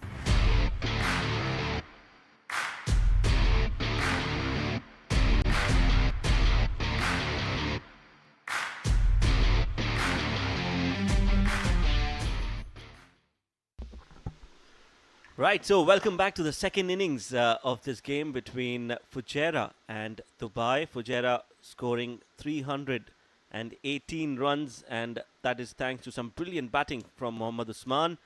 And now we are very close to the start of the second innings, where we will see Dubai chasing that mammoth total. As you can see, the openers for Dubai coming out in the middle. Heather will be opening the innings, and with him is going to be another surprise, the captain himself, Shah Rukh, who is going to join Syed Heather in the middle for the opening of the second innings. While with me in the comm box, opening the commentary stint, is Abdur Rahman, well, who had a great conversation with the Rajasthan Royals coach, Dougie Brown. We just saw that interview in the innings break. Abdur Rahman, that was one good conversation about the development and the growth that one player can have as a young kid right into the main team of Rajasthan Royals in the IPL. Thank you, Shoaib. Yes, absolutely. It was a very interesting conversation with Dougie and Will. The Rajasthan Royals Academy here is going to play a huge role in the development of not just the players that can play one day in the IPL, of course that's the dream, but also represent the UAE.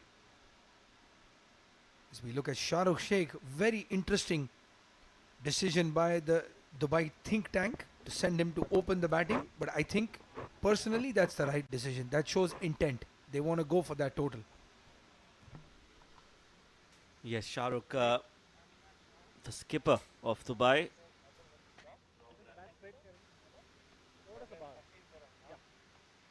Shah Rukh will be opening the innings, and you rightly said it's going to be about chasing this total down. They don't want to go out without a fight. Shah Rukh Ahmed. Well, he's played the 2 innings. Unfortunately, has not scored any runs. So the only question is going to be, is he confident enough? But I've played with him since he was 14 years old. If there's anything he does have oodles of, it's confidence. If we look at the other opener, another confident player, spunky player, Wasi Shah. Syed Mohammad Heather. Would like to call him with the name that is there on the screen. We all have a lot of pet names and nicknames that we like to call our fond, very close friends and players. Here you have Hafiz Ur Rahman. So the left arm Hafizur Rahman will be opening the innings for Fujairah. Coming after a short break, was not a part of the Fujairah setup in the previous games. but a good bowler nevertheless.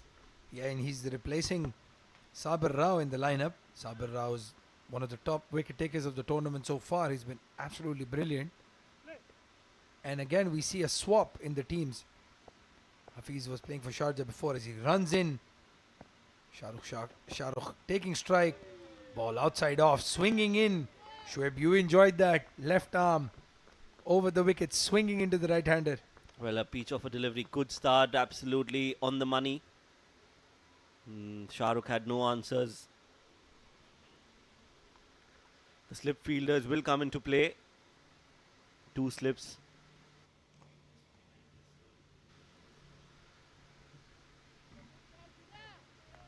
So you can see the field inside. Just a fine leg outside the circle and a third man.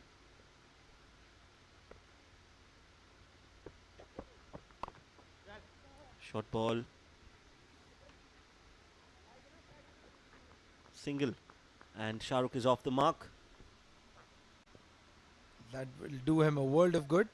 As I was mentioning, Shahrukh has not been scoring any runs in this tournament. He's been up and down the order, a floater, something you don't see a captain do very often. They have a role and they know what to do, and it's good to see that he's come into open. If you have a look at the Rajasthan Royals Academy, we were talking about that at the halfway break. They're very busy with some seniors, juniors practicing in the sevens facility. Amazing facility to practice and play cricket.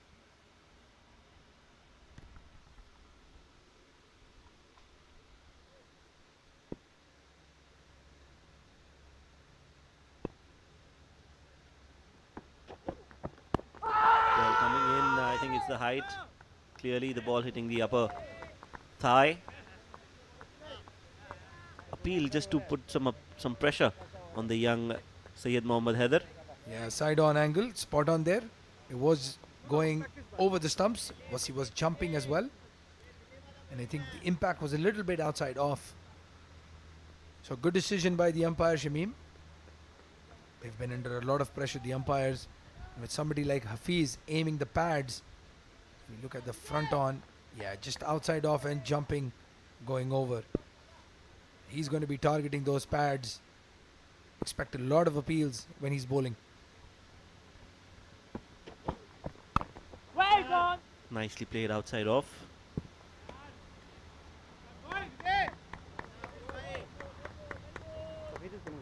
Fujairah will think that they've got enough on the board to restrict Dubai.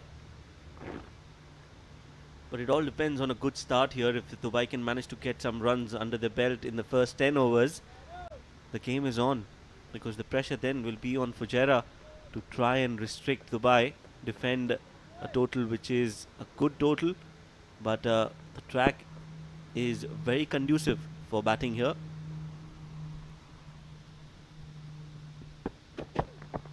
Ball of the over, plays it straight back. Long off, mid off. And yes, the wicket doesn't seem to be doing a lot. There is a little bit of movement in the air, but you expect that with the new ball. There's not a lot happening off the wicket, and we saw the spinners for Dubai struggle as well with the grip. You can see Hafiz drying his hands as he goes back to his bowling mark. It's just the 5th ball of the second innings. So dew, humidity, the sweat, all of that is going to play a huge role in this run chase. And Dubai need to show intent. They need to show the confidence that they can chase it down, not get bogged down.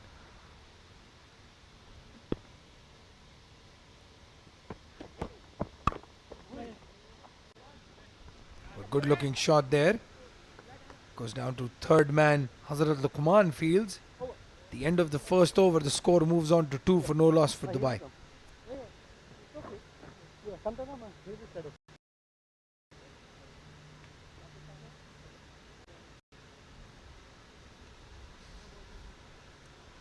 Well, over number 1 comes to an end. 2 runs on the board. 1 for Shahrukh, 1 for Syed Mohammad Haider. And if you look at the batting lineup, there are not a lot of well-known names there, but a very talented batting lineup that. Ronak Panoli, Ahan Fernandez, very good batsman. Amir, Bilal, Lakshman, Muhammad Hassan, Nikhil. So a lot of batting available as we look at that Team Dubai setup. As I was mentioning, other than Josh, literally everyone on that lineup can bat and score runs. So they have to back themselves.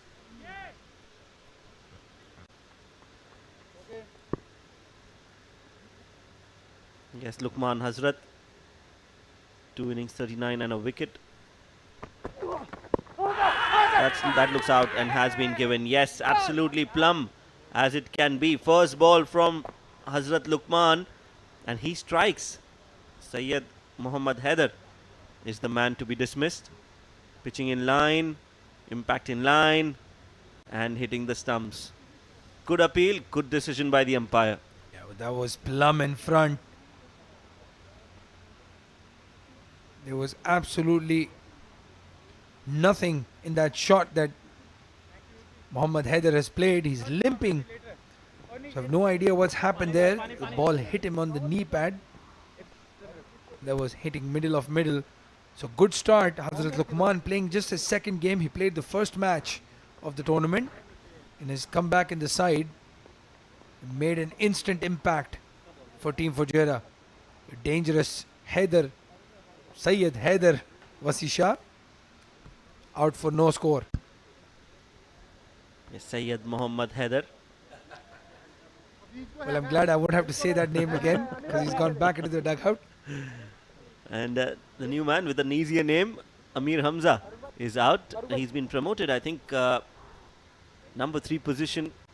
Unusual because in the D10 and the D20s, when we saw him, he was more of a finisher coming down the order. But a different role altogether for Amir Hamza in this Dubai lineup. He opens the bowling and then comes at number 3 to bat. So he has his work cut out. As we look at that wicket again, not sure what happened to Wasi. Maybe a hamstring or a calf or something. But yes, he's had a very good tournament so far. He's been consistently scoring runs, coming in at 3. Again, that inexperience in the Dubai lineup. So Amir being promoted and he's done really well. Lukman coming into bowl again. That's similar delivery, but you can see because Amir Hamza is in good touch, in good form, he's middled that. And ball goes to square leg for no run. Yes, played really well, waited for the ball and then middled it nicely. That is a sign of a batsman who's really well set, who's in form, who's got the momentum in his favour.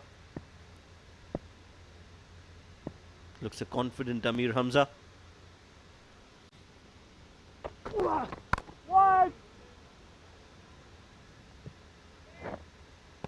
Lukman has been among the wickets in the other domestic tournaments as well. In the reckoning, Hazrat Lukman moves the ball away from the right-hander. Some movement with the new ball.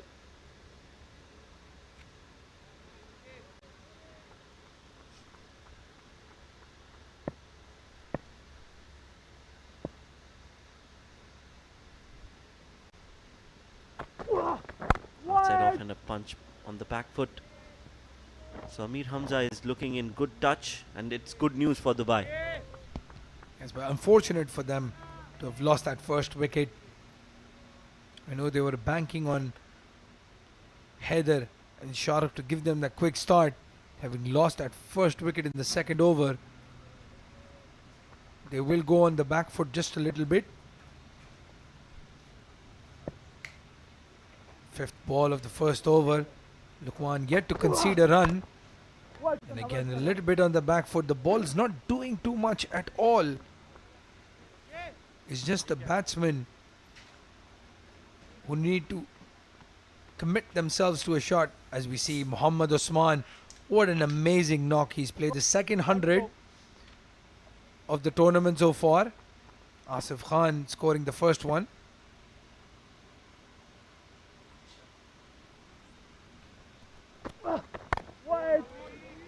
Another dot ball. So maiden over Hazrat Lukman getting a maiden wicket. I beg your pardon, this is third 100 of the tournament. Ali Shan Sharifu scored the first one. The game was not televised. Then Asif Khan scoring 137. If we look at the stats, Asif Khan 334 runs in his 4 innings, 11 sixes, and Ali Shan Sharifu right behind him 267 with 10 sixes. So they're going neck and neck, not just for the runs, but also for the maximum number of sixes in the tournament so far. Yes, the other three, Ansh, Tantan, Fayaz, and Mohammad Wasim is the new man in the top run scorers.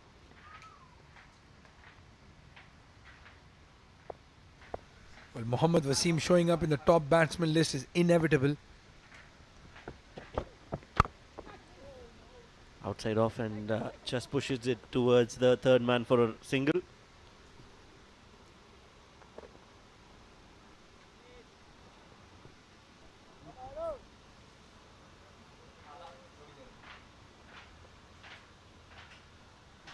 As you see, Hamdan, the wicket keeper for Fujairah, has done a steady job so far behind the stumps, but has been a bit disappointing with the bat.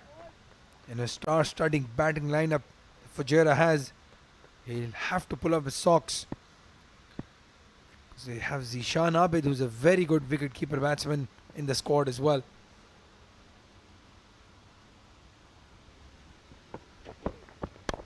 Outside off, catch it is the call. Straight into the hands. Lucky the ball did not carry to the fielder there.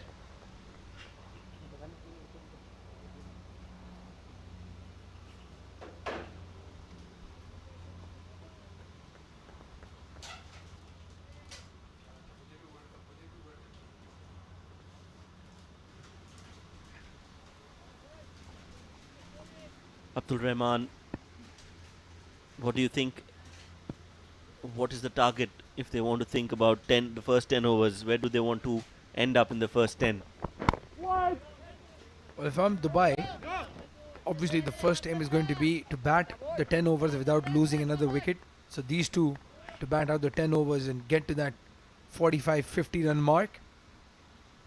That will probably be the base they look for as the power play finishes. Anything less than that will put a lot of pressure. We saw Abu Dhabi yesterday batting out the power play and scoring a 20 odd runs.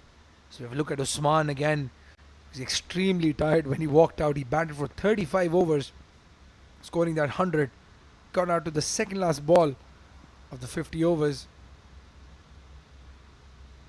So Dubai will have to do something very similar, playing away from his body. Amir, one of their batsmen needs to score a big one, Shoaib.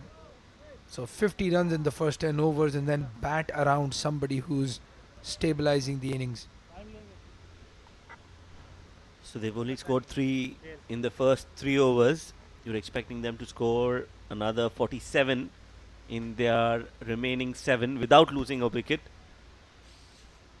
You can wish for a lot of things. That is one of the things that I would want Dubai to do. Yes, wishful thinking. A little over ambitious.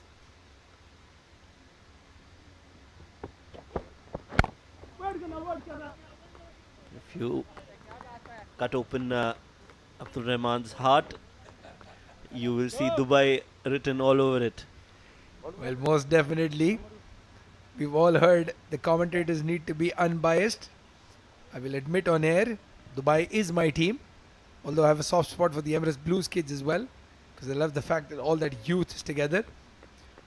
But definitely Dubai and Dubai's performance is very close to me. So I'm hoping they can prove me right by getting a good start in the first 10.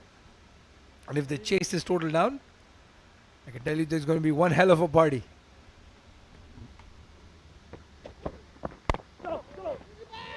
Good run. Very good running between the wickets. Just push and run for it. 1 run on the first ball and then 1 run on the last ball of this third over.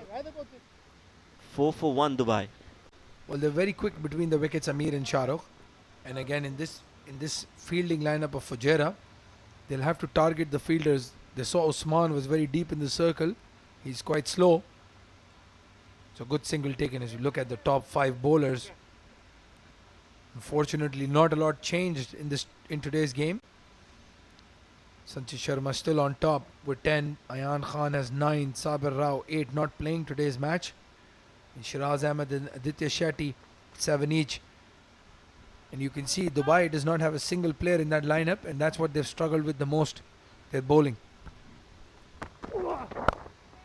Fuller delivery, flicked and flicked right from the middle of the bat. That ball is going to race away for 4 runs. This is an absolute belter of a shot. Just pushing that ball into that mid-wicket region. Look at that balance. Nice flick, use of wrists. 4 runs written all over it. It's an amazing looking shot that, and again, very similar delivery to what Haider got, but Amir Hamza stood his line and played that shot, whereas Haider just walked across and got hit on the pads. It's all about confidence. Again, very good delivery there. Good comeback, but they take a single. Shahnawaz at point. He's a very good fielder. And they share a laugh. Yes, the ball moving away from Amir Hamza, taking the outside edge of the bat. Should not have been a single. Shahnawaz just a little too slow on that occasion, and that results in Amir Hamza crossing over towards the non-striking end. Shahrukh has just faced 3 deliveries out of the 20 that have been bowled so far. He must be itching to go for a big hit.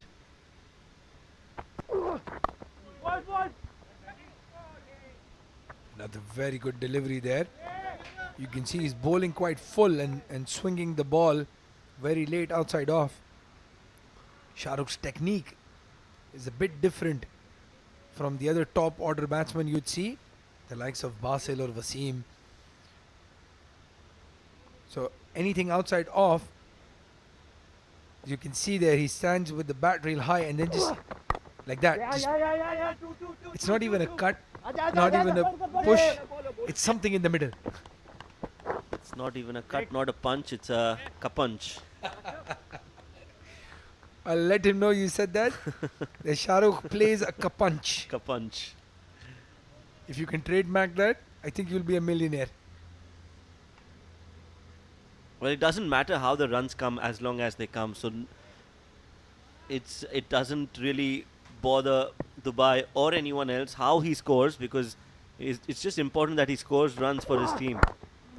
But having said that, again, the idea of sending him at the top of the order is to put pressure on the bowlers and try to get maximum runs possible in the first 10. So I would be surprised if Shahrukh just continues to play like that, because he's been sent out and he is the skipper himself, so he knows his role. He's out there to just take the attack to the opposition, put pressure on these bowlers and get boundaries. Last ball of the 4th over. Score is at 10. And a poor delivery there on the legs. There's no fine leg. There's a square leg fielder. He had absolutely no chance. So Amir Hamza taking the charge here. Getting 2 boundaries in this over. And Shoaib, had they not lost the wicket of Wasi Shah so early, we could have seen some aggressive shots from Shahrukh. But I think probably what's happened is they've lost that first wicket so early that Shahrukh might have to change his game plan. Yes, you're right. And now you don't need to go that aggressive because you're getting boundaries. So as long as you're getting those runs, it doesn't matter who brings those runs, Amir Hamza or Shahrukh. But the idea should be not to put pressure on Amir, and the entire team plays around Amir Hamza with Bilal Chima coming out in the end to finish things off. That should be the plan. They have Lakshman in the middle to solidify the innings.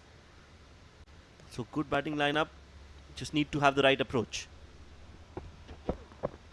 On the stumps, you can see what Shahrukh's trying to do is just guide that ball down to 3rd man and get that single, get Amir Hamza on strike. But Hafiz very wily in his approach. He's a very good left arm fast bowler. He had a very good D10 tournament and D20 tournament as well. Been among the wickets, so good to see him on the field.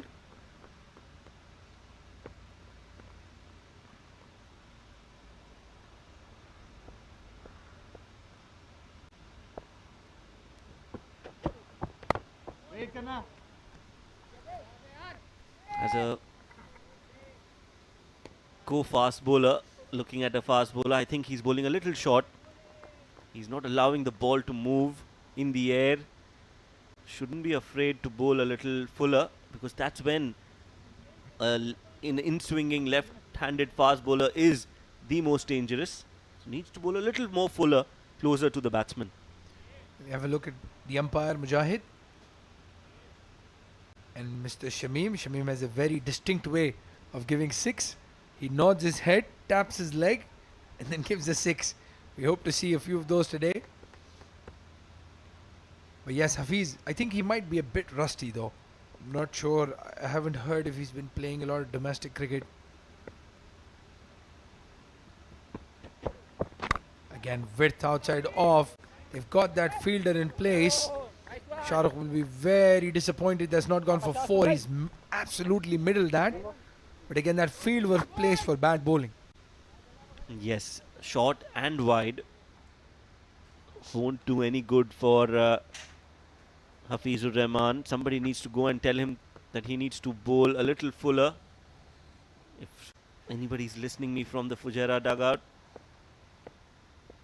he needs to bowl fuller and closer to the batsman.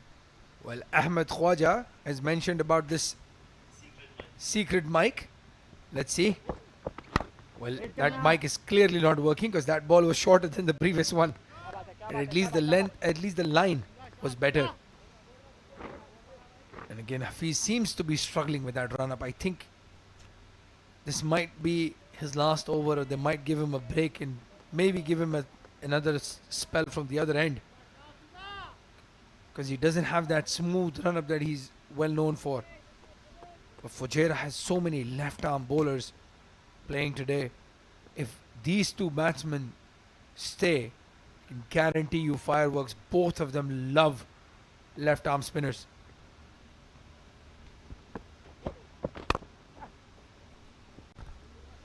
This time little fuller, and he's been punished by Shahrukh.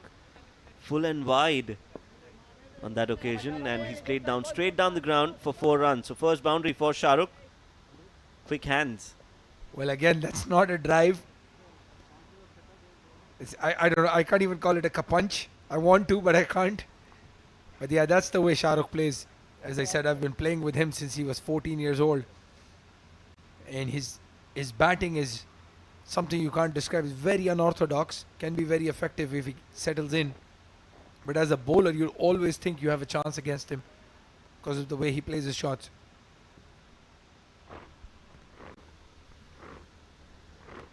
He has the self-belief.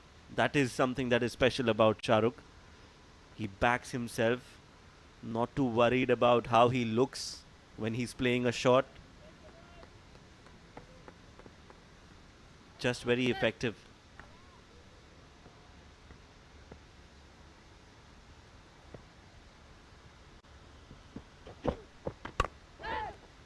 Again, a different looking shot, but this time in the gap, and it will go all the way for 4 more. So back-to-back boundaries. Not great bowling from Hafizur Rahman, but brilliant batting from Shahrukh Ahmed. Let's have a look again. That was very close to that fielder at cover. He dived for it, but it was hit really hard. And again, that interview that I had with Dougie, he brought up something important, very interesting as well, that there is no planning around that high arm and all these other techniques that we used to think about. It's all about how can you be effective in the shot you want to play. You can see somebody like Shahrukh emulate that. But a poor over by Hafiz. And I can see the disappointment in my fellow left arm opening bowler. He's loosening his shoulders a little bit. He wants that new ball. ball that he wants to go and bowl. But I'm sure in this heat and humidity, you're appreciating the fact that we're sitting here in the com box. Oh yes, absolutely, no doubt about that. Love being here, but that white cherry always calls for you.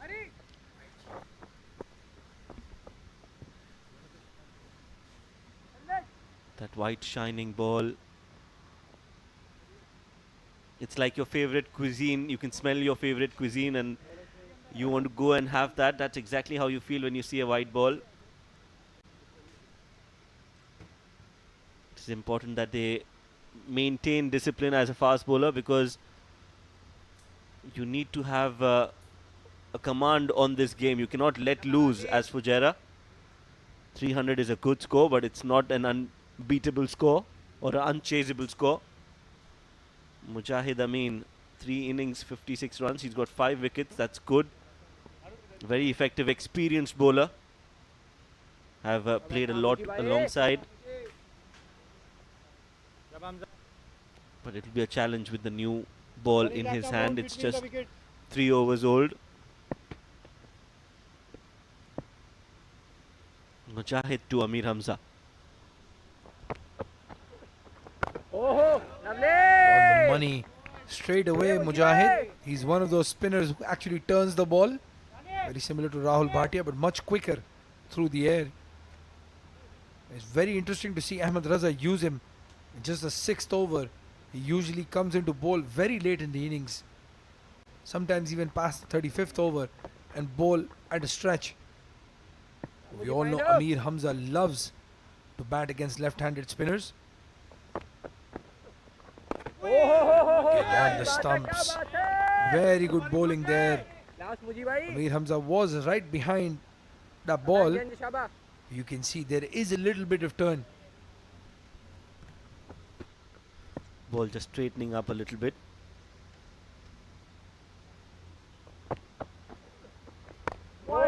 Good bowling, good start from Mujahid. Bowling in the right areas.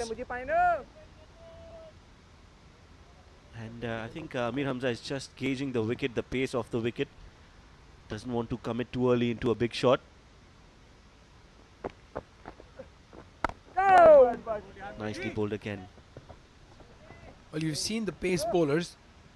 You understand how a fast bowler is going to bowl on this wicket. With the spinner bowling the first over of his spell. And again, with Fujairah having 4 spinners in their lineup. Maruf Merchant, the leg spinner, playing as well. 5th ball of the over. And yes, he has absolutely tonked that. That is his favourite shot. Good fielding there by Basil. And poor running.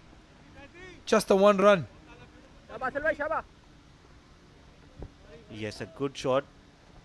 Loading and then just playing it towards the mid wicket. There was a fielder there. You're right. They should have taken 2 because it was on the other side of Basil.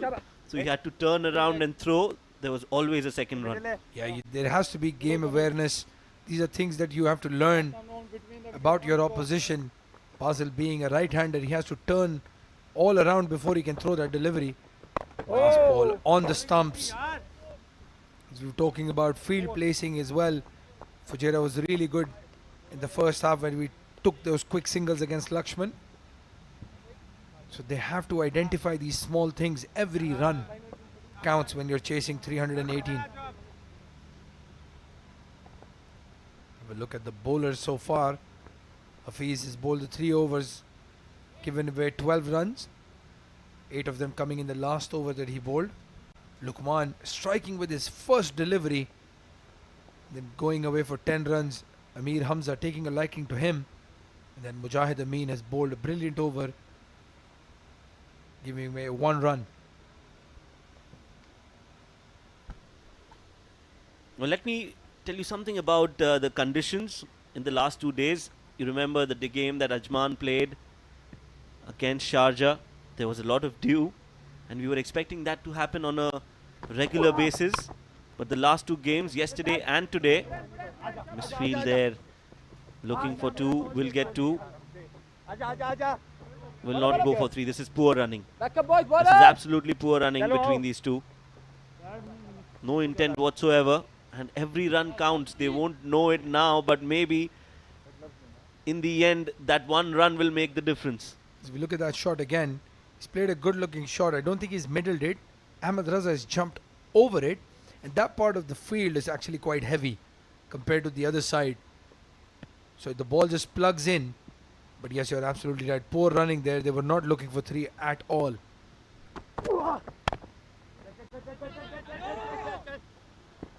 Well, they've taken a quick single here.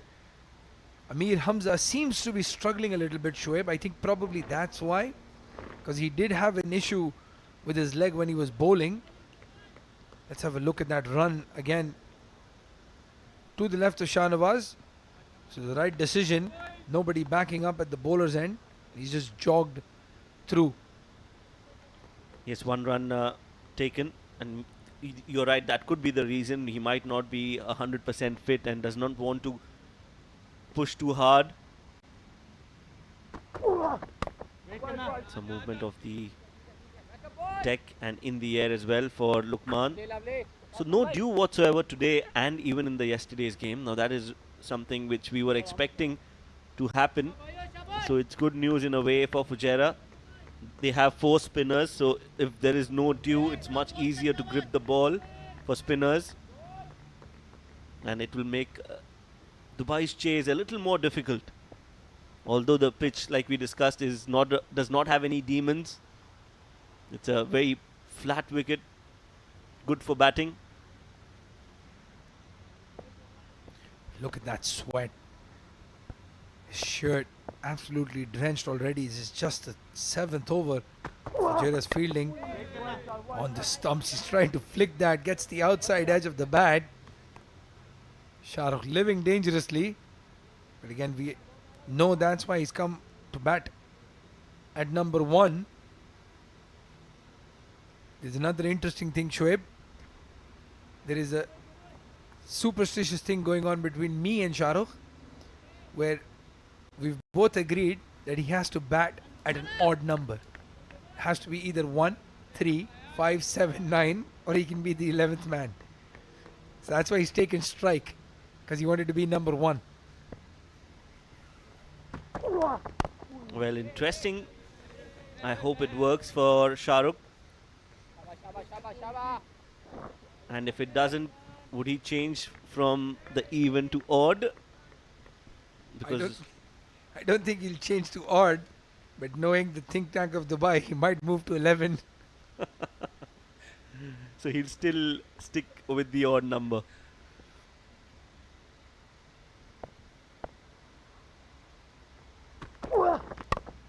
Good shot, but straight to the fielder again. Good fielding. Aswan Diyar, he's playing his debut game. He's actually a wicket keeper. He's got very steady hands. Lovely fielding there. That was hit real hard. Yes, 7 overs gone, 26 for 1.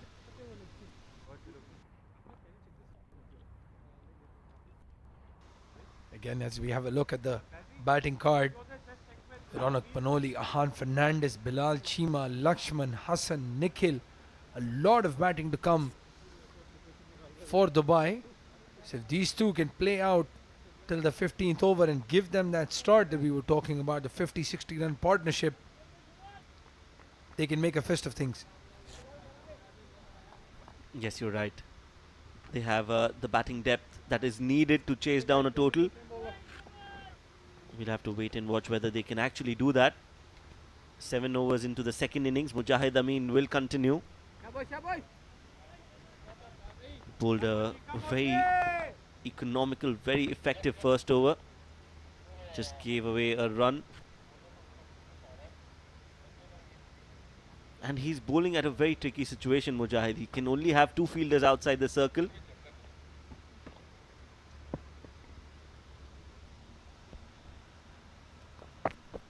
Start of the 8th over. Good looking shot that by Amir Hamza. Interestingly, long off is deep. Would expected long on to be deep for the left arm spinner.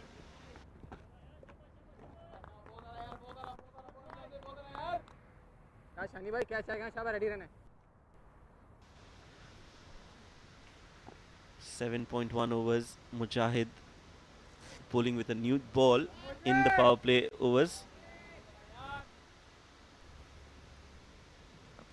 Sweaty hands, sweaty forehead, nervous, pressure. Yeah, I mean, the dew might not be a factor, but sweaty hands is definitely going to be one to grip the ball. These are challenging conditions for the cricketers.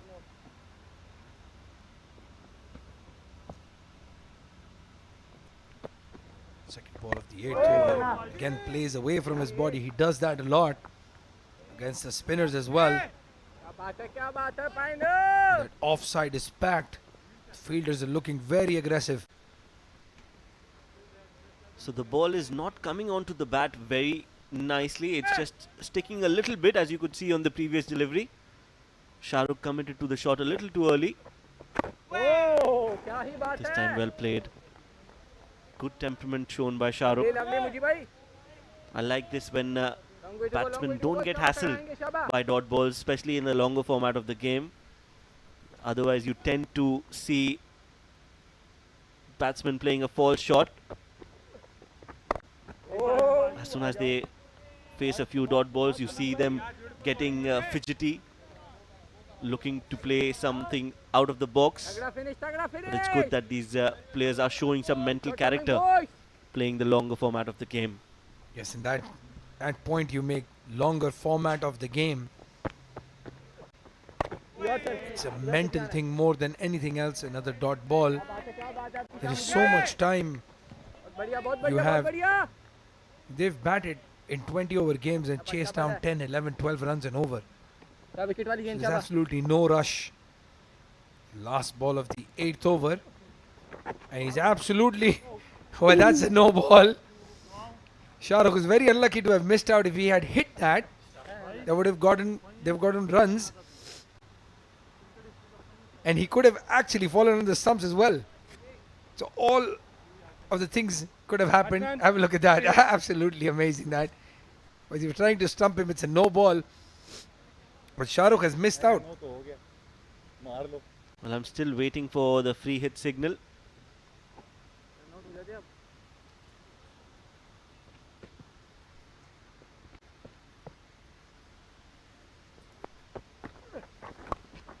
Another poor delivery there.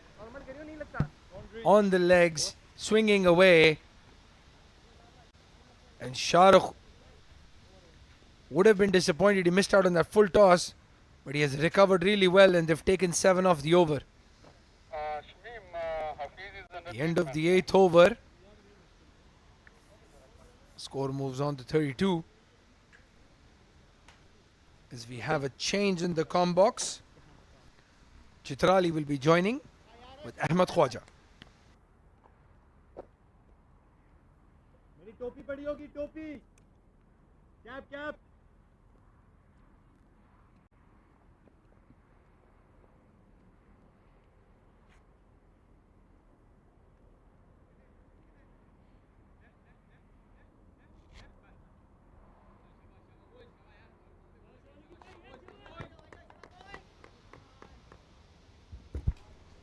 Thank you very much, Abdur Rahman, for that lovely intro.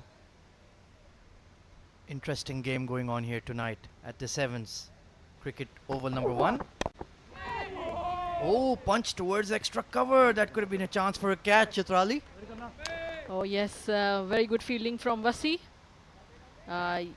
Team Dubai are looking in little good shape here, in spite of losing their first wicket.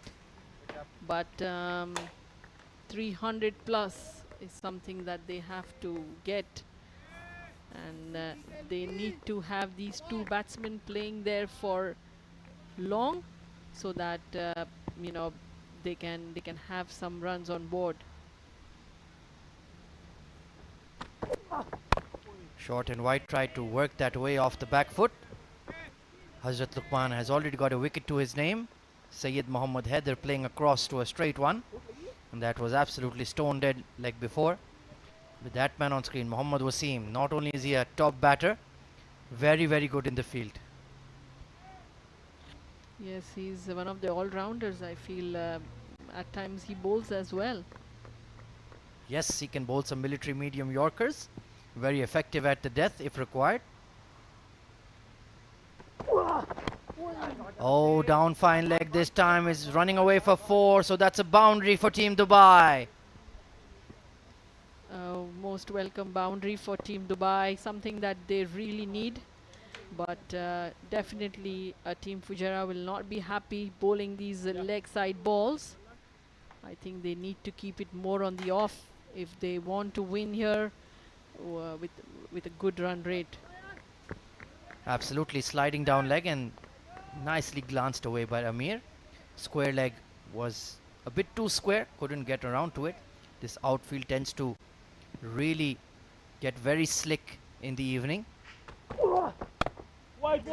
Punched off the back foot straight to backward point. Shahnawaz Khan, fantastic 50 he made today as well. Oh yes, and we can see Lukman bowling with lot of power there. You see, you could hear some sounds there. But yes, I think he's put in a lot of efforts and got that important wicket. Indeed, he's an effort bowler, puts a lot of shoulder into the ball. He's one of the quicker bowlers on the UAE domestic scene. In the air this time, chance for a catch. Mid-off is going back, but he won't make it in time. It's this UAE skipper himself, Ahmed Raza. So a calculated lofted shot there from Amir Hamza, not quite executed, but he'll pick up 2 runs. Yes, they should take the opportunity of these power play.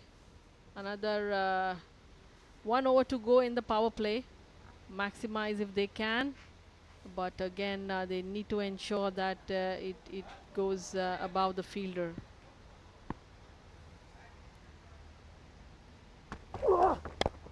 In the air once again, not getting to the pitch of that one. 9 overs gone. Dubai are 38 for 1.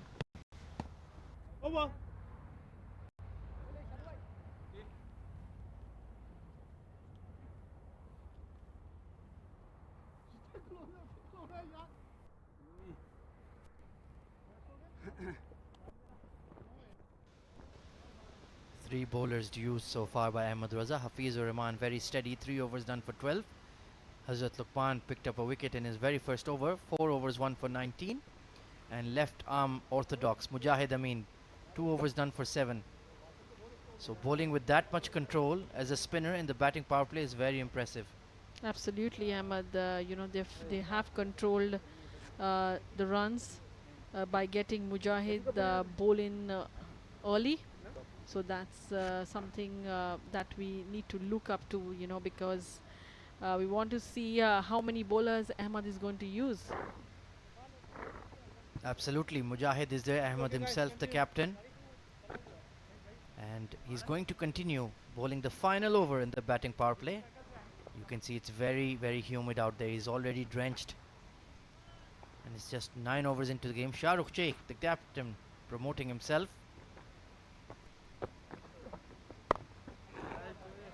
And very interesting field there. Ahmed Raza is a short mid-off basically. Yes, trying to create some kind of pressure on the batsman, trying to create an opportunity there. And why not? You know, they have the privilege.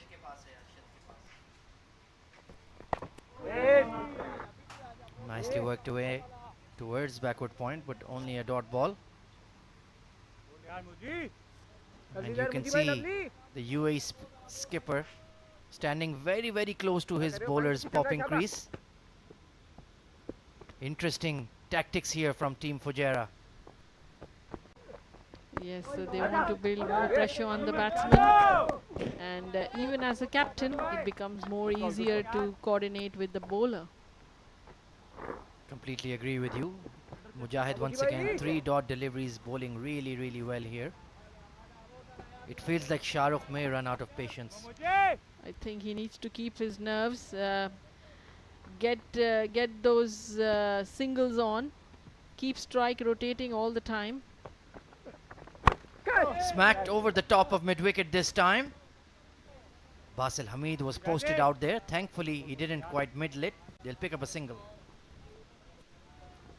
I think Shahrukh and his partner Amir needs to also accelerate their running between the wickets, Ahmed. Yes, it's not been that great. They've refused a couple of hard threes, hard twos, when they could have easily gotten them if they were more aware. But Mujahid, my goodness, he's in his third over, only given away 8 runs. They're giving him a lot of respect. Yes, he's got a lot of control there now. The runs are in control. Hard hit down the ground towards long on, and it's going to go one bounce over the ropes. Amir Hamza capitalizing on the final delivery of the batting power play for a boundary. Yeah, he waited, and finally the last ball of the over, he dispatched it for a boundary. So a decent enough power play there for Team Dubai. Thanks to the captain, number 10, promoting himself. Amir Hamza, he's been given the responsibility of batting up the order, and he has delivered for Team Dubai, made 75 in one odd game. Yeah, but it's important, when you know the batsman is in form, you must give him that privilege to go and maximize his innings. We do have the likes of Ronak Panoli, Ahan Fernandez, Bilal Chima as well. Lakshman Manjrekar is there. So Mohammad Hassan is also in good batting form, as is Nikhil Srinivasan is a batter as well. So they have plenty of batting in there. They just need to bat the allotted 300 balls and get as close as possible. It's very doable. Yeah, absolutely. They need to bat quite accurately from now onwards, considering they've got good depth in their batting. They should not throw away wickets or play any foolish shot. Hazrat Luqman is going to continue. There's a wideish gully there for him. Nobody in the slips. But, of course, the batting power play, has concluded. So they can spread the field. He's working very hard. It's very humid out there. And look at that expression on his face. Short ball in the air, chance for a catch, and he's going to take it. Mohammad Wasim. Shahrukh Sheikh was late on that pull, and there's a wicket here for Team Fujairah. Another wicket under Luqman's name. And the captain goes. Shahrukh Sheikh. Short ball, quick ball, was very late on that and just spliced it up in a straightforward catch for Mohammad Wasim. He should have waited and played and dispatched that somewhere in the mid-wicket area side. But he just scored 16 of 27 deliveries with a strike rate of 59.26. Caught Wasim, bowled Luqman. Team Dubai need to get back and pull up their socks to move on from here onwards. Was in no position to play that pull shot. It really jumped off the pitch, went through a bit quicker and surprised him with that length. So Hazrat Luqman making his reselection count, 2 wickets to his name, and the new batter coming in is young Ahan Fernandez. Left hand bat, has played 2 innings, scored 16 runs. So I hope he makes some impact today with his bat. And it's a decent idea to send a left-hand batter in because they have plenty of left-arm orthodox bowlers in their lineup as well. Mujahid Amin, Ahmed Raza as well in there. So I think Shahnawaz Khan, he bowled some off-break. He might be useful. Yes, absolutely. Ahmed, and look at that jersey. It's completely drenched. Hazrat Luqman working really hard, bowling his 5th over on the trot, and he's got due reward, 2 wickets. And of course, how can we forget that man on screen, Basil Hamid? He is also a very effective bowler. Oh yes, I'm sure it will be so much fun to see which all bowlers Ahmed Reza gets in. A lot of pressure on some young shoulders of that man with the yellow gloves, Ahan Fernandez. And they didn't cross over, so he will be on strike. 43 for 2. Dubai in a spot of bother. Oh, straight edge delivery. Had to be careful with that one. And good to see a slip in place for him as well. Both the batsmen at the crease needs to stay long to get to that particular total. One of their batsmen needs to play longer. What do you think, Ahmed? Absolutely. Amir Hamza is looking pretty good out there. 25 of 30. He needs to bat deep and bat long. They need somebody to get a big 100. Can he be the man for them? Short ball, quick ball there from Hazrat Luqman, and surprised Ahan there. Yes, something that Ahan may not be expecting. But yes, one of the variation balls from Luqman to a youngster. He'll really enjoy the carry and pace in this wicket under lights. Mohammad Wasim on the right of your screen, manning the slip cordon.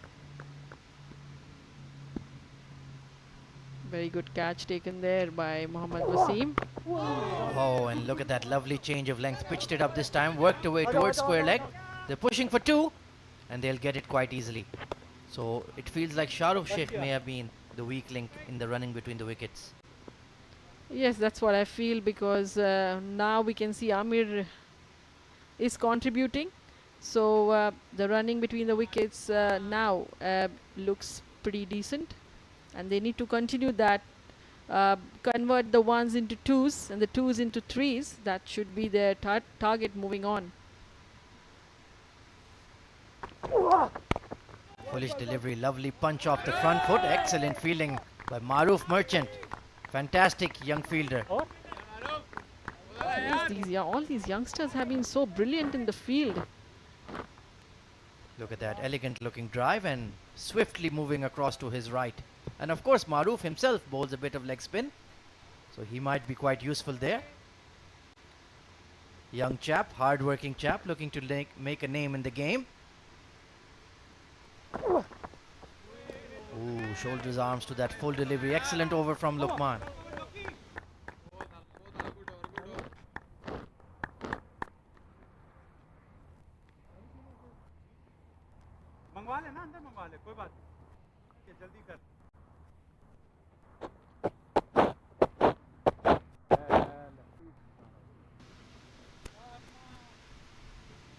Ahan Fernandez 2 of 5, so early days just at the crease for him. Ronak Panoli has demoted himself down the order. Bilal Chima is also very capable. I forgot his name earlier. Hard hitting wicketkeeper bat, and he'd be looking to make amends for a poor day in the outfield. Yes, they've lost 2 openers very early before 50 runs. So a lot more depends on these 2 batters at the crease now. And there is a change in the bowling. Basil Hamid has got into attack now. Only 1 wicket to his name in the D50 so far, but like I suggested, we might see some off break on with the left hand right hand combination, and Amir Hamza will definitely fancy himself against some off spin. Yeah, why not? Today it's been a good day for him there. So something with the ball is also expected from him. Indeed, played a very solid hand. Had to come in early when Hamdan caught out for naught. Fujairah were 9 for 1, and Wasim was struggling, and then Basil came in and played a very steady hand. Yeah, he came almost as an opener today. Very, very experienced player. Oh, there's a chance for a run out. Ahan Fernandez is in the middle of the pitch. My goodness. Where were you going? Yes, no, and then it is a no. No, they cannot be fumbling this way. And it's really not required right now. Basil Hamid, always very stylish, always very elegant on the field. Down the ground this time from Amir. But long on was in place. It's the captain himself, Ahmed Raza. And look at that. Throwing it at the striking end where Ahan would be dilly-dallying and not paying attention. Exactly. That's called game awareness. And obviously experience matters a lot more. So he knew that there was slow running from Ahan. And that's why he threw at the keeper's end. Very, very shrewd. He's been around for absolute ages. And that shows why experience matters At this level, the talent gap is very little. It's all about what's between your ears. So you need to be on top of your game. Nice punch down the ground. He is quite an elegant player. I like watching him bat. Yes, absolutely. You know, a lot of youngsters would watch him and would learn and develop their skills as well. Oh, lovely. Just worked away. Oh, he's knocked out the bat out of Ahan's hand. Basil Hamid. A bit of rugby and some cricket there. We have seen a lot of dramas happening. The innings prior to this, we saw the bowler running without the ball. Some comedy in between a very serious Emirates D50. Let's take a look at that once again. Basil Hamid knocked him out.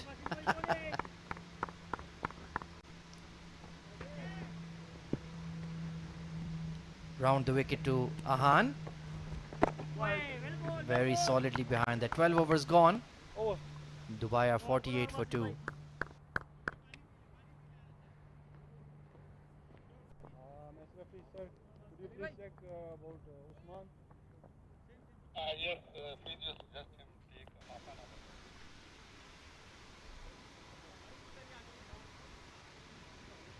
Top 5 batsmen in the Emirates D50. Then Asif Khan of Ajman ruling the roost. He has 250s and a highest score of 137 to his name as well. 334 runs in just 4 games. Alishan Sharfu, the Emirates Blues captain, only 17 years of age. And look at that performance. Has 100 to his name. 267 runs and 10 sixes.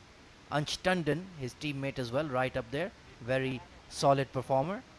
Then it's the captain of Abu Dhabi, Fayyaz Ahmed, who's had to hold the innings together time and again. And Mohammad Wasim finally making his way into the top 5. 161 runs to his name as well.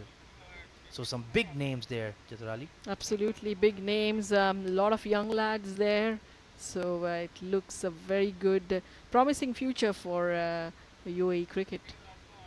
Really glad to see the likes of Alishan Sharfu, Ansh Tandon as well making a name there. Mohammad Wasim, he's part of the UAE national team these days. And of course Asif Khan. Tried to work that away behind point, but bit of a bottom edge there. Lukman, 6 overs on the trot. My goodness, fantastic fitness. Yes, hats off to Lukman.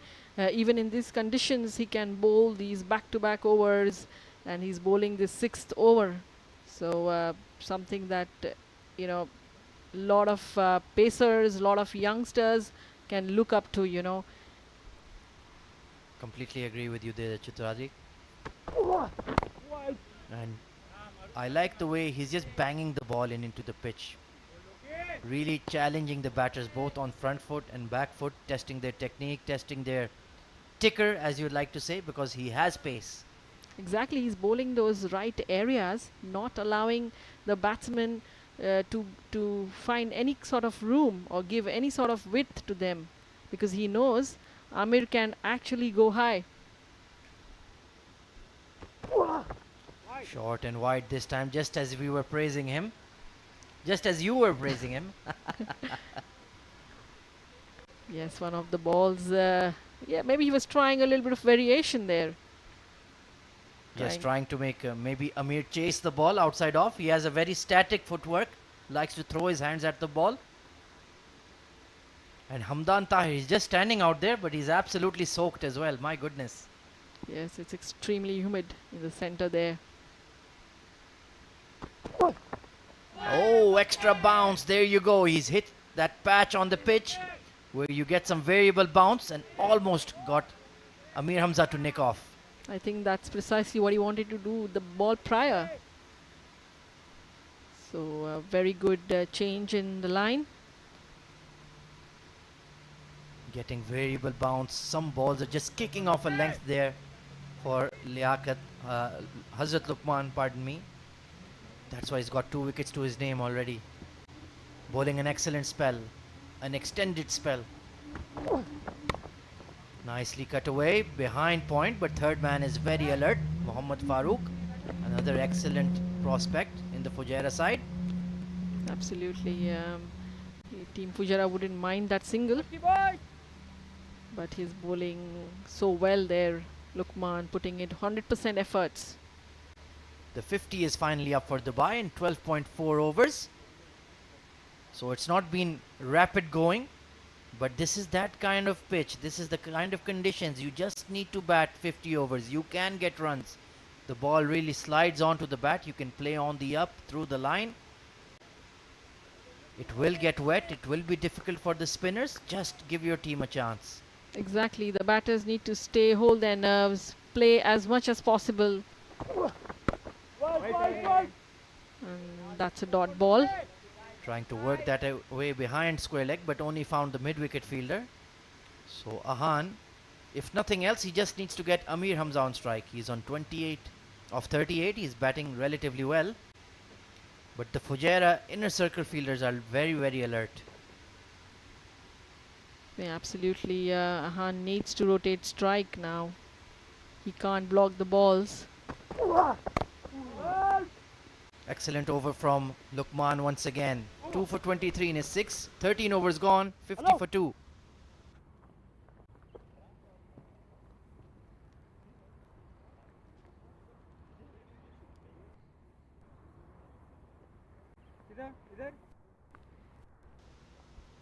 A lion-hearted spell from Lukman Hazrat there. 6 overs, 2 for 23. Really, really good stuff. Hafizur Rahman, the left-arm seamer, brought into the team. 3 overs done for 12. Mujahid Amin, left-arm orthodox, 3 overs done for 12. And Basil has bowled just 1 over of his off-spin, none for 3. And the good thing is only 2 extras bowled in their 13 overs. Yeah, quite disciplined there, the bowlers have been. Of course, they're quite experienced bowlers. And look at that economy as well. They've maintained the economy. So yes, if they continue to bowl these tidy overs, I'm sure it's going to be tough for Team Dubai. Yes, a very young side chasing a big total under lights with people watching on YouTube, on Dubai Sports. Hard drive down the ground by Amir Hamza once again, trying to get his bat underneath the ball. But only a single to long on. Once again, it's Basil Hamid there. So it will be interesting to see how he's going to get this bowling to the left-hander. 51 for 2. Basil Hamid into his second over. Ahan Fernandez, 3 of 9, just taking his time to get his eye in.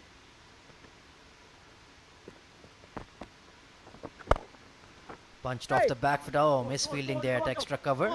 They're asking for 2, but they'll stick to 1. Good fielding by the captain. Yes, there was the captain rushed in so quickly and ensured that there is just a single there. So Team Fujairah fielders are also quite pumped up there. You can just feel that Amir is itching for a boundary. He's itching for a big shot. 29 of 39, but Basil Hamid is very clever. Oh, down the leg side, poor keeping Hamdan Tahir. You can do a lot better than that. It's rushing away towards fine leg, but Hazrat Lukman, after bowling 6 overs of real pace, now has to run after the ball. Yeah, he has to chase that ball and ensure it did not reach the boundary rope.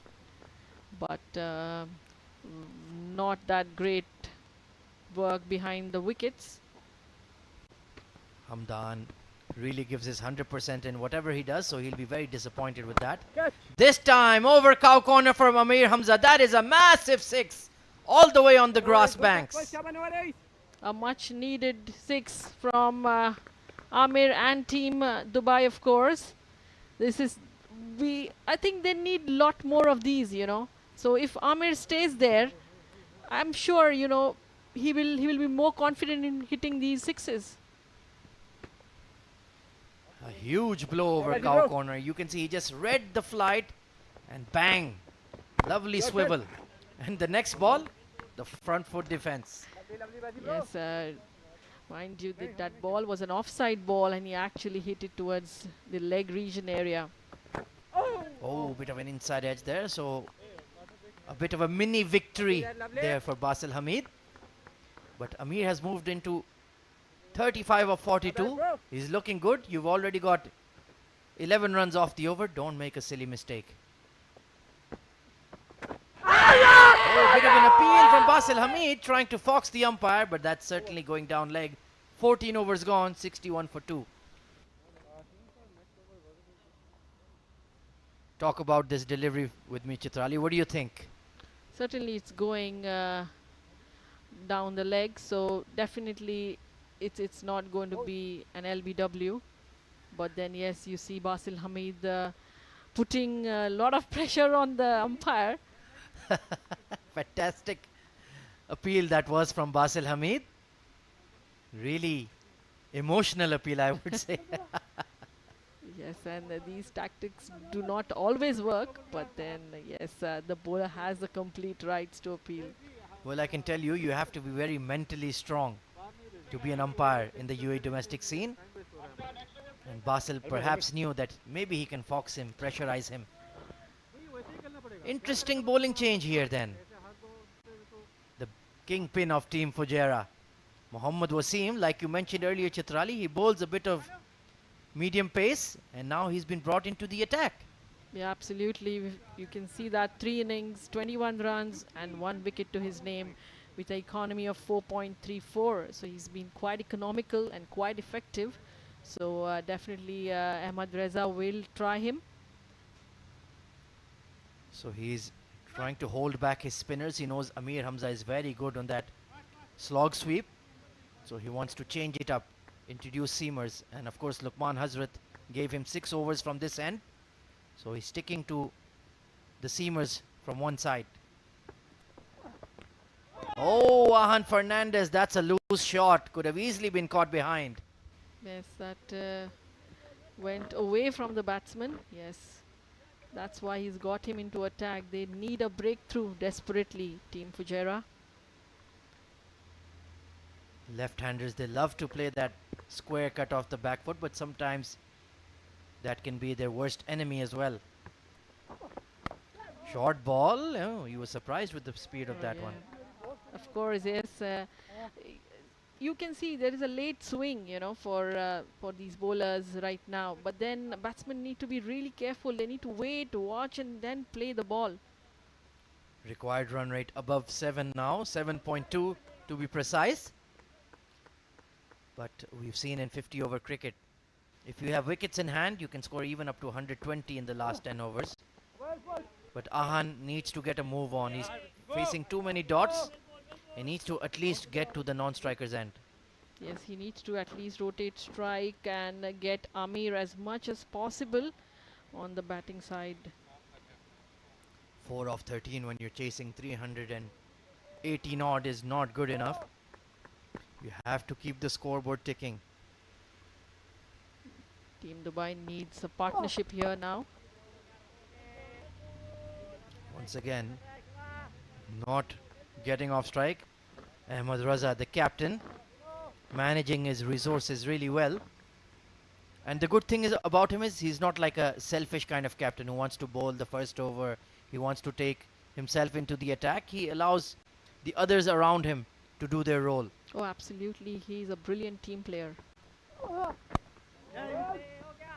And he ensures that he utilizes his players appropriately and ensures that he gives a lot of opportunities, you know, so that they can explore, they can come up, you know, perform, and that will be so influential to the team as well.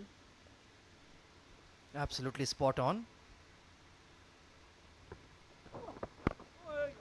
A maiden over there from Mohammad Wasim then. Excellent stuff. 61 for 2 after 15 overs.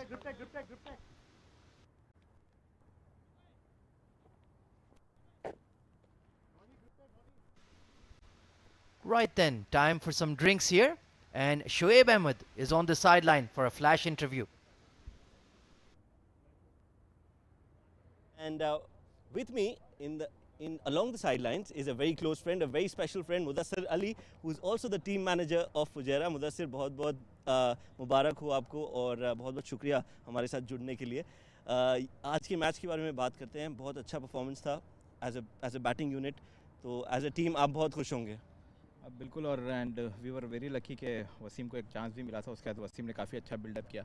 सबसे अच्छी चीज़ ये है कि Basil, Wasim और उस्मान का form में आना हमारे लिए काफ़ी खुशकिस्मती कहूँगा और अच्छी खबर है हमारी टीम के लिए, क्योंकि पिछले मैचेस में भी आप देख रहे तीनों फायर नहीं कर रहे थे, जिसके कारण हम लोग काफ़ी कम स्कोर हो रहा था। लेकिन आज उस्मान की माशाल्लाह से तारीफ़ करनी होगी जिस तरीके से उन्होंने बल्लेबाजी की। Fujairah as a team is looking very balanced because they've got some good experience and they've got some youngsters also in the team. So have you done this as a mandatory approach that you were looking for a mix of talent and experience? जी बिल्कुल, और message clear है हमारा। D10 से पहले D10 में भी आपने देखा ऑलमोस्ट 10 to 11 यंगस्टर्स थे, तो हम लोग का मोटिव यही है कि यहाँ से जो है यूएई के लिए काफ़ी अच्छे खिलाड़ी मिलने की हम लोग कोशिश करते हैं कि वो दें यहाँ से। तो इसी रीज़न के जैसे हमने जीशान को हो गया या असवंद है, शाहनवाज़ जैसे कि आपने देखा डोमेस्टिक में भी आपने काफ़ी बार देखा शाहनवाज़ को गुड प्लेटफॉर्म पे काफ़ी सही टाइम पे उन्होंने 83 रन्स मैच विनिंग किए थे शारजा के अगेंस्ट। तो होपफुली हमारा यही रहता है कि मोटिव के यहाँ से अच्छे खिलाड़ी दे, वो भी यंग खिलाड़ी दे। You're the team manager, so how do you manage the team in terms of getting these players together and playing as a team? So do you have some exercises that you take to make sure that they gel well and they know each other and back each other as strength? जी बिल्कुल, पहली चीज़ तो local में भी हम लोग साथ में ही खेलते हैं, तकरीबन लड़के जान पहचान के, लेकिन इसके अलावा हम लोग के जो है गेट टुगेदर होते हैं, जैसे डिनर पे हम लेके जाते हैं टीम को। ये बिल्कुल हमारे जब फुजेरा में कोई लड़के आते हैं तो ऐसा माहौल होता है कि फैमिली के तरीके से ही रहता है, क्योंकि हमारे जो ओनर है परवेज़ भाई या महमूद भाई हो गया, ताहिर भाई, वो ख्याल करते हैं लड़कों का। रिसेंटली हमने लड़कों को जो है शूज़ भी गिफ्ट करे, क्योंकि इससे जो है जेलिंग अच्छी बनी हुई रही थी। तो माशाल्लाह से लड़के काफ़ी खुश है टीम में। So tell us, if you had to give us a few names about players in your side, who do you think is the most mischievous of the lot? फ़िलहाल मैं कहूँगा ज़ीशान आबिद, क्योंकि आज अभी एक ग्राउंड पे किस्सा हो गया था, पुकारी लेके वो अंदर गया और बिलाल चीमा उनसे पुकारी पूछ रहे थे। इत्तेफाक से पुकारी ख़त्म हो गया तो उसमें उन्होंने पानी भर के वापस पुकारी है कह के बिलाल चीमा को दिया। तो थोड़ा नटखट है उस तरीके से Zeeshan Abid. And give us a name of a player who likes to use his phone a lot, takes photos, selfies, who's more on social media? Social media पे अगर बात करेंगे तो मेरे ख्याल से आर्यन नहीं आर्यन लाकरा है, क्योंकि आर्यन हमेशा फ़ोन पे बिजी रहते हैं और डांट भी काफ़ी पड़ती रहती है अहमद से कि फ़ोन यूज़ नहीं करना मैच के दौरान खास तौर से। Getting back to this game, I think Fujairah are looking very comfortable. So what do you think of the game going forward in this game? Do you think Fujairah has a strong side, or you think Dubai will bounce back? नहीं माशाल्लाह से start काफ़ी अच्छा दिया लुकमान का, क्योंकि comeback match था। Starting के एक मैच के बाद उन्हें ड्रॉप किया था फिटनेस की रीज़न की, जैसे आज माशाल्लाह से मौका मिला और काफ़ी अच्छे ब्रेक थ्रूज भी दिलाए लुकमान। तो कंडीशंस के हिसाब से मेरे ख्याल से अभी तो अगर हम 70-30 हम फेवरेट्स हैं, लेकिन मीर हमज़ा पे काफ़ी कुछ डिपेंड करता है और बिलाल जैसे बल्लेबाज आना भी बाकी है और लक्ष्मण भी है इसमें। तो लेकिन अभी की स्थिति में मैं कहूँगा कि 70 हमारे पक्ष में है। Alright, all the best Mudassir, thank you for joining us and all the best for the future games. बहुत बहुत शुक्रिया शोएब, और आपको भी ऑल द बेस्ट। इंशाल्लाह दुआ करते हैं आप भी, और काफ़ी अभी IPL भी आ रहा है और इंटरनेशनल जो टूर्स आ रहे हैं हम आपकी आवाज़ सुनने को मिलेगी उसमें भी। तो ऑल द बेस्ट आपको भी। Thank you. So that was Mudassir Ali. It's back to you guys in the com box. Thank you very much, Mudassir and Shoaib, for that lovely sideline interview. Basil Hamid continuing after the drinks break. Amir Hamza, as Mudassir pointed out, is the key wicket here. Nicely punched down the ground for a single, but Ahan Fernandez, 4 of 16. That's not acceptable, Chitrali. Yeah, absolutely not. Once again, he's on strike now. He needs to ensure to get those singles and keep rotating the strike and get Amir on strike as much as possible from now on, who looks more confident and who can strike the ball much better. Once again playing too many dots, just dead batting the ball. Come on, Ahan, use your feet. Perhaps try those paddle shots, try the sweep. You have to get the scoreboard ticking. He needs to get the initial movement, shuffle a bit, and try to play in the gaps for getting those singles. Almost yorked himself there. Excellent bowling by Basil Hamid. That drifting arm ball coming into middle and leg. Yes, Basil would want Ahan to be on strike for sure. Oh, flicked away onto the leg side this time. So he's faced 4 deliveries and just taken 1 run, and he might have taken a hit there. No, he seems to be fine. 16 overs gone, 63 for 2.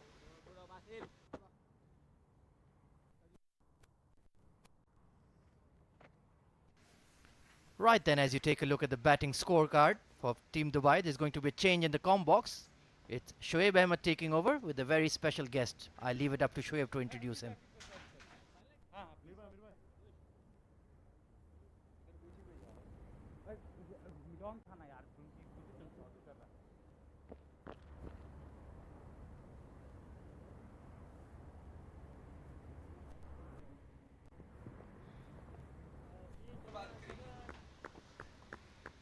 Thank you, Ahmed. 16 overs gone, 63 for 2. I was out there along the sidelines with Mudassir Ali, the team manager of Fujairah, and as soon as I join in the comm box, I have a special guest with me here as well. It's the young, talented, and the future of UAE cricket, Aryan Lakra. Aryan, thank you for joining us, and it's a pleasure to have you. It's a pleasure to be here, Shoaib. And before we start, I think that's a beautiful shot from Mahan there. I think it's good he's freed from his shackles. He's gotten a good shot there, which is very important for them right now, especially going after a huge score like 318. You're right, absolutely. I think it is important that Dubai look to win this game because otherwise it's very difficult for them to proceed into the top 4 while you are in Fujairah colours. I'm sure you would want Fujairah to win today and get into a comfortable position. I think definitely, it'll be good for us if Fujairah wins, but at the same time, we know that if Dubai plays full 50 overs, they can get very close to the target. And I think as we saw from yesterday's game between ECB and Abu Dhabi, even though Abu Dhabi had a very slow start, they still ended up getting up to 220 in their 50 overs. So Dubai has some fireworks to come down the order in the likes of Bilal Chima, Ronak Panoli. And I think if they can play the long game, they can get close to the total. So, like I said, you are in the Fujairah setup, you are a part of the Fujairah setup, but if at this point in time, if you were leading the side, the green side, the men in green side, what do you think you would have done? Do you think anything different can be done right now, considering the context of the game? To be honest, I don't think so, because we are on top of the game right now, and there's nothing more we need to do now. And I think, as everyone knows, Ahmed's an excellent captaining the national side for a reason, and he knows what he's doing, and it's working out well for us right now. Yes, pleasing the captain. A diplomatic answer. We'll take that. Another single. Han looks good. He's a compact player. Very sound technique. Amir Hamza is also playing a handy knock. He came down at the number 3 position, scoring 36 of 45. So it is an important phase in this game. These two need to build a partnership and take Dubai deep into the innings to have a chance to score this mammoth total of 318 runs. Yeah, I think definitely. I think Amir Hamza has been playing exceptionally well for Dubai in this season, and every game he has got runs for them, and it would be really good for him to take his team over the line. I think at the moment they're doing the right thing. They're getting singles and doubles, and I think that's what they need to do for at least maybe 10-12 more overs. Yes, a good single there from Amir Hamza. The fielders were inside the circle, but as soon as he hit it, he knew there was a single on, and he's taken that. I think a lot of responsibility lies on Ahan as well right now. He's taken his time. He has gotten in. I think now it's important that he plays it big now and takes his team till the 30th over mark without losing any more wickets, and then Dubai's in the game.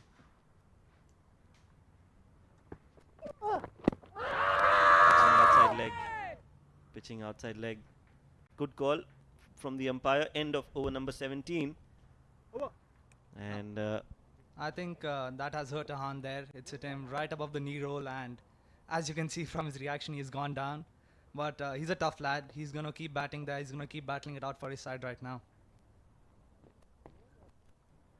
yes, 17 overs gone. Mohammad Wasim is bowling. That's again, was it a part of the plan throughout the season? You want him to bowl, or is it just a makeshift arrangement that you're using him as a part-time? Not really. I think he's a quality bowler. He can get you handy few overs in the middle of the game whenever you want, and I think Ahmed's using him right now for that reason itself. He wants to save some overs of himself and Basil and Mujahid for the batters to come in after this, which are Bilal, Chima, Ronak, Hassan. So he wants to save for them, and I think it's good. There's some help for the pacers on the wicket, and it's good he's using Wasim right now because he also wants to rest his other two pacers. Yes, we haven't seen Ahmed Raza bowl. So I think there are many overs left in this game. We'll definitely see him come in a few overs. I think plus there's a lefty batting right now, so he wants to take his chance against Basil. And hopefully, as we see the lefty depart, we can see Ahmed coming in from the other end. Yes, they have another lefty in the form of Lakshman Manjrekar in that side. So, sometime or the other, Ahmed Raza will have to come and bowl. Definitely. I think it'll be important. Ahmed's 10 overs will be very vital in this game. Absolutely. Yes, it is important because he's the skipper. He's leading from the front. And when he comes to bowl, obviously there is a psychological advantage when you're facing a premier bowler like Ahmed Raza. So there will be pressure on the young Ahan and Amir. Definitely. I think that's a very valid point. When Ahmed comes in or he's bowling to anyone, especially in this tournament, there's going to be some psychological pressure on them because it's human nature. They're going to think about him, like what kind of a player he is. A very famous player in the country. So it's going to be very vital, his 10 overs for us. And in the previous games, he has bowled really well for us. So I'm hoping he can do the same for us today. Tell me, Aryan, in a 50-over format, where do you personally like to bowl? Do you like to bowl with the new ball, or do you like to bowl in the middle overs, or is it in the death? I think personally, either it's 50 overs or T20. I really enjoy opening the bowling with the new ball because I feel that's a big six there. Massive shot by Amir Hamza there. I think that's his slot. He's hit many sixes in the tournament, and a lot of them are in that car corner region. And an off-spinner bowling over the wicket into the slot. He's going to hit it out of the park all day. Oh yes, that was in the zone, asking to be hit. Amir Hamza gets underneath it nicely and plays that over long on. That's a big six, very big six. He's a very strong lad. You bowl anywhere in his arc, he's going to dispatch you all day. And as you have seen, this is the second six he has hit today in the same region to Basil. Good comeback from Basil, coming around the wicket and then cramping Amir Hamza for room. Yeah, he's got a good field placement. He's got a short mid-wicket and then a wide short mid-wicket as well. So two fielders in that area. Yeah, I think he's cramping him for room, and he doesn't want him to take any singles down the ground. And that's a very good field placement for someone like Hamza till the time you don't bowl in his slot. And I think even for Han, he's going to continue with the same thing. Only difference, he's going to have those two fielders on the offside and make him drive the ball through them and make him play over the top. That's when Ahmed on the boundary line comes in play. Yes, 18 overs gone, 80 for 2. I think that's very good from Dubai's point of view right now. If they keep batting like this, they're getting runs, they're getting boundaries every couple of overs. All they need to do right now is just keep batting, take the game deep, and they'll be in the game. Yes, absolutely. So we have got some insights from the Fujairah camp, from one of the players, as you can see, Aryan Lakra in the green. He's with us in the comm box, giving us some vital information. Tell us, I was there along the sidelines. I don't know if you heard the interview, but he said that you are the one who uses social media the most. Is that true? Not really, honestly. I think, but considering our side, we don't have Chirag Suri in the side this year, so and definitely after Chirag Suri, I think you can take my name. But if you take Fujairah altogether, I think that's Chirag Suri, and I think that's understandable. Everyone follows him, so they know. Of course, he's a celebrity when it comes to UAE cricket, and he is very active on social media. He was here in the comm box just a few hours ago. Yeah. Had a great conversation with him. So you tell us, according to you, in the UAE team that you have, of course you have a camp for the under-19 as well, who is the one who is a great singer? Great singer. To be honest, none of us have a great voice, but I think singing is more about the confidence you have. Yes. So I think when it comes to confidence, people like Wasi, he's very confident. I've played with him for past 4 or 5 years in the under-19 setup, so I think Wasi is one confident lad. Another beautiful ball there by Wasim. I think this is his main role today, just getting the dot balls, get through the overs quick, and he's done it perfectly till now. Yes, he's been on the money, 2.2 overs, 9 runs without a wicket. But he wouldn't mind that. He's just trying to build pressure from one end. Yeah, as you can see, Ahan's batting on 13 runs of 28 balls right now. And in his head, he wants to get a boundary. He's thinking about the big shot. It's only a matter of time when he gets it. Oh, that's a very good ball there by Wasim. Even though he has a very short run-up, he still bowls some decent pace. And that can be very deceptive for people playing him for the first time. Yes, a good follow-through. He uses his shoulder high release point, and that's why he can get some purchase off the deck. Yeah, definitely. As you can see on the previous ball, caught Ahan off guard there. He was ready to pull it, but the ball came to him quicker than he expected it. 18.3 overs, 81 for 2. Another short delivery, takes the top edge of the bat straight over the keeper's head. That's a boundary. 4 runs for Ahan, and he wouldn't mind that because he was just a little bit under pressure. That will release the pressure. He's got 4 runs for himself and the team. Definitely. I think that was a very important boundary for Dubai. They need to keep getting these boundaries at regular intervals if they want to stay in this game at the 40 over mark. And I think this is very good for them now. Maybe get a couple of singles here, get a single, get 6 off the over. That's, I think, a perfect over for them.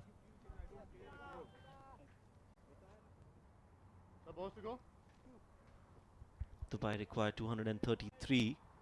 That's still a lot of 188 balls. So the difference between the runner ball equation is not very big. It is significant. It is important that they keep rotating the strike. Yeah, they need to keep getting those 6-7 runs every over, take it till the end, have some wickets with them in the last 10 overs. That's when they stand a chance, and I think the dew is starting to set in now. The wind isn't blowing, so people are, as you can see on Wasim, he is sweating right now. There's not much wind, and as the wind stops, there's going to be dew coming in. There'll be people's hands sweating. That's when they'll be missing their line and lengths as bowlers, and I think Dubai needs to be there to capitalize on those bad balls. Yes, just taking a few steps down the track and then deciding to let it go. Ahan Fernandez, end of the over. Another good over coming in for Dubai, and I think we have Ahmed Raza coming in to bowl now. As we was talking about it, very vital overs coming from him now. So let's ask you another trivia question. Who's your favorite commentator? Domestic commentator. This guy right here. Oh, this guy right here. All right, that was very, very modest of you. Nah, I think Shoaib's the one. No, but okay, let's talk about international commentators. Who's your favorite? To be honest, international commentators. Let me think, because there are a lot of people, and a lot of people have. I think a lot of different people, they have their own point of views in the game, and I think some of the most entertaining point of views come from the likes of Akash Chopra, Sanjay Manjrekar, and I think it's always fun listening to them talk about it. Then there's also Sunil Gavaskar, like a legend of the game, and whenever he talks very technical, and I think that's very interesting, listening to him and learning about the game. Very interesting. And as we talk about interesting points, there is another interesting character on your screen. Ahmed Raza, the skipper, has brought himself into the attack. 4 innings for him. This is his 4th. 127 runs and 6 wickets for him. Economy of 4.70. And I think he wouldn't mind it today if he goes for 47 runs in his 10 overs. I think that's a very good spell in the context of the game. Catch. Oh, that's a loosener right into the slot. He's hit that odd, long, and that's a 6 behind the side screen. Huge Massive. 6 and a great welcome to the skipper. We were talking about the advantage and psychological advantage that Ahmed Raza has, but clearly Ahmed has been taken to the cleaners on the very first ball. Yeah, I think it's because of the form Hamza's in. He's been batting very well for Dubai, and as you can see, again, this ball was in his slot. He didn't care who it was and which ball it was. If it's in his slot, he's going to go for it, and as you can see that now. Amir with that huge 6 crosses the 50-run mark. Oh, what a great innings this is from Amir Hamza. He's been exceptional, to say the least, in these blue colors for Dubai. He's got to that landmark, but he knows the job is not done. He still needs to hang around there and get those runs for Dubai to actually create an upset in a way. Because Fujairah are the clear favourites going into the game. Coming into this game, I think Dubai are the underdogs, and as you can see, there was no big celebration from Hamza. He knows there's a job to do, and he's very focused to do that today. Yes, he looks in prime form. I think now it'd be really good for them if Ahan gets a few runs for them, gets a few singles going. Oh, that's perfect. That's perfect. 8 of the over already. Couple of balls. Maybe get to 10 this over. That'll be a very good over for them. Puts Ahmed under a bit of pressure, and I think that's exactly what Dubai needs at the moment. And this is, also a mental victory, because if you can hit a few runs off Ahmed Raza, the entire team's morale will go a little bit down. Fujairah will be under pressure. I think yeah, definitely everyone knows. I think Ahmed's a top bowler in the side, and if the other team can put Ahmed under pressure, of course the other bowlers in the side will be under pressure as well. So Yes. it's going to be very important to see how Amir and Ahan tackle Ahmed Raza right now. Again, a flighted delivery, similar result. This time even further. That's another big 6 to end the over. So the over starts with a 6 and ends with a 6. Amir Hamza is on fire. I think you can see the wind has stopped blowing. People are sweating, and that's what I was talking about. Ahmed, usually who's a very accurate bowler, is missing his length because he's not able to grip the ball. So it's going to be very important to see how long Amir and Ahan can keep batting right now. Because as long as they keep batting, it's all for the taking. Yes, now let's go and quickly check the innings of the special character. Amir Hamza had some great blows, some finesse touches in that 59 that he's already scored of 55 deliveries. So he has the power to hit those big ones, but also has that majestic touch of playing these fine shots and getting boundaries and value for his shots. Now that was the last 6, 2 sixes to Ahmed Raza in that 1 over itself. 4 boundaries and 4 sixes in that innings for 55. And we are back live. Mohammad Wasim continues. I think as long as Hamza keeps batting, I think Fujairah is going to get under some pressure. Hamza's in prime form right now. As you can see, he's not faced by anyone right now, and he's playing very well, playing on the merit of the ball, and it's important for him to keep batting for Dubai. So how do you take a wicket now if you want to take a wicket? I think in a situation like this, it's important to build dot balls, because if you think about it, they require 220 runs in the next 30 overs. So they need to keep scoring. The more dot balls we bowl, the more pressure they'll be under. Oh, that's a quick bouncer from him. Wasim once again deceived Ahan with his short run-up. I hope he's okay. Well, that is a nasty blow on the helmet. A few times he's ducked, but this time he decided to go for it. Exactly, the pressure's getting to them. They need to get 220 in the next 30 overs. Oh, that was nasty. But I think Ahan's doing well. Good sportsman spirit from Wasim there, going and talking to the youngster if he's doing all right. Well, Ahan needs to fight now even more. You remember Labuschagne getting hit? Definitely, yes, the Ashes. In the Ashes, he came in as a concussion substitute and was hit by a deadly bouncer of Chris Jordan, and then he went on to score a 50 in that game. I think Dubai would be hoping that Ahan becomes a Labuschagne in today's game and cause a major upset in the D50. Well, that will be magical. He's jumping, getting focused, getting back into the game. I don't think that has phased him much. He's a very mentally strong guy to be around, and he definitely wants to take his team over the line today. Dubai on 100 with that single. This time on the back foot. No run. I think Wasim's bowling a few very handy overs here. 3.2 overs, 13 for none of the wickets. But I think it's very valuable what Wasim's doing right now, because it's very hard for the spinners to grip the ball right now. And it's going to be very important for Wasim to keep continuing this from Fujairah's point of view. Yes, a partnership of 57 of 61 balls. We won't be surprised if we see Wasim bowling his full quota of 10 overs today. Yeah, that's a big possibility in today's game. The spinners are not able to grip the ball, so there's going to be a lot of pressure on Wasim's shoulder to deliver as a bowler. We have all known him to deliver with the bat, but I think he has to change his role today in this innings. He needs to deliver with the ball as well. Yes, what was the strategy behind going with 4 spinners in today's game? Was it just about giving a chance, or was there some match strategy coming into this game? This time it's playing. In the air. That's in the air. Fielder getting on. Oh, that's a good shot there. Gets a couple there. And I think, as you can see, Ahan's not scared of Wasim's bounces at the moment. He told him he wants to go for it. Another bouncer, and Ahan goes for it and connects well. Gets 2 of this. It's a short delivery, played nicely in the gap and falls in a no man's land. Yeah, as you can see, the ball didn't travel after bouncing. So I think that shows the outfield starting to get a bit damp outside, and I think it's important these two keep going. They need to keep batting like this. Maybe 10, 12 more overs, and I think Dubai might have the upper hand in this game. That's a loose well delivery. played. That's well played. Oh, there we go. They get 4 more. 7, 8 of this over already.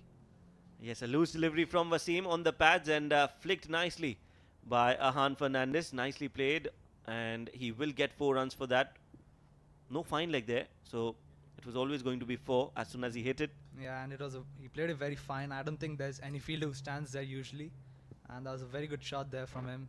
Gets them 4 more. Well, besides Mohammad Wasim, I don't think Fujairah has any medium pacers except for Hafizur Rahman and Hazrat Luqman. Yeah, big responsibility on them today, because it's a lot of pressure coming on. Hafiz coming in for the first time in today's game, coming in to replace the likes of Sabir and Bilal, who have done extremely well for Team Fujairah in the past few games. So there's going to be a lot of pressure on him in today's game. It's a dot ball to end the over. 21 overs gone, 107 for 2.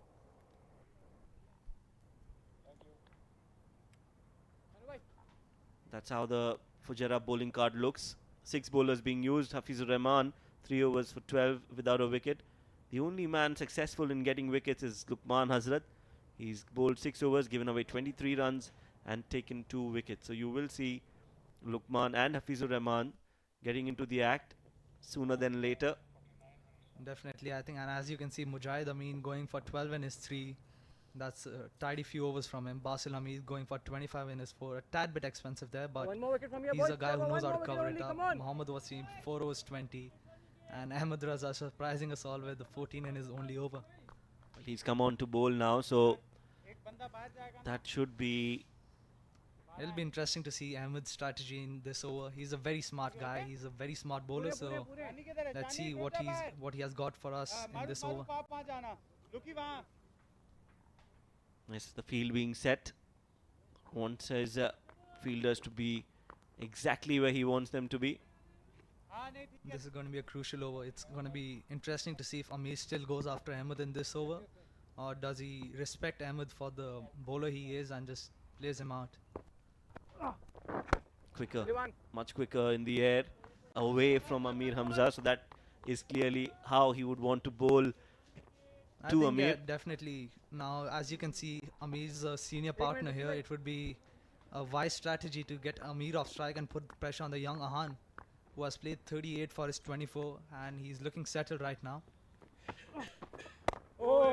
Some spin there, some spin. That's good for us to see, I think. It's very encouraging for the rest of the spinners in Team Fujairah. Yes, give us a little bit of background, what you know about Ahan, his cricketing journey. I think I've played with Ahan for quite some time now. We started playing together around when we were 12, 13 years old. Back then, school cricket was big in the country, and we played a lot of school cricket against each other. We have trained at the same academy for quite some time, and very nice guy to be around, very strong mentally, and he loves the game, he loves to bat, and he loves to talk about the game. Amir Hamza getting off the strike there. I think something was disturbing him, or he wasn't ready. Ahmed trying to not give him much time. Another ball in the arc, and it's gone out of the park. So Amir Hamza has definitely taken a liking towards this UAE skipper Ahmed Raza. He's absolutely clobbering these shots straight down the ground, and this shows the level of confidence he has in his batting. Masterclass on display. Definitely, and I think none of the sixes have been just falling over the boundary. They have gone about 15-20 meters over the boundary. Or he goes big again, but the ball stays low under his bat, and even Hamdan misses it there. That's not something Ahmed wants to see. Beats the batsman and the keeper misses the ball. That is something very discouraging for any bowler. Oh, yes, missed by the batsman, missed by the keeper. Some extras added to the total. 10 off the over already. Now this is another good over for Dubai, and I think they would love to end this over right now with a single and keep playing. Yes, it's important Amir Hamza does not lose focus. Stays there till the end.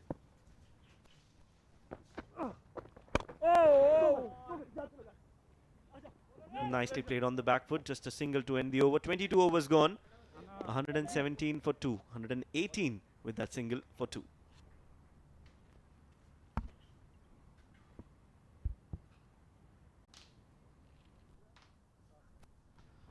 So that's the Dubai batting scorecard. Shahrukh Ahmed, 16 of 27.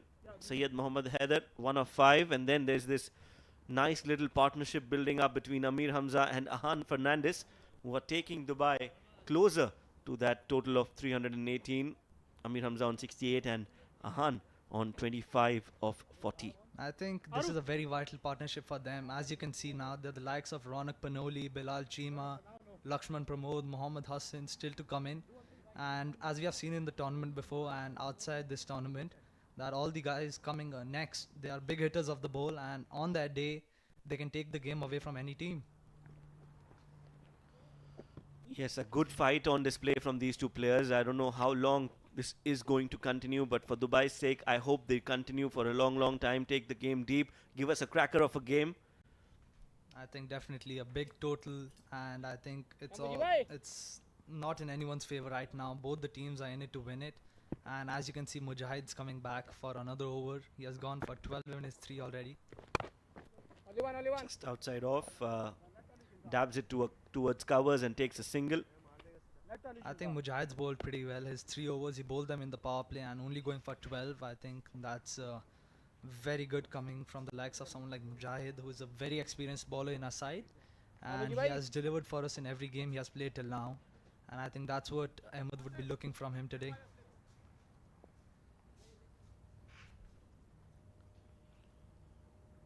Mujahid is a senior campaigner, experienced cricketer, has been in the domestic circuit for a long time. Good delivery outside off, flighted delivery. Ahan in two minds whether to go on the front foot or the back foot, just stabs it. I think that's the strategy for Fujairah right now. Get Amir off strike and try to build as much pressure as you can on someone like Ahan.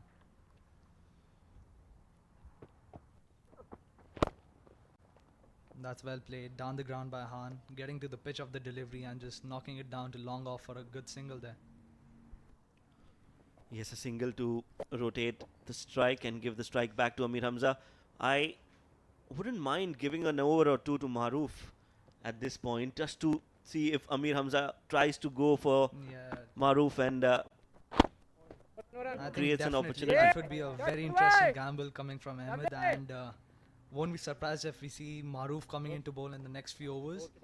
And another thing I don't think anyone noticed is that Ahmed's standing on the long on boundary and he's waiting for the big slog sweep, waiting for him to top edge the ball or miss hit it to take the catch there, because he's one of the tallest people in the guys and also some of the safest hands in the side.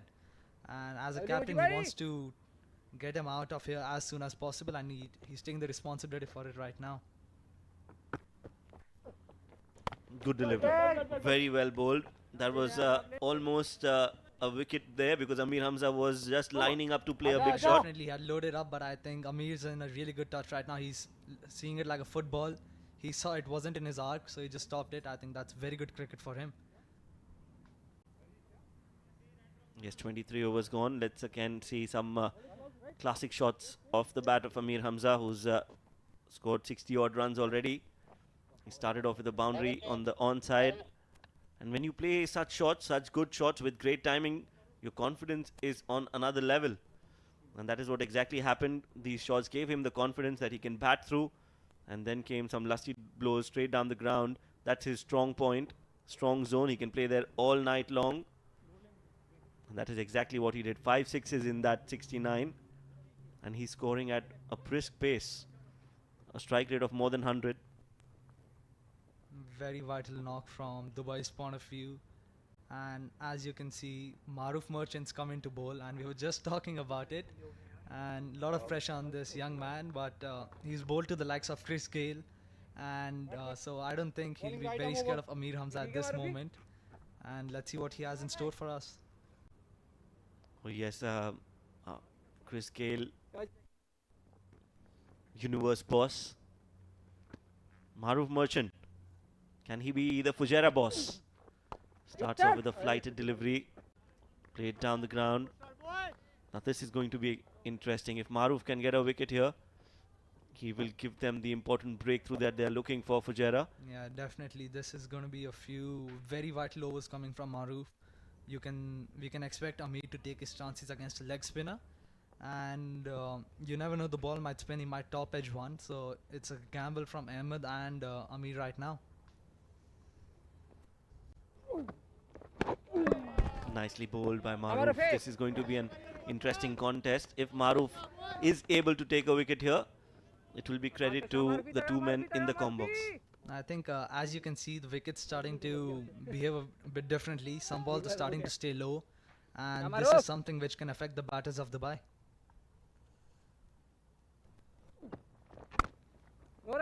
Nicely played on the back foot. A misfield, and I think he's hurt himself there. I think that Shahnawaz Khan there landed on his shoulder. I hope he's doing okay.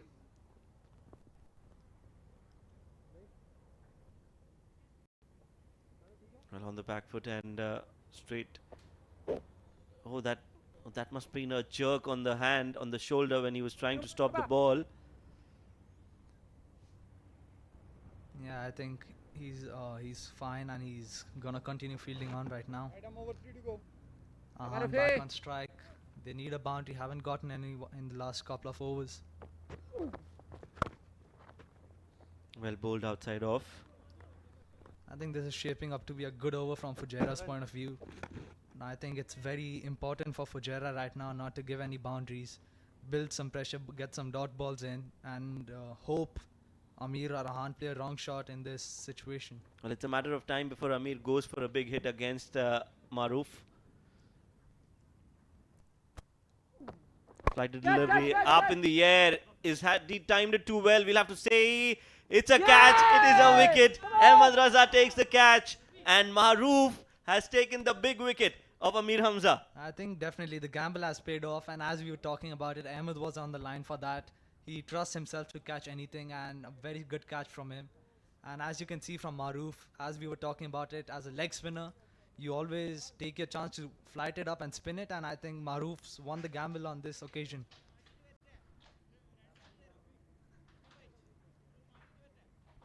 Well, that's a big wicket. Amir Hamza is out 70 of 68.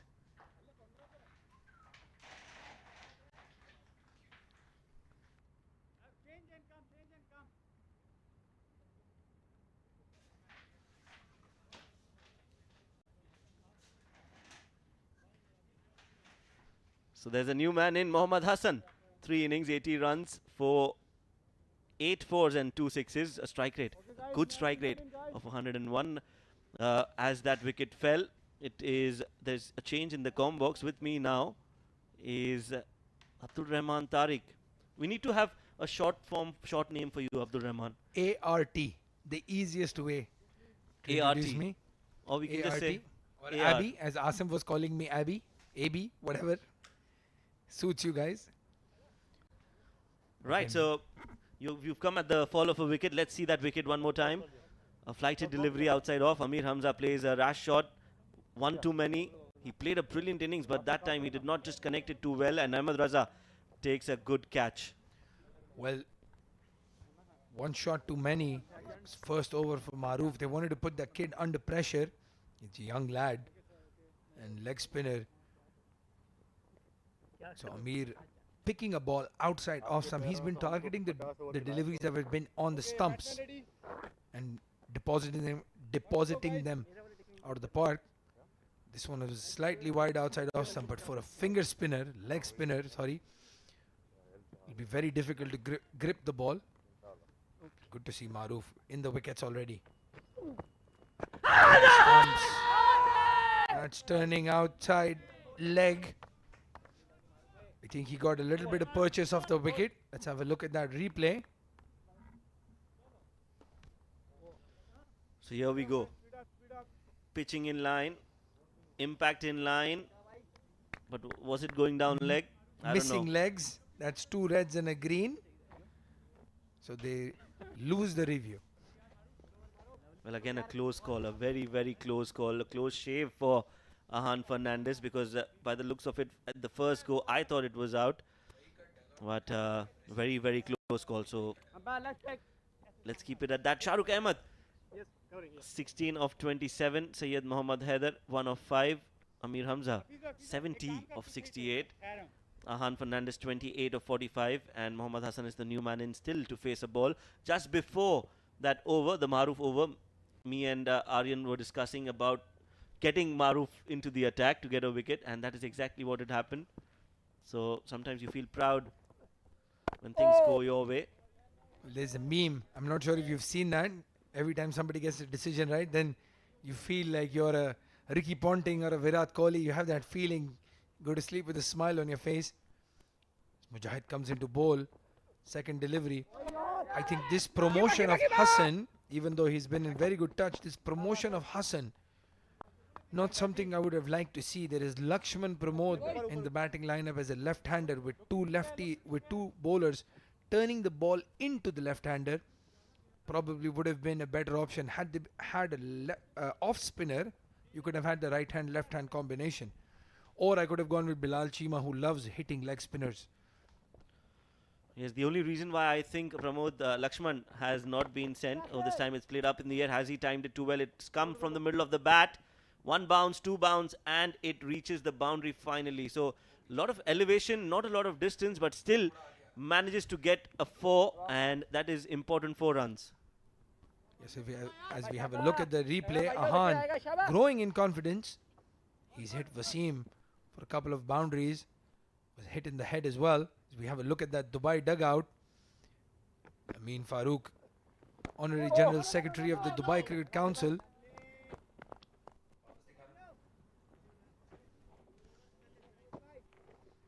The coach Rashid, the captain Shahrukh.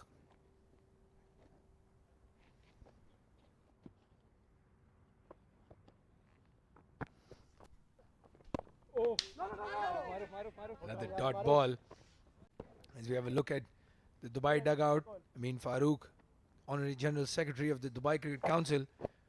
And one of the things that he is very famous for is the fact that he supports young cricketers and the youth. Last ball of the 25th over. They have that boundary and have taken 6 runs off the over. And you can see that with the Dubai lineup, Shoaib. I think their average age is about 24. As we have a look again at that think tank, Bilal Chima behind them. Their bowling coach Salman Farooq, who's actually played for the UAE as well.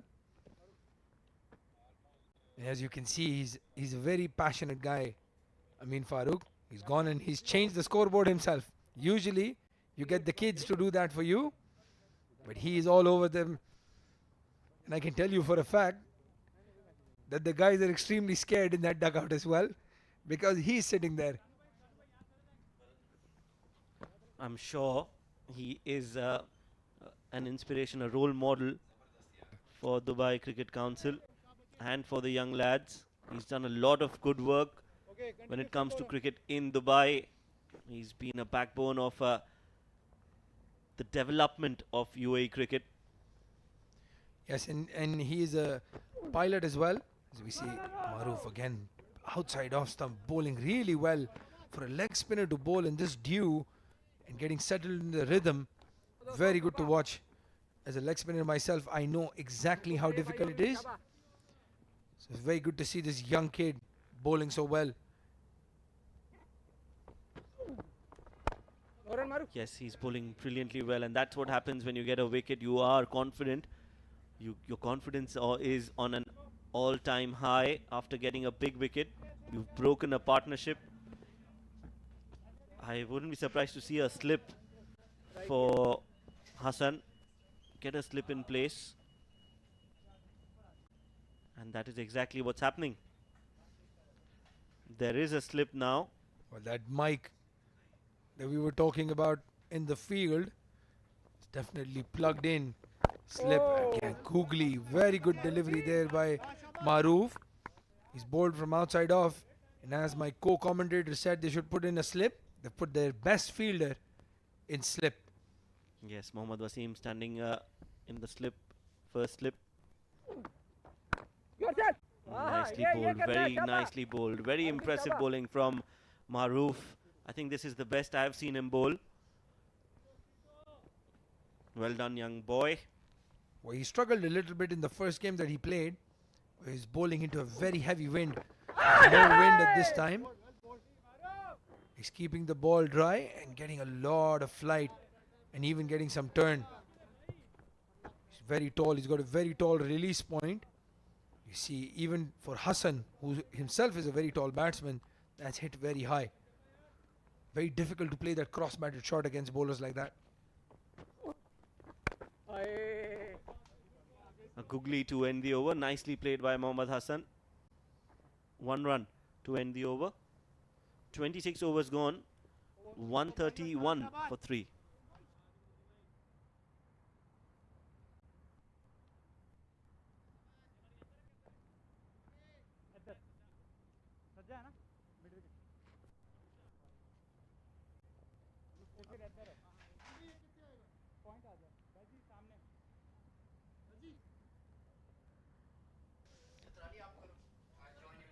We have a look at the batting card. Shahrukh is looking good. Getting out for 16, having faced 27 deliveries. Amir Hamza 70 of 60 had played an amazing knock. Played one shot too many. Got out to Maroof. With 2 batsmen inside, Ahan and Hassan. Hassan plays it in the air. Almost there, almost there. Goes to long off for a single. With the change of the over, have a change in partner. Chitrali, welcome to the com box. Thank you, Abdul. Team Dubai, sorry, has bounced back after losing the 2 openers. And some amazing knock from Amir there we had seen earlier.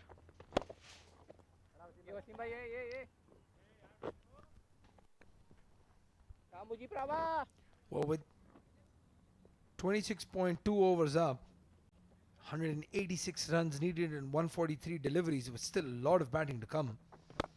Ahan Fernandez, beautiful looking shot that, over cow corner for 6. That will give him a lot of confidence, Chitrali. Oh yes, of course. Initially he was struggling to get runs, and now look at that. I'm sure his confidence has gone up, and he actually has the potential to hit a lot more of these shots. Well, he's on 40, having paced 53 deliveries. Got hit on the head as well. Close call that. I think that was going down leg. No appeal from the bowler. Yes, it was going down the leg. He needs to be a bit steady there. Coming to bowl again. Oh, played off the pads. They go for a quick single. Taking on Basil. Not a very good idea. But having hit that 6, I think Ahan's juices are flowing. He wants to get on with it. And I'll tell you what, Chitrali, if he scores a 50, I'll be extremely happy because he's gone through a very tough time over the last few months.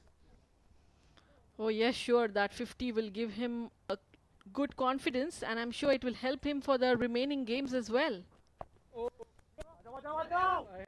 Played in the gap. Hassan pushes it for a single. The end of the 27th over, the score moves on to 140 for 3 for Dubai, inching close to that 318 total. Talking about Ahan, you just mentioned, what I feel is, yes, when a player goes through a bad patch, I think one good innings can get him back. And it's all about the mind game, how your mind plays, your mental strength. It matters a lot, I think, and that's precisely what Ahan needs to do from here on. Well, you're managing a team of athletes as well, so you clearly have an idea of what needs to be done by these people as they take the field. Everything on and off the field as well impacts their performance. As Maroof comes into bowl, he's been really well. Again, on the stumps, not giving them any chance to go across the line or straight down the ground. Absolutely, he's bowled a couple of tidy overs there. So definitely the captain is relying a lot on him now. Again, another dot ball. The pressure mounting on Hassan. I was saying when he walked in that probably was not a good decision. They still have two left-handers with Lakshman and Nikhil. He might have middled this. Let's see. Oh, he's palmed it over the fence. Can you believe it? Mujahid at long off. And that's gone for 6. Oh yes, he's hit it hard. And that's much needed 6 to actually get a release shot. But then yes, Mujahid in the deep there should have taken it comfortably. But he's, I think, not unable to judge that well. Well, this is very interesting. When Amir Hamza was batting, Ahmad Raza was at long off. He's the one who took that fantastic catch to get rid of him. And then when Hassan is coming to bat, we see Mujahid at long off. Yes, I think these senior players are just swapping there. But then ideally that catch should have been taken. Fourth delivery of the 28th over. Again straight down the ground. No run. Maroof stops it in his follow through. He's got a very smooth action for a leg spinner. Yes, another promising youngster. Future for UAE cricket. Oh, Maroof, lovely. He's settled into a very nice rhythm here, Maroof. Looking really good. Unlucky not to have 2 wickets to his name. But with 7 overs still left in his spell, I'm sure he still has a lot of work to do in this match.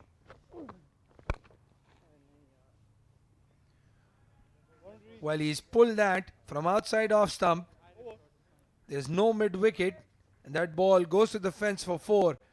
So a good over, but still going for 10 runs. Yeah, absolutely. I mean, that would hurt Maroof a bit because Hassan was dropped there.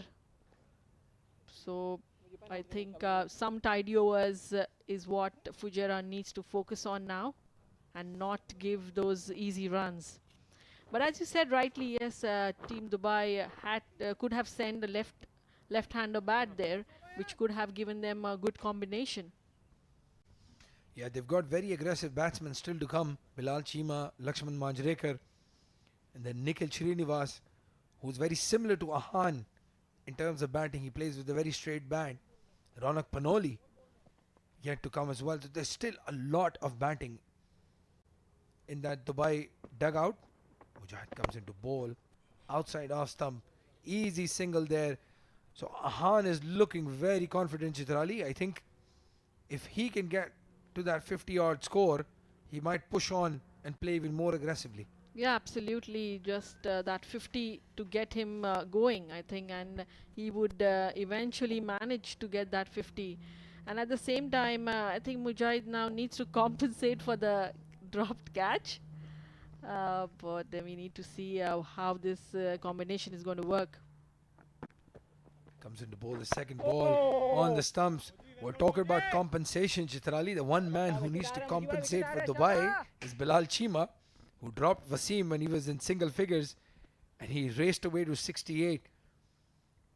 So there's a lot of compensation yet to come. Yes, we'd like to see if he gets an opportunity to bat today, how he would carry his innings, and what kind of asset would that be to the team. Fourth ball of the 29th over. Still 1 run off this over so far. Again in the gap. Oh, good fielding there by Maroof. He's turning it on today. He's been bowling really well. And in the circle, stopping what could have been a very easy single. Every run counts. Yes, Hassan desperately wants to whack the ball. Maroof. Yeah, keep up. Well, he's not just stopped the ball, he's even gotten a direct hit. So Hassan needs to be extremely careful every time in a cricket match. There are 1 or 2 players who are in the zone. You know they're going to do something. And it seems Maroof is one of those guys in the field today. Yeah, absolutely. Especially when you're fielding in the inner circle, you know, you need to be more aggressive, more attacking. And that's exactly what Maroof is doing. Well, you can see Mujahid trying to keep his hands dry. That's probably why he dropped that catch. But a good over comes to the end. 1 run given. Score moves on.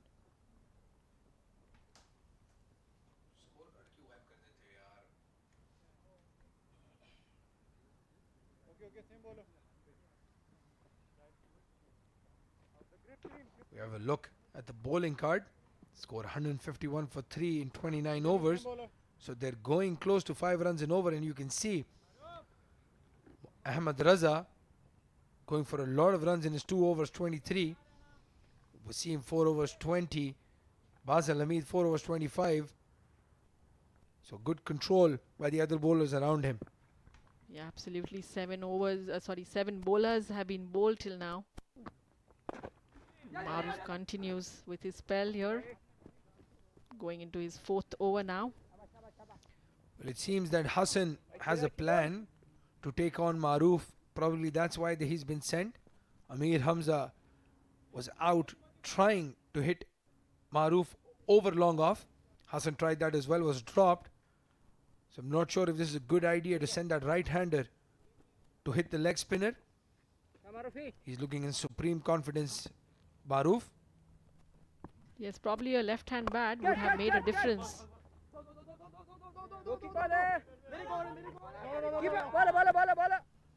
Well, that's poor running between the wickets for Dubai. It was the elderly statesman Usman on the field, and he was coming around to get that ball. As you can see, he was really far away. That should have been 2 in any form of the game. Exactly, that was easy too. So Team Team Dubai need to capitalize on these runs. Well, Usman has now dropped it. Maruf very unlucky. They changed the fielders. Mujahid was standing there. They moved and got Usman there. And he's dropped a sitter as well. Oh my God. For Maruf, this will be very disappointing. By now, there would have been 3 wickets under his name. Well, Chitrali, his hand is bleeding. That's not good news for Fujairah. Their supreme batsman who had scored a big 100. As you look at that, that's unbelievable. He needs to get off the field and go into that medical area ASAP. Absolutely, he needs a serious treatment there. Needs to get his... I'm not sure if it's a web tear or just a tear on the palm, but we'll have to check that later. With all those games still to come, we wish him all the best. Hopes he gets well soon. And again, outside off stump. This time, Mohammad Wasim, the best fielder in the outfield for Fujairah, stationed in that slot, and they finally take him. A much needed wicket. I think they're waiting for too long. And what a brilliant catch by Wasim. He never drops these. He's one of the best fielders, as you rightly said. And it's a wicket for Team Fujairah. That was the tougher of the 3. The 2 drops were very easy compared to this one. It was going over his head, and Wasim jumped his time to perfection and takes a catch. 15 for Muhammad Hassan. 1-6-1-4. Disappointing knock. Again, sent at a time I don't think was right. And as we see the new batsman walk in, we have a new commentator walking into the comm box. Ahmed Khwaja, welcome. New batsman Bilal Chima in. Right-hand bat. 4 innings, 44 runs with a strike rate of 40.37. So we just saw Hassan departing for just 15 runs, and not good news for Team Dubai. Now lot more depends on these 2 batters, and look at that wicket.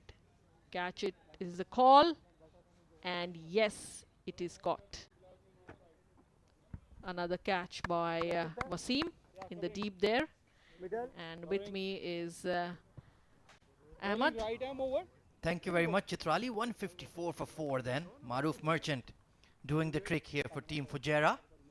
The young chap just throwing up those leg breaks outside off. and they're repeatedly hitting them to the fielders. Sometimes the catches are taken, sometimes they're not. Absolutely, you can't always test the fielders. This has been powered over, extra cover this time by Bilal Chima, so he's made his intentions 100% clear. Yes, absolutely. As Abdul just mentioned some time back, that yes, we would love to see how Bilal Chima compensates for those drops behind the wicket. Nicely powered over, extra cover. Decent bat on it. Trying to swing it away towards square leg this time. And it's going to cross the boundary rope. Bilal Chima gets a boundary to end the over. 30 overs gone. 160 for 4. I think the intentions are very clear. He is going to go behind everything from now onwards. And I think it's a decent strategy. They still have Ronak Panoli to come. They have batters in there. Nikhil Srinivasan can also bat. So just go out there, try to up the run rate. And when we need to just rotate the strike play, run a ball, you have Ronak and Nikhil to do that. Absolutely, you know, they need to get the strike rate high as well as the run rate high at the same time. And both can strike the ball really well. So the job needs to be done from now on. Ahan Fernandez was struggling at one stage, but he's really picked up his scoring. 44 of 58. And playing a very decent hand here. I was a bit harsh on him in my previous stint that why are you not rotating the strike, but the boy has some serious talent. Absolutely, he has stayed there for too long. 58 deliveries he has faced. So he knows what he needs to do in the middle there. And that's precisely what he's doing. He's able to anchor the innings well. Mujahid Amin to continue. Oh, a bit of confusion. Yes, no, maybe, but safely in their creases are the two batsmen. Yes, Mujahid in his 8th over now. And he will have to bowl those tidy overs. This has been slapped over deep mid-wicket for a huge 650 for Ahan Fernandez. Oh, what a way to get a 50. We have seen many a times batsmen getting into their 50s by hitting a 6, and that shows the level of confidence that they are having. This counter-attack from Dubai has really shaken Mujahid Amin's line and length. A drag-down delivery, a half-tracker, and duly deposited for 6 by this young champion. Good delivery to reply though. But 50 of 60 deliveries. Excellent effort. Oh, what a comeback by Ahan. He had a very slow start, but then he has really shown the talent and the potential that he has. Oh, leading edge over the top of point. My goodness, that could have gone absolutely anywhere. But fortune favors the brave. Oh yes, quite lucky there, Ahan. And now a lot of thinking to be done by Ahmad Reza. Yes, indeed. The grey fox, the silver fox as I like to call him. He's been hammered when he was on to bowl. And now Dubai are really fighting back. This game is right on a knife edge. Ooh, stifled appeal, but Mujahid says no, that's going down leg. I don't need to appeal for that. Rare honesty from the bowler. Absolutely. Very few bowlers are quite humble and silent, you know. And Mujahid being one of them, bowling his last ball of the over. Playing some dots to end it. 8 runs off it. 31 overs gone. Dubai are 168 for 4.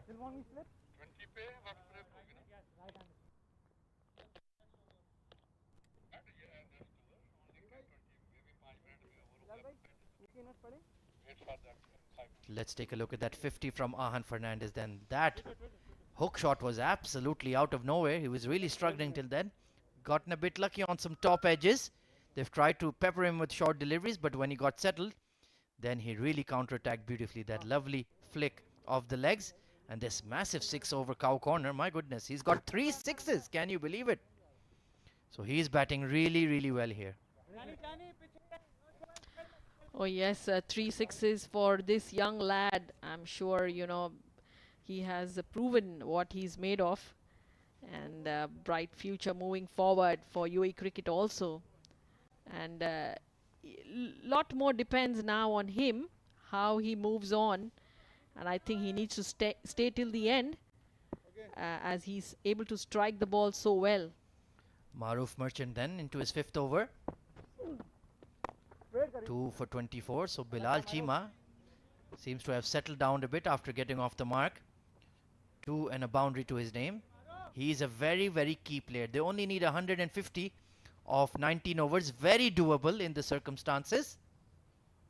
He just needs to be careful. Big hit down the ground. Bilal Chima says, no thanks. I'm going to tonk this for 6.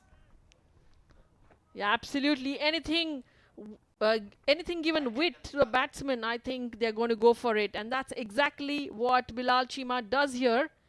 He hammers that out of the park for a 6. My goodness, our cameraman right behind the side screen had to duck for cover. Huge hit, my goodness. And Ahmed Raza, the expression on his face has changed now. We have a game on. Absolutely. Yeah. I mean, couple of wickets for Team Fujairah will change the game, I'm sure. Oh, trying one shot too many, trying to drag it from outside off. You need to hit the ball in the right areas. Look at that flighted delivery. He threw it up, invited the big shot, and Bilal took the bait. Very lucky not to get an edge on it. Bilal Chima needs to come underneath the ball. This time drags it towards square leg. There's a cover sweeper. Are they going to push for 2? No, they'll stick to 1.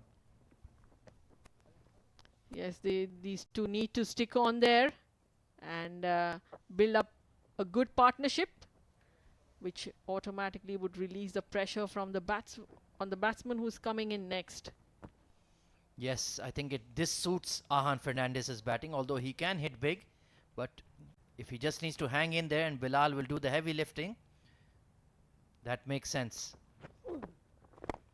Oh, he's also going for a big heave across to the leg side. Only a single though. Yes, we should not forget he has got those 3 sixes. So he also looks good and attacking.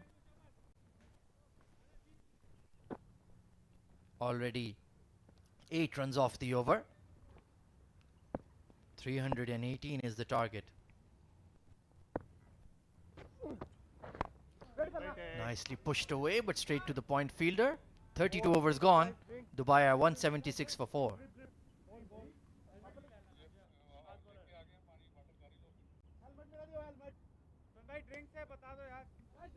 Taking a look at the bowling analysis for Fujairah. Hafizur Rahman, 3 overs, none for 12. Hazrat Luqman, 6 overs, 2 for 23. 8 overs, none for 38 for Mujahid Amin. He's been steady as always. Basil Hamid hammered, none for 25 in his 4. Muhammad Wasim also, none for 20 in his 4 overs. Ahmed Raza, the captain, 2 overs, none for 23. He's been absolutely counter-attacked in style. But Maruf, the young leg break bowler, 2 for 32 in his 5. So a lot of options there, Chitrali. What would you do now when they're looking to counter-attack? Yes, 7 bowlers have been used by Team Fujairah. I feel, yes, giving one of the overs to Luqman, trying it out. Maybe he can get a breakthrough. You never know.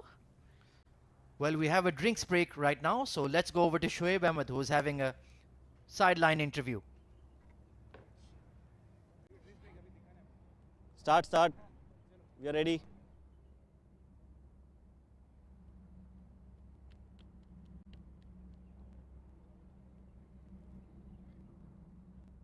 Sidelines, and it's time for an interesting conversation with the skipper of Dubai. It is Shahrukh Ahmed alongside with me. Shahrukh, we are here to have a quick conversation, but nothing specifically about cricket. So it's going to be a rapid fire round. I'm going to ask you a few questions and you need to give me quick answers as soon as possible. Okay, so let's go for it. Give us your favorite movie. Batman Dark Knight. Okay, and give us one cricketer you would like to spend an evening with. And why? Kohli. Mike, because to learn about the fitness and everything, and how he keeps he maintains himself. So Virat Kohli, I thought you would say a lady cricketer, but anyway, Sachin or Virat, who's the better player according to you? Sachin Tendulkar. Okay, favorite vacation destination? Seychelles, Maldives can work. Why? Anything, just like that. Like the beach. Like the beach. Like the beaches. Yeah. Okay. Do you have any superstition while going into bat? And if yes, what is it? Not really. Not necessarily. No superstition, but yeah, sometimes I keep to like to keep my right foot in the ground first. Yeah. Okay, favorite team member and why? Favorite team member, I think everybody is special. One name. Everybody is special, man. Seriously. Okay, one team member who's always asking for stuff from others. Stuff from others. Kit bag. Kit bag, but quite a few. I think there would be, including myself as well. And right now we have a grip tech going on, so everybody's asking for that. Right. Your favorite cuisine? Biryani, nihari, pie, whatever it is. It works. So Pakistani, basically. Full Pakistani, desi, yeah. All right. Yeah. And your favorite role model? Role model would be my dad, yeah. Your dad, okay. That was a good rapid fire. I hope you enjoyed those questions. We did. And let's get to this game before we start. What do you think of the situation right now? Bilal is doing really well. Yeah, I think we've got a good batting still remaining down there, and I think we're at a good track. I think around, let's say, good 5 to 8 overs right now over here, and let's say run a ball, and I think we're in the game. Yeah. Right, a good game. I hope it goes right till the end of the wire. All the best for the future games. Thank you so much. Thank you so much. That was Shah Rukh Ahmed with his insightful information about the team and about himself as well. I hope you enjoyed that. It's back to you guys in the comms.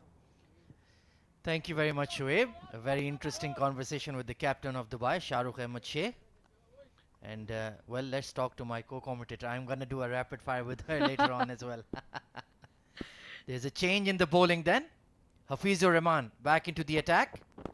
Down the leg side, flicked away towards fine leg. They're pushing for 2, but they'll stick to 1. Well, I'll give you the easiest one, Chitrali. SRT or VK? VK. Really? Wow, some controversial opinions here in the com box. We'll ask for your explanation for that. I think a lot of fans of Sachin Ramesh Tendulkar are very upset with you right now. And you're even from Mumbai. I can't believe you said that. Yes, I'm talking about the current team. Well, obviously the current team, Sachin is nowhere near that. Yeah, so exactly. And you see one of the leading run getter, one of the most fittest cricketer, Virat Kohli, of course. The Dubai dugout looking relatively relaxed. Bilal Chima nicely punched away. Excellent fielding at backward point. Chance for a run out. But Bilal Chima has gotten back. I think the ball got stuck in his hand. Exactly. I think the ball got stuck. Or maybe by the time the keeper could come, he was waiting for a backup. I think the backup, yes, exactly. There was no backup there. He was waiting. He was waiting. He was waiting for someone to come there. But by the time the keeper could come, it was too late. But Chitrali, in this situation, this wicket is worth 1 run at least. He could have taken a shy. And there was square leg at the back. I think Mohammad Wasim made an error there, to be quite honest. 141 needed in 106. Oh, no ball. Can you believe it? Free hit time. Oh, really? At this time, really, this was not expectable. But yes, that will help Bilal Chima to get his shot. I mean, to just release himself from the pressure that he is right now. He's struggling a bit, so maybe this is the right time. He can hit one release shot and get back onto the business. Indeed, he's trying to play too many shots out there. And Bilal Chima, well, he has a free hit. Here we go. Smashed towards long on, and he was on the edge of the circle. A lost opportunity. Hazrat Luqman and Bilal Chima admonishing himself. He's very upset. I don't know what he was trying to do there. He went on the 6-7 stump. He wanted to maybe hit above the fine leg, but then he changed his mind at the last minute. I think he thought that Hafiz would pitch it within the stumps, so he would just step across and flick it towards square leg or fine leg. But decent delivery there from Hafiz. He bowled it back, and Bilal Chima could not capitalize. Absolutely there. Look at that no ball. Yes. Excellent call there by the leg umpire, the main umpire in fact. Nicely punched off the back foot by Ahan Fernandez.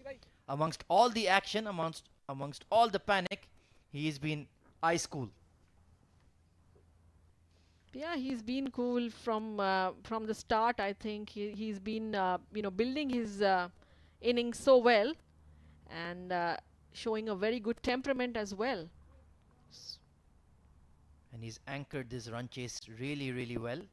It's not too far away. They need just about 138 runs more in 17 overs. That's very, very achievable. Yes, it is achievable as long as these two stay there. Solidly behind that. Good shot there from Bilal Chima. He's refocusing. And good to see the young under-19 captain Aryan Lakra missing out today, but still out there in the field, doing whatever he can. Yeah, absolutely. As long as you're the part of the team, you need to give your 100%. That's how I look at it. Absolutely agree with you, Chitrali. There's no Aryan team. And Aryan, a true all-rounder. He was in the com box with us earlier and now out in the field. So he's doing whatever he can. 138 needed. Power hit down the ground towards long off. Is this a chance? No, it isn't. And it's going to trickle away for 4. Can you believe it? Bilal Chima with a timely boundary. A much needed boundary for Team Dubai and Bilal Chima as well. And that will increase his confidence as well, I feel. And this is something that he needs to do more often from now on. 1 boundary in an over, 2 boundaries in an over will definitely get the run rate up. Well constructed shot there. Mid-off was in the circle. So that was pretty much a free hit when Hafiz pitched it up. And they had forgotten he had bowled a free hit. So there's one more delivery to go. Or no, it's done actually. It's going to be the young leggy who's going to continue. Maroof Merchant, double M.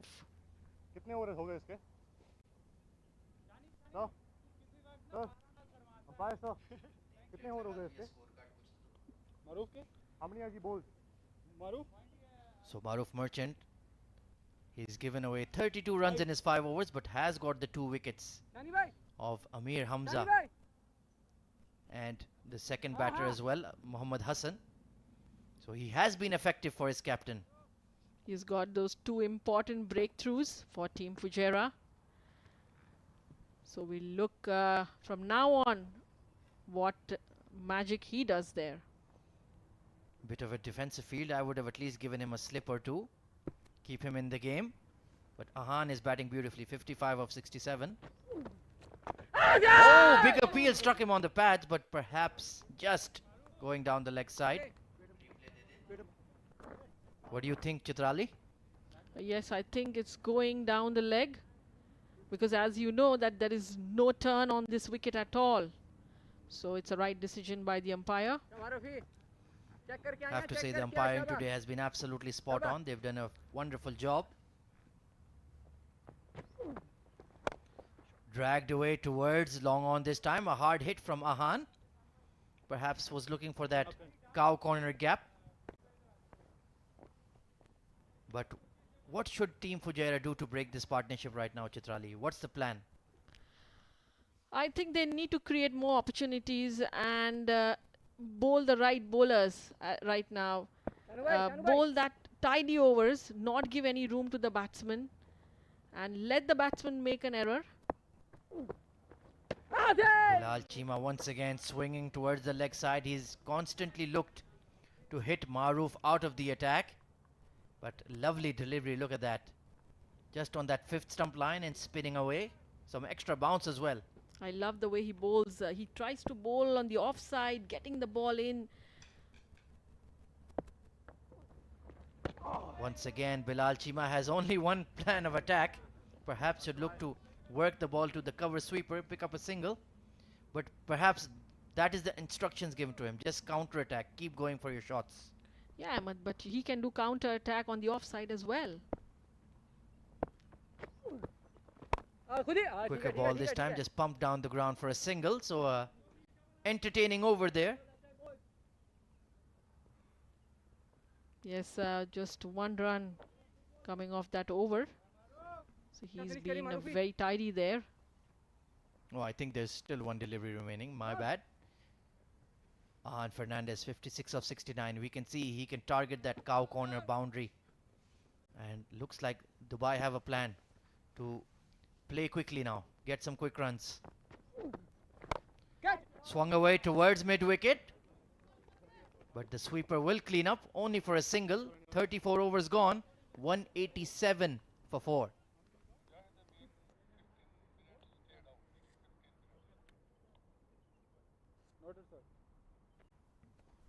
Taking a look at that batting scorecard there. Shahrukh Ahmed, 16 of 27. The captain promoted himself. Mohammad Haider could not get going. 1 of 5 was trapped in front. Amir Hamza with a fabulous innings. 70 of 68. Hit some huge sixes against Ahmed Raza. Ahan Fernandez has done a very, very good job batting at number 4. 57 of 70. Mohammad Hassan came in 15 of 21 until he was caught at long off. And now Bilal Chima getting on with the game. 19 of 15. So they still have Ronak Panoli, Lakshman Manjrekar and Nikhil Srinivasan who can come in to bat for them. A lot of batting left. Absolutely, they've got a lot of depth in the batting. But still, lot more depends on these two at the crease now. They need to get the run rate going to release some pressure from on the incoming batsman. I think Lakshman Pramod Manjrekar especially will be a very key player. He's a good striker of the ball. Hafizur Rahman to continue. Short ball, well directed bouncer there. Almost pinged him on the helmet. Yes, nice variation. And I think, yes, some tidy overs are required from Team Fujairah. They can't get this game drifting away from them. They need to get back in the business as early as possible. Completely agree with you. They need to break this partnership. Need to get at least Ahan out here because he's looking really well set. He's anchoring the innings. 131 needed of 95. Very, very achievable in these playing conditions. Short ball again, hooked away by Ahan Fernandez into the gap. My goodness, what a shot that was. Yes, a much needed boundary for Team Dubai, as not much runs came in the last over. So Ahan doing his job so well there. And the expression on Hafizur Rahman's face said it all. He was absolutely shocked at that lovely swivel pull from Ahan. And he executed it so perfectly. Yeah, if he's planning to bowl those short deliveries, he needs to ensure that there is a fielder covering that area. 61 of 72 now. This boy has played an absolute gem of a knock. Hafizur Rahman has to come up with a plan B. Shuffling in his squeeze. Just off the body, down to fine leg. And they'll get another single. So he's doing just what is required. Hit a boundary and get off strike. Absolutely, and this left-right combination is working so well. The Dubai dugout looking a bit pensive, looking a bit anxious. Ronak Panoli on the extreme left, looking fairly relaxed, enjoying seeing himself on camera. Wasi Haider in the middle, could not get going today. Played all around a straight one, but he is a determined boy. He is going to make some runs in the D50, hopefully. Yes, and we will look forward for that as well. 126 needed of 15.5 overs. Punched away to point. Mohammad Wasim, he's absolutely everywhere in the field. Yes, the batsman will think twice before stealing a run if the ball is in his hands. And took two extremely good pressure catches in the outfield as well for Maroof. But you do feel like this game is kind of slipping away from the men in green. You can see the body language is not that great right now. They're feeling tense. They're feeling anxious. Yes, but they need to hold their nerves because this is the time. It's still nothing to lose here. All they need to do is just bowl those right areas. This has been hit in the air towards long on, but it's going to plug into the outfield once again. And they'll stick to one run. Bilal Chima has moved into the 20s, but that shot was not well timed. Yes, absolutely. They need to time the ball well. They need to get accelerating. They need to start scoring more and more now if they really want to get a victory.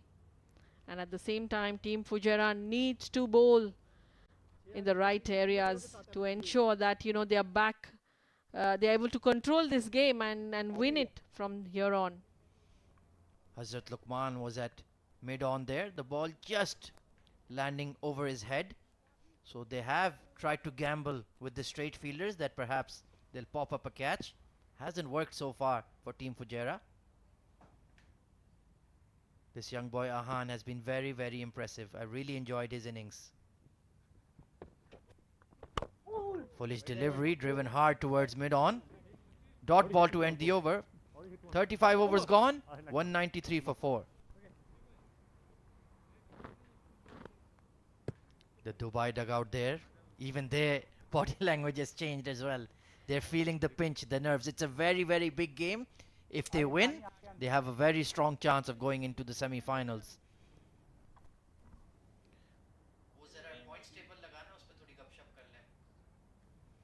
Hafizur Rahman, 5 overs done for 26.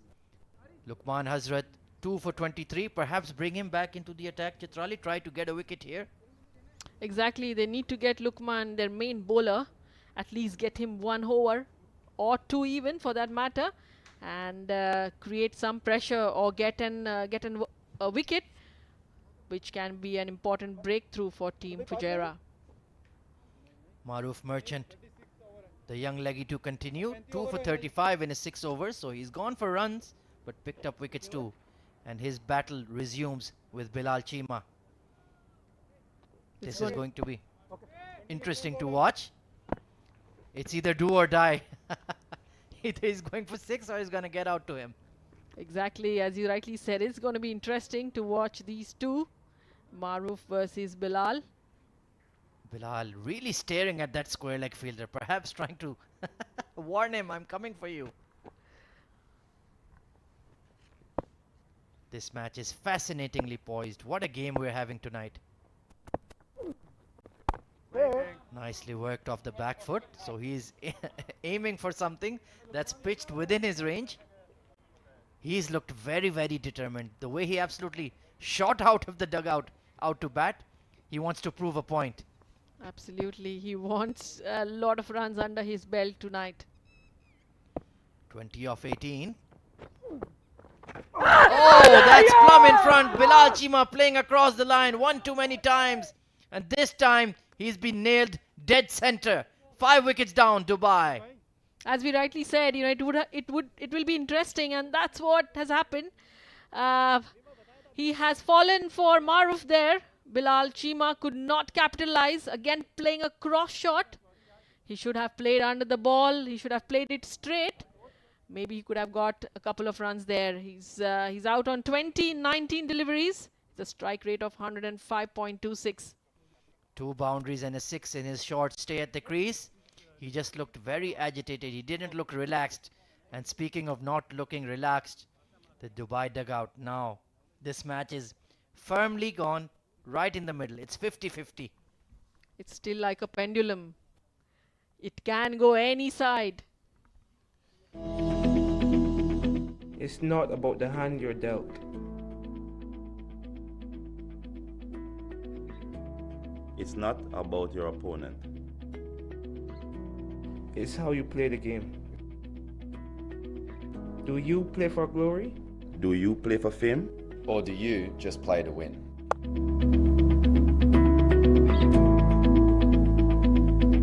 WOLF777, where These boys have been playing each other a lot more. So this will be a testing time for Ronak.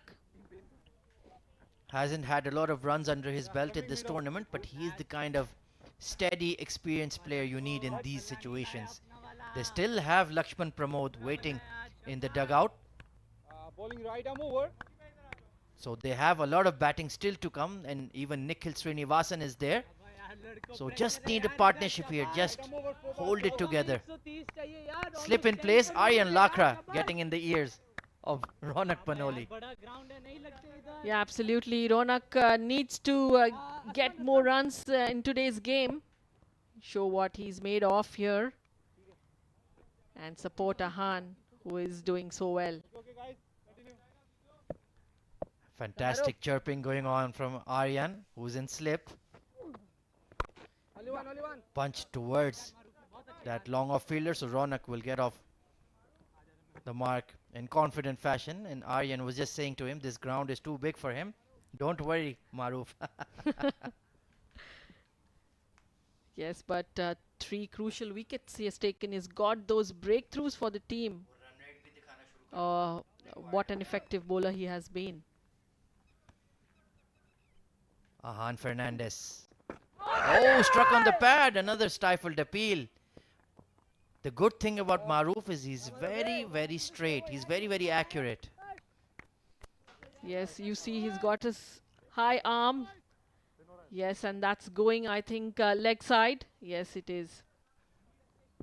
He's bowled a very teasing spell here. Trying to glide that down to third, but he's very alert to that. Hafizur Rahman. And so many experienced players in this Fujairah lineup, and it's young Maruf Merchant who's been the kingpin so far. Quite impressive. Very impressive from Maruf there. That run rate required 8.75. Punched off the back foot nicely by Ahan. So a single to end the over. 36 overs gone. Dubai are 195 for 5.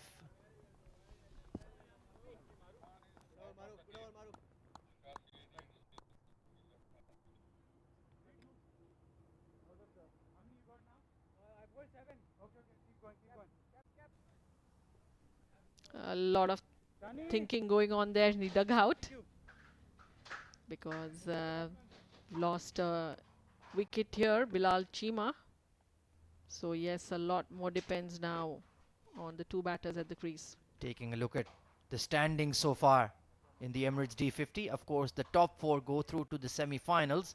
So you can see the battle that is going on tonight. Fujairah and Dubai. They've played 3 games before this. Dubai only have 1 win. Fujairah have 2. But the net run rate, Chitrali, absolutely nothing between them.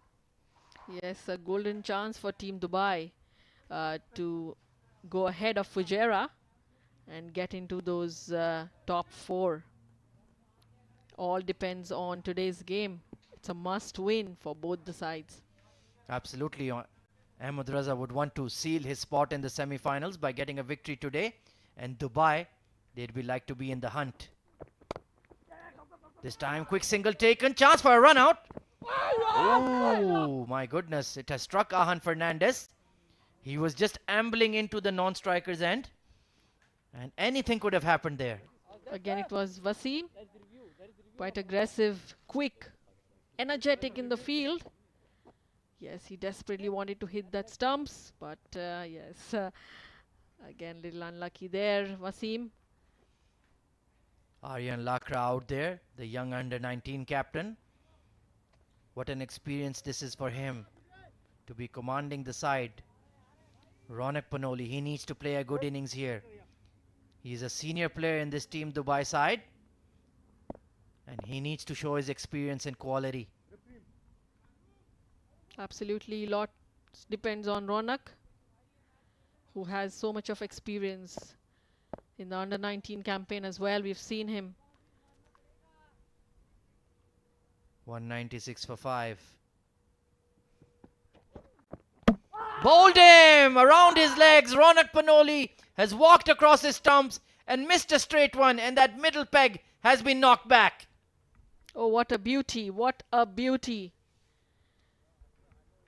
Hafizur Rahman brought in to produce a wicket, and he has done exactly that. Back of a length. Ronak Panoli was not sure where his off stump is, walked across, and he's missed a straight one. And my goodness, what a wicket for Team Fujairah to take here. Just the 1 run off his 2 deliveries. Very disappointing. Another senior player not delivering for Team Dubai, and now this match is slowly but surely slipping away from them. Yes, he was so confused there, I feel, and missing the leg stump was something very different. And it was a very good wicket for Team Fujairah. This is what they were looking for.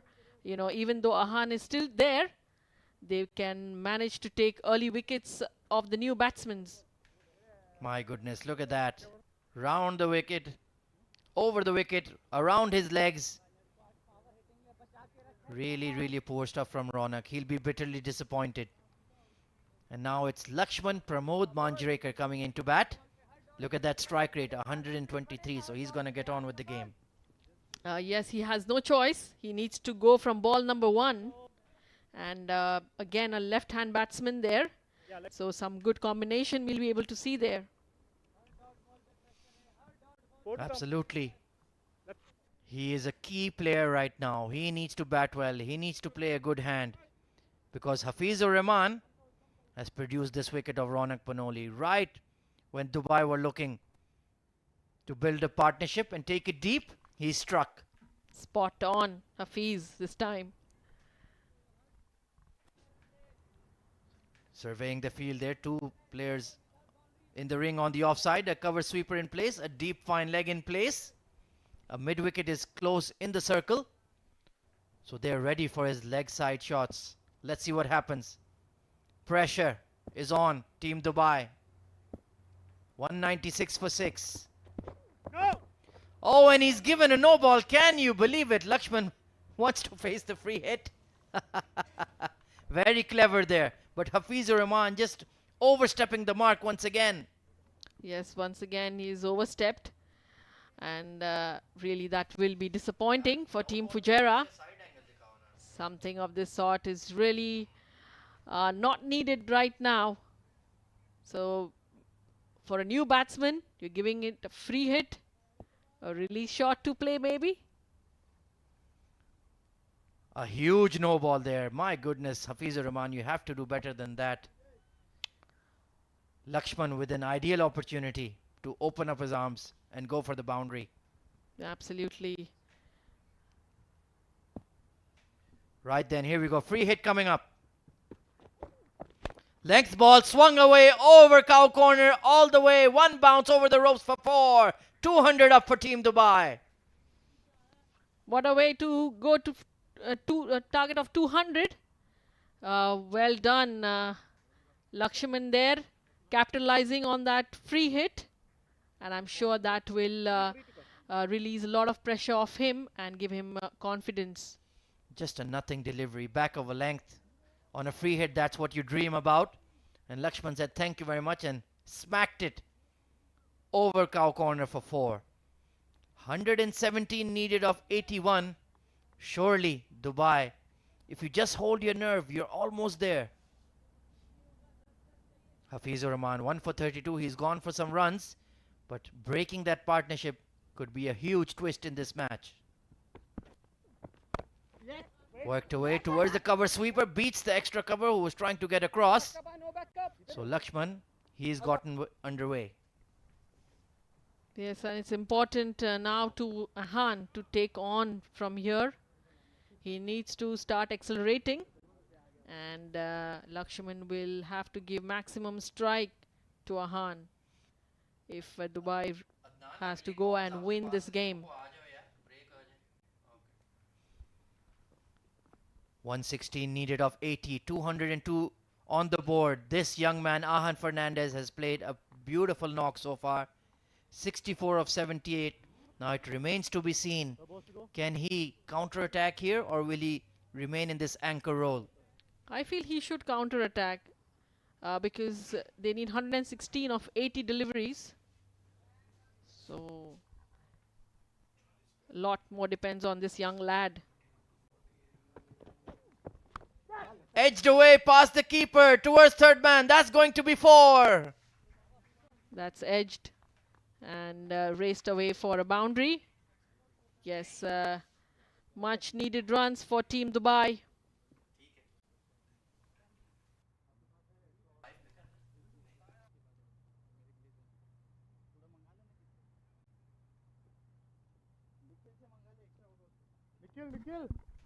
My goodness, what a timely boundary there for Team Dubai.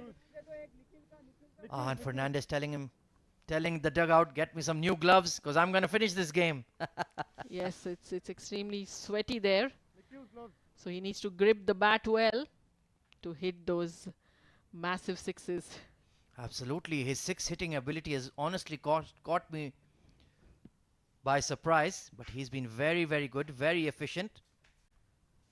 Last ball of the 37th over coming up. Hafizur Rahman.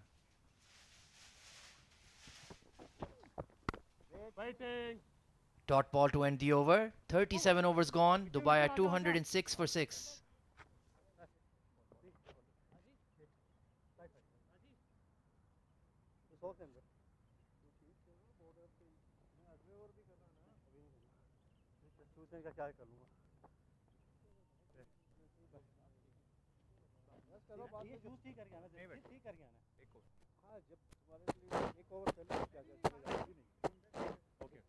अभी कर नहीं कर रहा है ना तू कर रहा भी चेंज हो जाएगा तो बॉर्डर पे कर लो ना बुला लो निकाल के दोबारा ये पहनो और मुश्किल है ऊपर सर ये नहीं अभी इस ओवर पे नहीं जाना wait My goodness, what a game we're having today. The first real thriller at the Emirates D50. And it's because it's the business end of the tournament.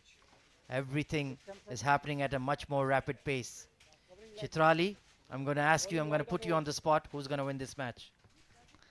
Ahmad, it can be anyone's game. I didn't want a diplomatic answer from you, Chitrali. Give me a clear prediction. The men in green or the men in blue? It all depends on again which bowlers they use now. Again, Maruf is getting the ball, and I'm sure this young lad has done very well in the bowling unit. Nicely bowled there, worked away towards square leg for a single, and Lakshman needs to calculate his innings here. Just because there's a leggy on doesn't mean you start swinging for the fences. You have 13 overs to get 100 odd runs. It's very, very doable. But if you lose a wicket here, then the pressure will be on you guys. So you have to be very, very analytical here. Ahan Fernandez powers this down the ground, but only going to be a single to long on. This is what I'm not liking. They're consistently going after Maruf, even though he has 3 wickets. Exactly. They just need to play him out and attack the other bowlers. So he's in his 8th over. And that calculation needs to be done by the batsman. Worked away, but straight to mid-wicket. Ahmed Raza has not bowled himself today after getting hammered for 23 runs in his first 2. They've lent a lot on young Maruf, and he's delivered for his captain.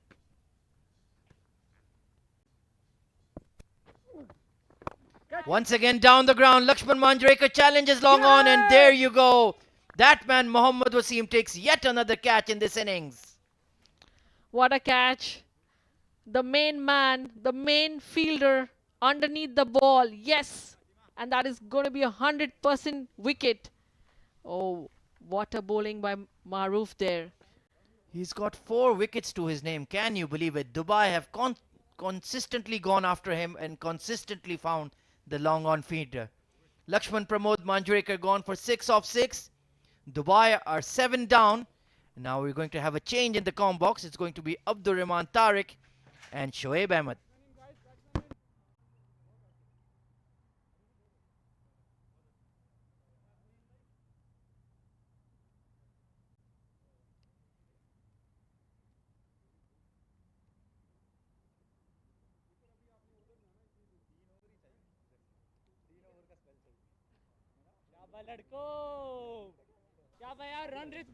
Thank you, Ahmed. As we have a look at the dugout of Dubai, they're looking extremely disappointed. They were on track when Amir Hamza was going great guns. But I feel they've played the batting order completely wrong. Promoted the wrong batsman at the wrong time. So welcome Shoaib in the comm box, and the new batsman Nikhil Srinivas. He's just scored the 18 runs in these innings so far.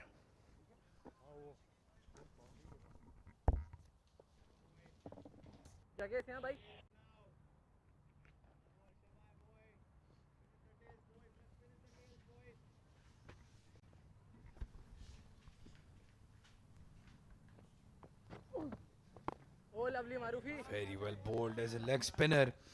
He's showing a lot of control, Shoaib. He's bowled extremely well.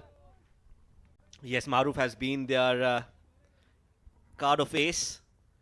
Has come out with flying colours. Hasn't been afraid to flight the ball.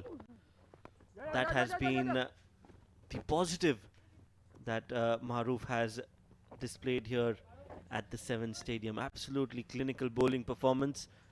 Bowled with a lot of courage. Great spell of 8 overs. 38 overs gone, 209 for 7. Well, Nikhil is not going to, as we have a look, Mahmood Merchant, Maruf's father, he'll be feeling very proud.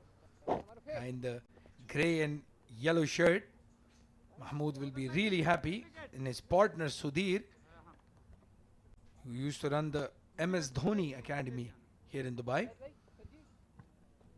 doing really well, and I'm sure I've had many conversations with him, with Mahmood. I'm sure he'll be very happy and will be hoping his son can get a fifer. Yes, what a proud moment, and he's seen that he's on He's air. got on a phone call, Shoaib. Yes. He's got on a phone call. He's waved at the camera.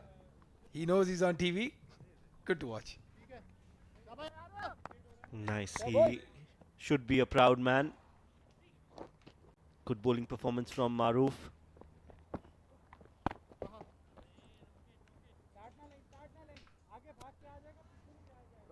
And meanwhile, it is Nikhil who's the new man in. Looks a good batsman. Watching him for the first time. Well, the funny thing is, he is a top order batsman. He bats either as an opener or one down. So this is alien territory for him.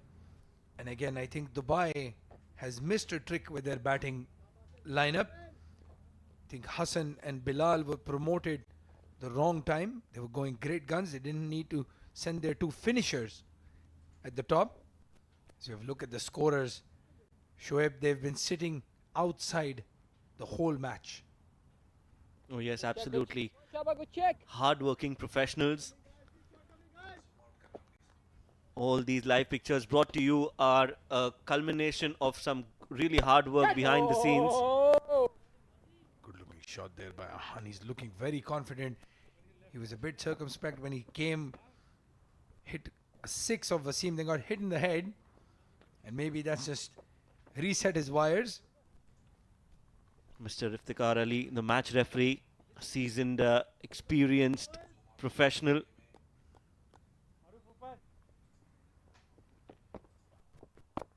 Well, this is one of the problems with Nikhil. He is an extremely talented batsman, but he'll plonk that front foot and dead bat the ball. When you're chasing close to 9 runs and over, I don't think that's a good idea. Again, a chip down the ground. Nikhil and Ahan, both left-handers now. And as you rightly said, all the batsmen coming next are all left-handed batsmen. We have a look at the Fujairah dugout. They look much more relaxed now. Abdullah Hanif, their coach, and Mudassir Ali, their manager, much relaxed. Again, good looking shot there by Ahan, straight to the fielder. So at the end of the 39th over, score moves on to 213 for 7. There's Ikrar, who's their coach, their bowling coach, and Vishnu, who's unfortunately not playing today.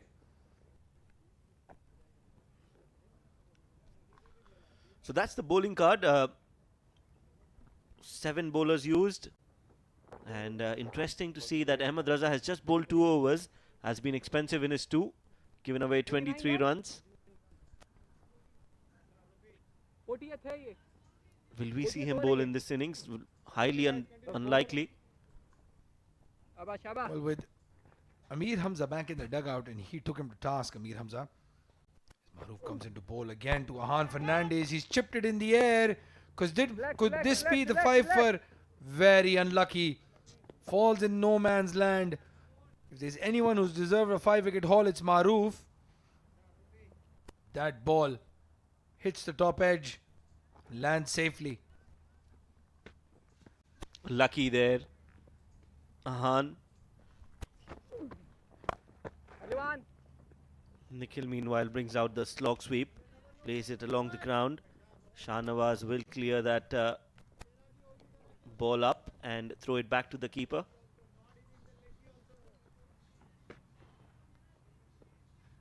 Well, the Dubai dugout will be extremely disappointed. They had a very good opportunity. Maroof comes to bowl again. Oh, that's a brilliant catch. Absolutely brilliant. Ahan has middled that. We're looking to find that ball at the boundary. There's a certain Hazrat Luqman in the way. Well, that is a blinder of a catch from Hazrat Luqman. It went like a rocket. And that ball just kept going, and he somehow managed to put his hand out there. And that is an absolutely brilliant catch. Well, that ball has hit Hazrat Luqman rather than him catching the ball. Yes, the ball found Hazrat. Normally it's the other way around. The fielders go for the ball. The ball came for Hazrat this time. And he's managed to get hold of it. Ahan, a good innings from Ahan. Steady innings, but not good enough. 72 of 85 deliveries. Not good enough to win the game, but I can tell you honestly, that was a brilliant performance. As you can see the dugout standing and applauding his knock. He's been absolutely magnificent. Very unlucky to miss out on a 3-digit score in my opinion. He was looking good. Abdul Malik comes into bat. Can you believe that he scored 26 runs and 4 of them have been sixes? Well, that's a positive for Dubai. If he can hit a few more in this game. Maroof, meanwhile, has got a 5-wicket haul. I think this is the first in this edition. I'm not 100% sure. I understand this is the second 5-wicket haul in this edition of the D50 tournament. So that's absolutely wonderful. Coming in from Maroof Merchant. Yes, the first 5-wicket haul was Ankur Sangwan from Ajman. But this is absolutely brilliant. Ankur bowled in the afternoon. It was extremely dry. The wicket was dry. It was turning a mile. Maroof, on the other hand, has bowled in very difficult conditions for spinners and done extremely well.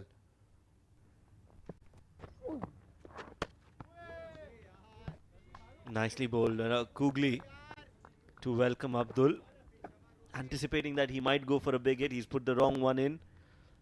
Ideally should put one more Kugli, because I feel Abdul is going to go for a big shot. Pads played well by Abdul Malik. The writing is on the card now for Dubai.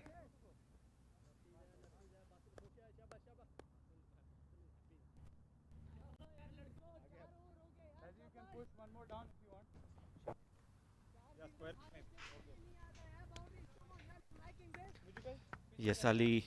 Oh, in fact, it's Abdul Malik who's wearing a jersey by the name of Ali.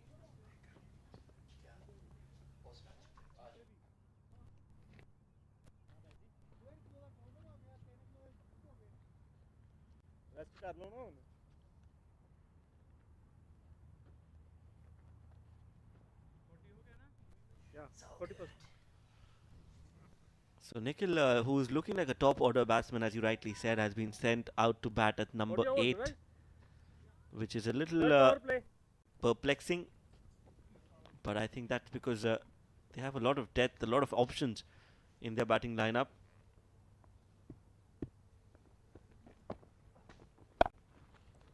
Good looking shot there by Nikhil, beg your pardon. Basil's the bowler. Goes to mid wicket for 1.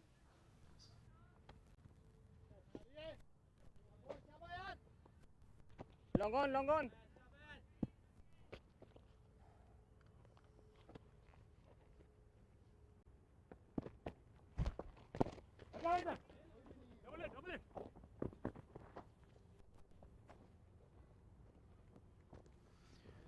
ball goes down to fine leg for 1 run.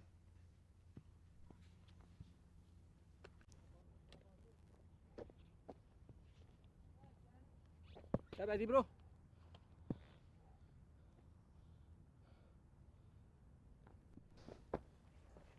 Your turn. So Basil pulling his off spinners. This is a good ploy again. Good decision from Ahmed Raza to get a off spinner when you have two left-handed batsmen out there in the middle. Catch. There goes a shot up in the air. Has cleared. Has he? Yes, he has. He has cleared the fielder, and that's a big 6. So as you rightly said, Abdul only deals in 6s, and I can see why. You know what, Shoaib? This will be extremely disappointing for Dubai. Aryan Lakra making an effort. I think he prefers the comp box to the outfield. But they have the hitting power. They could have finished it off had they corrected their batting order. If they would have kept Hassan, Chima and Abdul Malik in the lower order, that 100 runs in the last 10 would have been a cakewalk. Yes, lots of ifs and buts in that Dubai batting order. End of 41 overs. Dubai 224 for 8.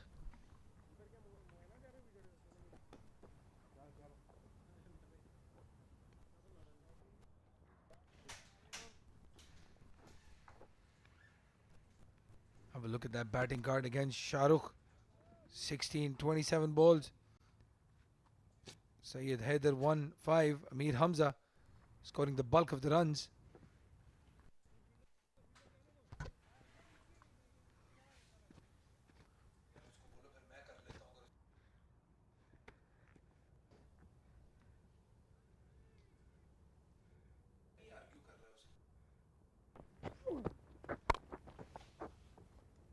He sprayed it down to square leg for another single.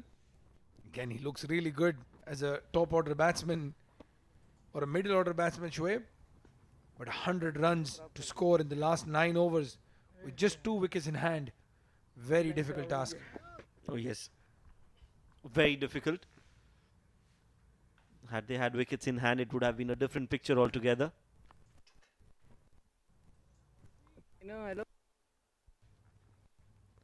A very settled, comfortable, happy looking Fujairah setup.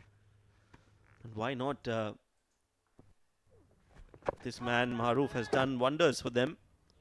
Last over of his spell. Can he get one more? Well, Shoaib, when Dubai would have seen the team list, I think that's when they made the plan that they have to target Maroof. But they didn't realize it's not easy. It's not just on paper. Again, Abdul Malik is a big hitter of the ball, but even he is giving Maroof respect. I think that's something that Dubai did not plan for. There were 2 catches dropped in that over that he bowled to Hassan, but he still got a wicket. He's been absolutely magnificent, Maroof. Coming straight down the ground, one bounce and a good fielding display. Mohammad Wasim, the best fielder that you can have in the domestic circuit. In the UAE setup as well, we've seen him take some blinder of catches over the years. One in the Abu Dhabi T10 as well. Well, I think Maroof went to his captain and said, no matter what happens, I want Wasim at either long off or long on. Because there are 2 catches dropped, one by Mujahid.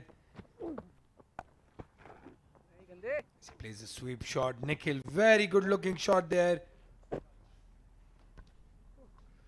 Well, this is inexperience. Just a little bit of inexperience from Maroof, the young boy, trying to put some extra spin on the last few deliveries that he's got, overcompensating on that occasion, and the ball just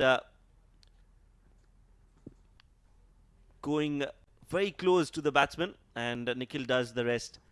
Brings out the slog sweep and plays it towards the square leg region in the gap. 4 runs. They still have the 1 wicket in hand, Dubai. These 2 can bat. But again, too little too late in my opinion. Had there been the same score with 6 wickets down or 7 even, or what 6, they would have felt confident. They would have felt that they were in the driving seat. And I think I love about Maroof, he's bowling with his specs on. I bowl with my specs. I know how difficult it is when you breathe up and those glasses fog up. You wear specs as well, so we can respect the art of bowling with spectacles. Yes, absolutely. But another good delivery. Can't be wearing specs when I'm bowling fast, so I normally use lenses. But I completely understand, especially when you're wearing a mask as well, it becomes really difficult. So the young wizard, the spin wizard, Maroof, let's check his wickets. 5 wickets that he's got in this 10-over spell. First was the skier, Amir Hamza, well-planned wicket. Good catch by Ahmed Raza. And then another shot from Hassan, one too many. A good catch there from Wasim. This one, Bilal Chima just playing across. And then Lakshman Manjrekar giving an easy catch to Mohammad Wasim. And this is the 5th wicket, the big wicket. A good catch from Lukman, stole the thunder. But credit to Maroof, he's been absolutely clinical in this spell of 10 overs. Should be very proud of himself. He's done the job for his team. Yes, absolutely. And again, one of the things you see in that 5-wicket highlight is that 3 of them were in that long off, long on region. So they were trying to hit him straight rather than go across the line. Just couldn't time the ball. Basil coming into bowl again. On the stumps, Nikhil just bunts it away. Short mid-wicket, no run. 87 and 48. 11 runs and over. Any day you would back the batting side to do this if they had 5 or 6 wickets in hand. Run rate has been really good from Dubai. It's just the execution of the shots was very poor from the top order batsman. He's the second bowler.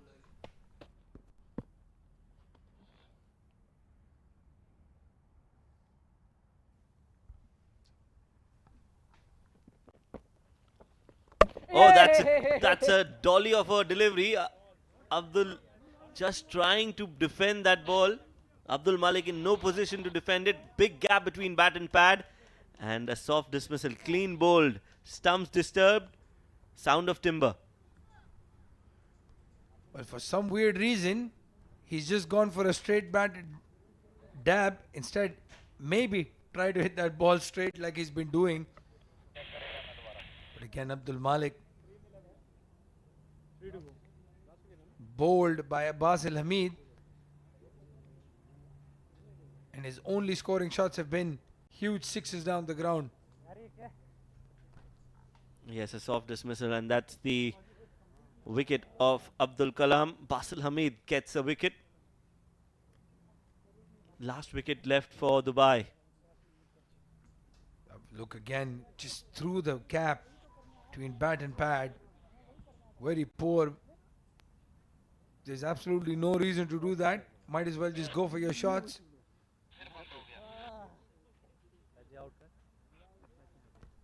Well, just hesitant front foot, not going towards the pitch of the ball. And a big gap between bat and pad. So that's the wicket of Abdul Kalam. The new man in is Jash, number 11 for Dubai. The only batsman who's coming at the right position that he deserves. Well, I'm sure Jash will feel very disappointed to hear that. But you're absolutely right. He is at number 11. Well, at least this batting lineup of Dubai. Very strong batting lineup. They've completely hashed what could have been a very interesting chase. There are still 7 overs to play, Shoaib. Again, good delivery there by Basil. So they've not batted the full 50 overs twice, Dubai. If there's anything they need to check for the future tournaments, it's that. Oh! This one darting in. And you're right, they need to go back to the drawing board and think and plan according to this format of the game. Appeal, going down leg, brushing the pad. 43 overs gone, 232 for 9.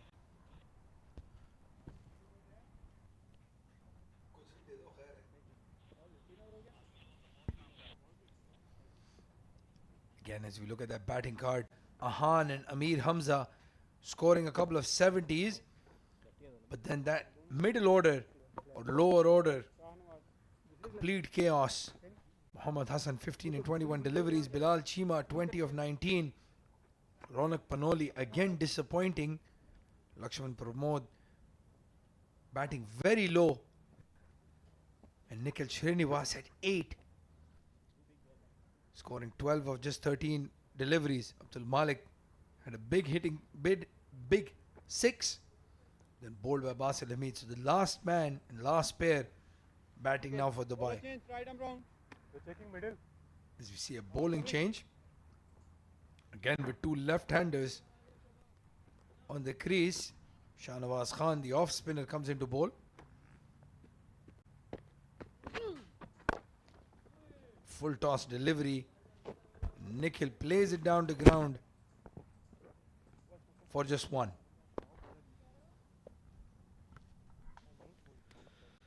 Yes, the last man in, Josh, and Shahnawaz gets to bowl.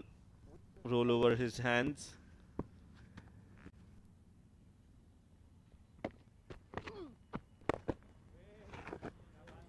Fuller delivery just played on the front foot. Josh will look to play this innings off.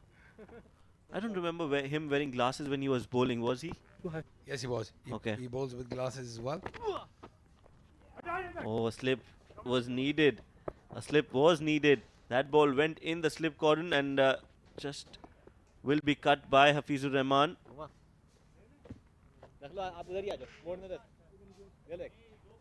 Josh will feel good about that. Gets off the mark. He has more runs than the seasoned batsmen Wasi and Ronak in this batting lineup. I'm sure he is going to go and tell the captain, why don't you promote me now? Well, he's got the bragging rights in the dressing room. He can go with his head held high. Now they have a slip. And the bat, now the ball takes the inside edge of the bat and goes towards the square leg. Looking for 2. Josh wants to go back on strike. Well, he has run 2. Unfortunately, his partner just supported him and ran just 1. Poor running. They were ball watching, both of them. Nikhil 13 of 14, 236 for 9. Again, very close. Dubai, not close enough.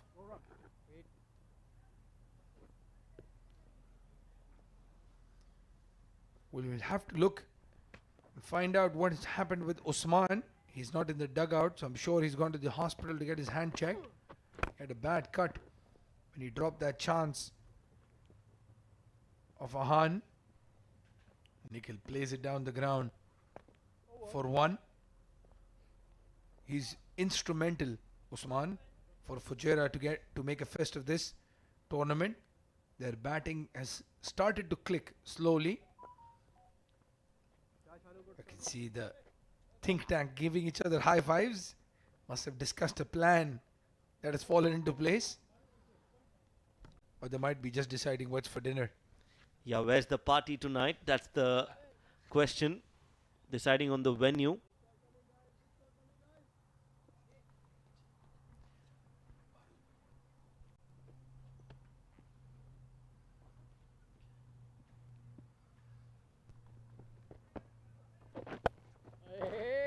Slow and straight on the stumps.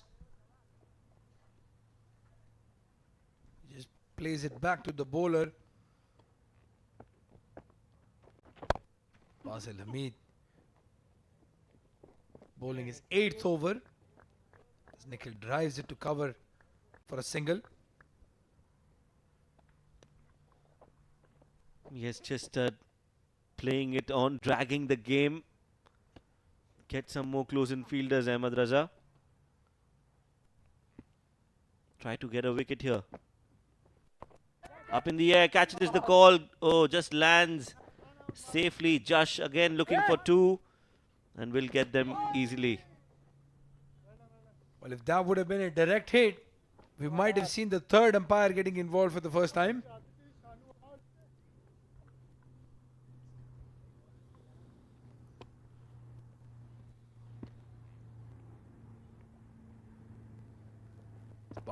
Basil adjusts his headgear.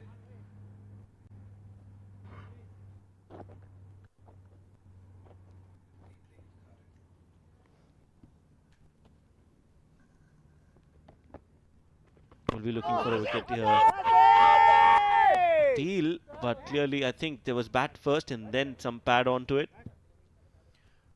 Well, all of them are looking for the DRS.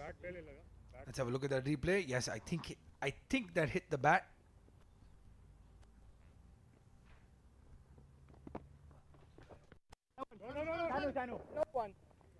This time played towards point.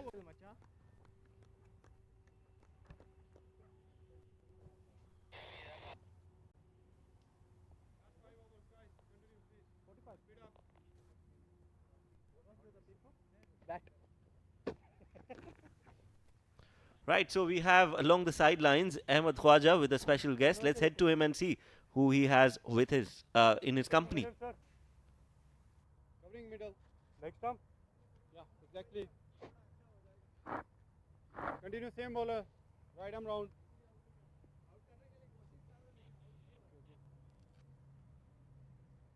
Then 240 for 9 then, as Team Dubai are struggling to chase down this massive target of 318. I am in the Fujairah dugout and I have the coach of Fujairah with me, Abdullah Hanif. Sir, looking good for a spot in the semi-finals of the D50? Yeah, I mean, as a team, we've been really spot on today. Our batters were struggling in the last few games, and the top 5 got majority of the runs. Usman was simply exceptional. The fact is, he struggled in the last 3 games, and a player like Usman, the class he has got, once he starts scoring, he scores big. And, you know, he scored 100. It's been really good, yeah. And I'm a happy coach, and we are a happy dugout. And we're just waiting for the boys to come out, and, you know, we'll do a quick celebration, yeah. Let's talk a bit about the young Maruf Merchant. It's very difficult to bowl under lights here. It's difficult for the spinners to control the ball under the dew factor with the wet ball. But he's come up big for you. Your captain got hammered, but he came in and took a 5-fer. I mean, we, as a coach, as a team, for us, Maruf is not a young boy. He is actually a man with exceptional talent, you know. And like you said, the conditions are wet, and the way he bowled today, he's been simply exceptional. And he has actually, you know, passed on a message to the other spinners that how exactly, you know, you bowl in these conditions. I think he bowled in amazing areas. His line and length was simply exceptional. And the wickets he got today, which actually broke the back of Dubai. You know, he got the wicket of, you know, the top batters of Dubai. So he's been exceptional, and I'm sure he's going to go a long way. A really talented kid, and I just can't wait. He would come out and I'd give him a big hug. And of course, you had a shock defeat in your first game to Ajman, but then bouncing back, getting that morale-boosting run chase. How important is it in a tournament like the D50 to get momentum at the right time, to get the victories at the right time? Yeah, I mean, I've said this before. I would say it again. If you keep the process right, yeah, if you don't worry about the result, you worry about the process, the result, I mean, maybe it won't be positive the whole while, but it will be satisfying. And I think in the first game, we couldn't get the process right as a team. And after that, you know, we have been following the process. And as a team, we have done well. And I'm hoping we continue doing well and remembering to get the process right. And I'm sure, you know, we will do really well for the rest of the tournament. Trust the process is the motto of Team Fujairah. And of course, if you get this victory, which is looking almost certain, then you have pretty much a dead game in your final group game. Are you going to make some changes or just stick to the winning formula? It really depends. I don't want to comment on that right now. We will decide one day prior to the game whether we would do a few changes or not, you know, but you will know on game day for sure. Yeah. Well, a happy looking coach here. Of course, they're on the brink of victory. So let's go over to the comebacks. Thank you so much, Abdullani, for your time. Thank you. Take care, man. Right, so that was Ahmed Khwaja with the coach of Fujairah, Abdullah Hanif. And good conversation, very happy with the performance, and why not? Especially spoke really highly about Maruf Merchant. Shows how much faith they have in the young boy. Yes, Another piece of trivia for you, Shoaib. Abdullah Hanif and I used to study in the same school, sit on the same bench. So I'm very happy to see him do well as a coach in the domestic circuit. These are not opportunities you see very often. Players has hit him straight. Oh, the umpire says he's got a bat on it. Shamim usually nods his head when he's going to give it out, but this time he nods his head and says not out. Well, clearly, if there's bat involved, he is. If there's a bat involved, of course it's not out. But from the looks of it, doesn't look like he got some bat onto it. So lucky escape again for Josh. And you saw in the replay, as soon as he hit, he showed his hand, indicating that the ball hit him on his hand first. Yes, he's got a lot of gamesmanship there. Batsman throwing the umpire off by showing his hand and saying, I've got some gloves, some bat on it. And Basil gives it out. 3 overs left. It's just the end rights now for Dubai. If they lose this game, which is looking very likely now, they will be out of the tournament. Look at that bowling card. Maruf, the only person to bowl his 10 over quota. He's taken the 5 wickets for 49 runs. The match referee has his work cut out in choosing the man of the match, Shoaib. Usman with that brilliant 100 in the first inning. Or Maruf, who's taken 5 wickets and broken the back of what could have been a very close chase for Dubai. Well, if you were in the position to take that decision, what would it be, AB? Well, considering that Dubai is very close, well, now they're 73 runs behind, but they were looking very good. And the fact that he took the wickets of Amir Hamza, Mohammad Hassan, Lakshman Manjrekar, Bilal Chima, my man of the match would be Maruf. Interesting. And I'm a leg spinner. There is no denying the fact that I have a soft spot for leg spinners. Bespectacled leg spinners. That's another bonus point. And I second that completely. I think the way he's brought Fujairah back into the game, because at one point they were looking really good, Amir Hamza and Ahan Fernandez. He broke that all-important partnership. Not taking any credit away from Usman. It was a brilliant innings from him, setting it up nicely, giving them that score, the mammoth total of 318. Very tough call, but if you had to choose one, it would have to be Maruf Merchant.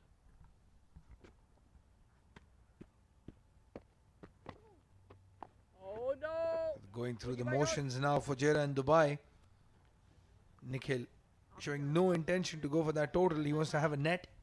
He's been in the field for 50 overs. I think they want to make sure Fujairah field the 50 as well. Ball comes in. Shahnawaz getting some rhythm with his bowling. He will have a lot of bowling to do in the next few games.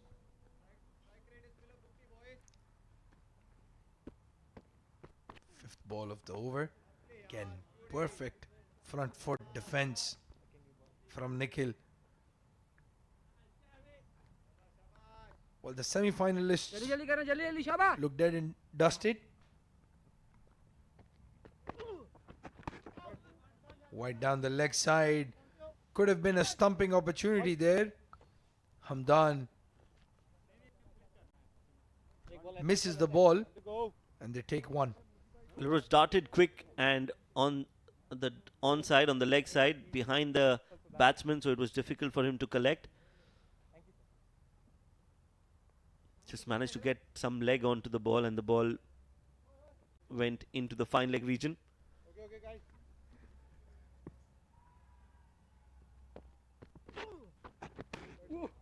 Again, wide down the leg side. Unnecessary deliveries these. Dubai is not looking to hit any big shots. Just bowl the overs and get it done and dusted, guys. This time in the block hole. End of the over. 2 more overs to go in this innings. 69 required. Dubai 249 for 9. Well, Shoaib, the points table is going to have the 4 that are showing at the moment: Sharjah, Ajman, Emirates Blues and Fujairah. Dubai, unfortunately, is going to get knocked out after losing this game. So who are your picks from the semi-finals? I think 1 will play 4 and 2 will play 3. So if the table stays as it is,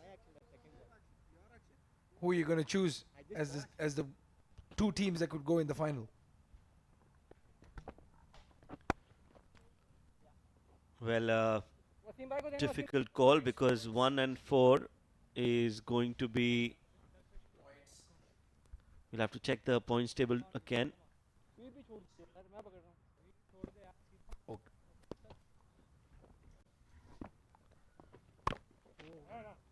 We'll check that points table just after this game concludes, and I'll like to take that question and answer AB. Well, if I'm correct with my calculations, I think Fujairah will probably go 3 and Emirates Blues will finish 4. So that would mean that Sharjah would most likely play Emirates Blues and Ajman will play Fujairah. Right, so in that case, Sharjah will be the finalist, I think. I mean, again, it's just that they have an upper hand.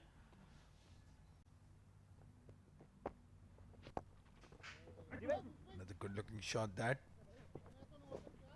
Getting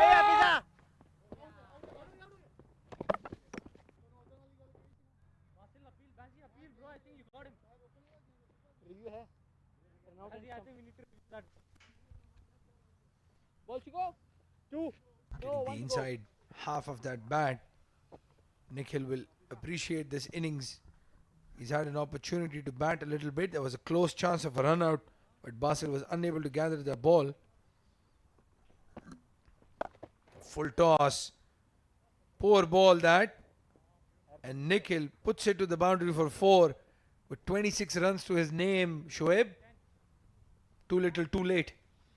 Yes, absolutely. They were already out of the game when he came out to bat. So he's just making use of this batting time that he's getting out there in the middle with those nice funky wristbands. Matching bat grip. So definitely has a fashion sense. He's very stylish. He supports Manchester United. Same as me. And again, plays for my club. Same as you. Same as me. Yes, again, as we look at that points table with Sharjah, looks very much to be the top table toppers. Ajman will probably finish 2nd or 3rd. And then Fujairah, after winning this game, will go 3rd as well, with Emirates Blues coming in at 4. Emirates Blues does have a game in hand. So it'll be very interesting to see how the table lines up. So for me, it could be Sharjah and Fujairah in the finals. Played that up in the air, did not time it too well. Those are the 2 finalists I can see. But it's a very, very close group. Let me also say that in the same breath. Emirates Blues and Ajman are also looking very good. Asif Khan in particular. But I feel Ajman is too dependent on Asif. So if you look at the balance and the team composition, I think these 2 teams should go into the finals. Well, the interesting thing is, as Nikhil plays that to long off, the interesting thing is Ajman will play Dubai in the last round game. And again, Dubai having been knocked out, maybe they'll give some kids chances. They won't be the same intensity. So there's actually an opportunity for Ajman to top the table as well and face the 4th placed team, which could be Emirates Blues. It's one of those things you wanna face. I wouldn't say the weaker side, but you wanna face the side you are most likely to beat. So you don't want to be facing a Fujairah or a Sharjah in a semi-final. Mind you, if Sharjah and Fujairah have a semi-final, that's going to be one humdinger of a game. Oh yes, absolutely. That will be like the El Clasico of D50 in a semi-final. So ideally, you would want to see them in the final. That's it. This is it. The curtains have fallen on Dubai in this edition of D50, and that is thanks to some great bowling from Maroof. It's wicket number 10 for Dubai. The last man to get out is Josh, shuffling across. some turn and the ball crashing into the stump. So Shahnawaz gets a wicket and this is the end of the innings and the game for Dubai. So Fujairah winning it in the end comfortably. Handshakes all around, and this is a comprehensive win. This is a win of a champion side who know how to win games. Josh Gayanani is out on 9 of 24. Fujairah get those 3 vital points. Yes, and they are peaking at the right moment. We always talk about teams peaking at the wrong moment sometimes. Fujairah is looking very good, very dangerous. Remember, Hazrat Bilal and Sabar Rao, their 2 premier fast bowlers, didn't play today. They were rested. So when they come back into this side, they're looking like a tournament winning side indeed. If we have a look at that shot, inside edge, he got some glove on it as well, then hit the stumps. So Nikhil goes out, not out. They're asking that kid, Maroof, to lead the team out into the dugout.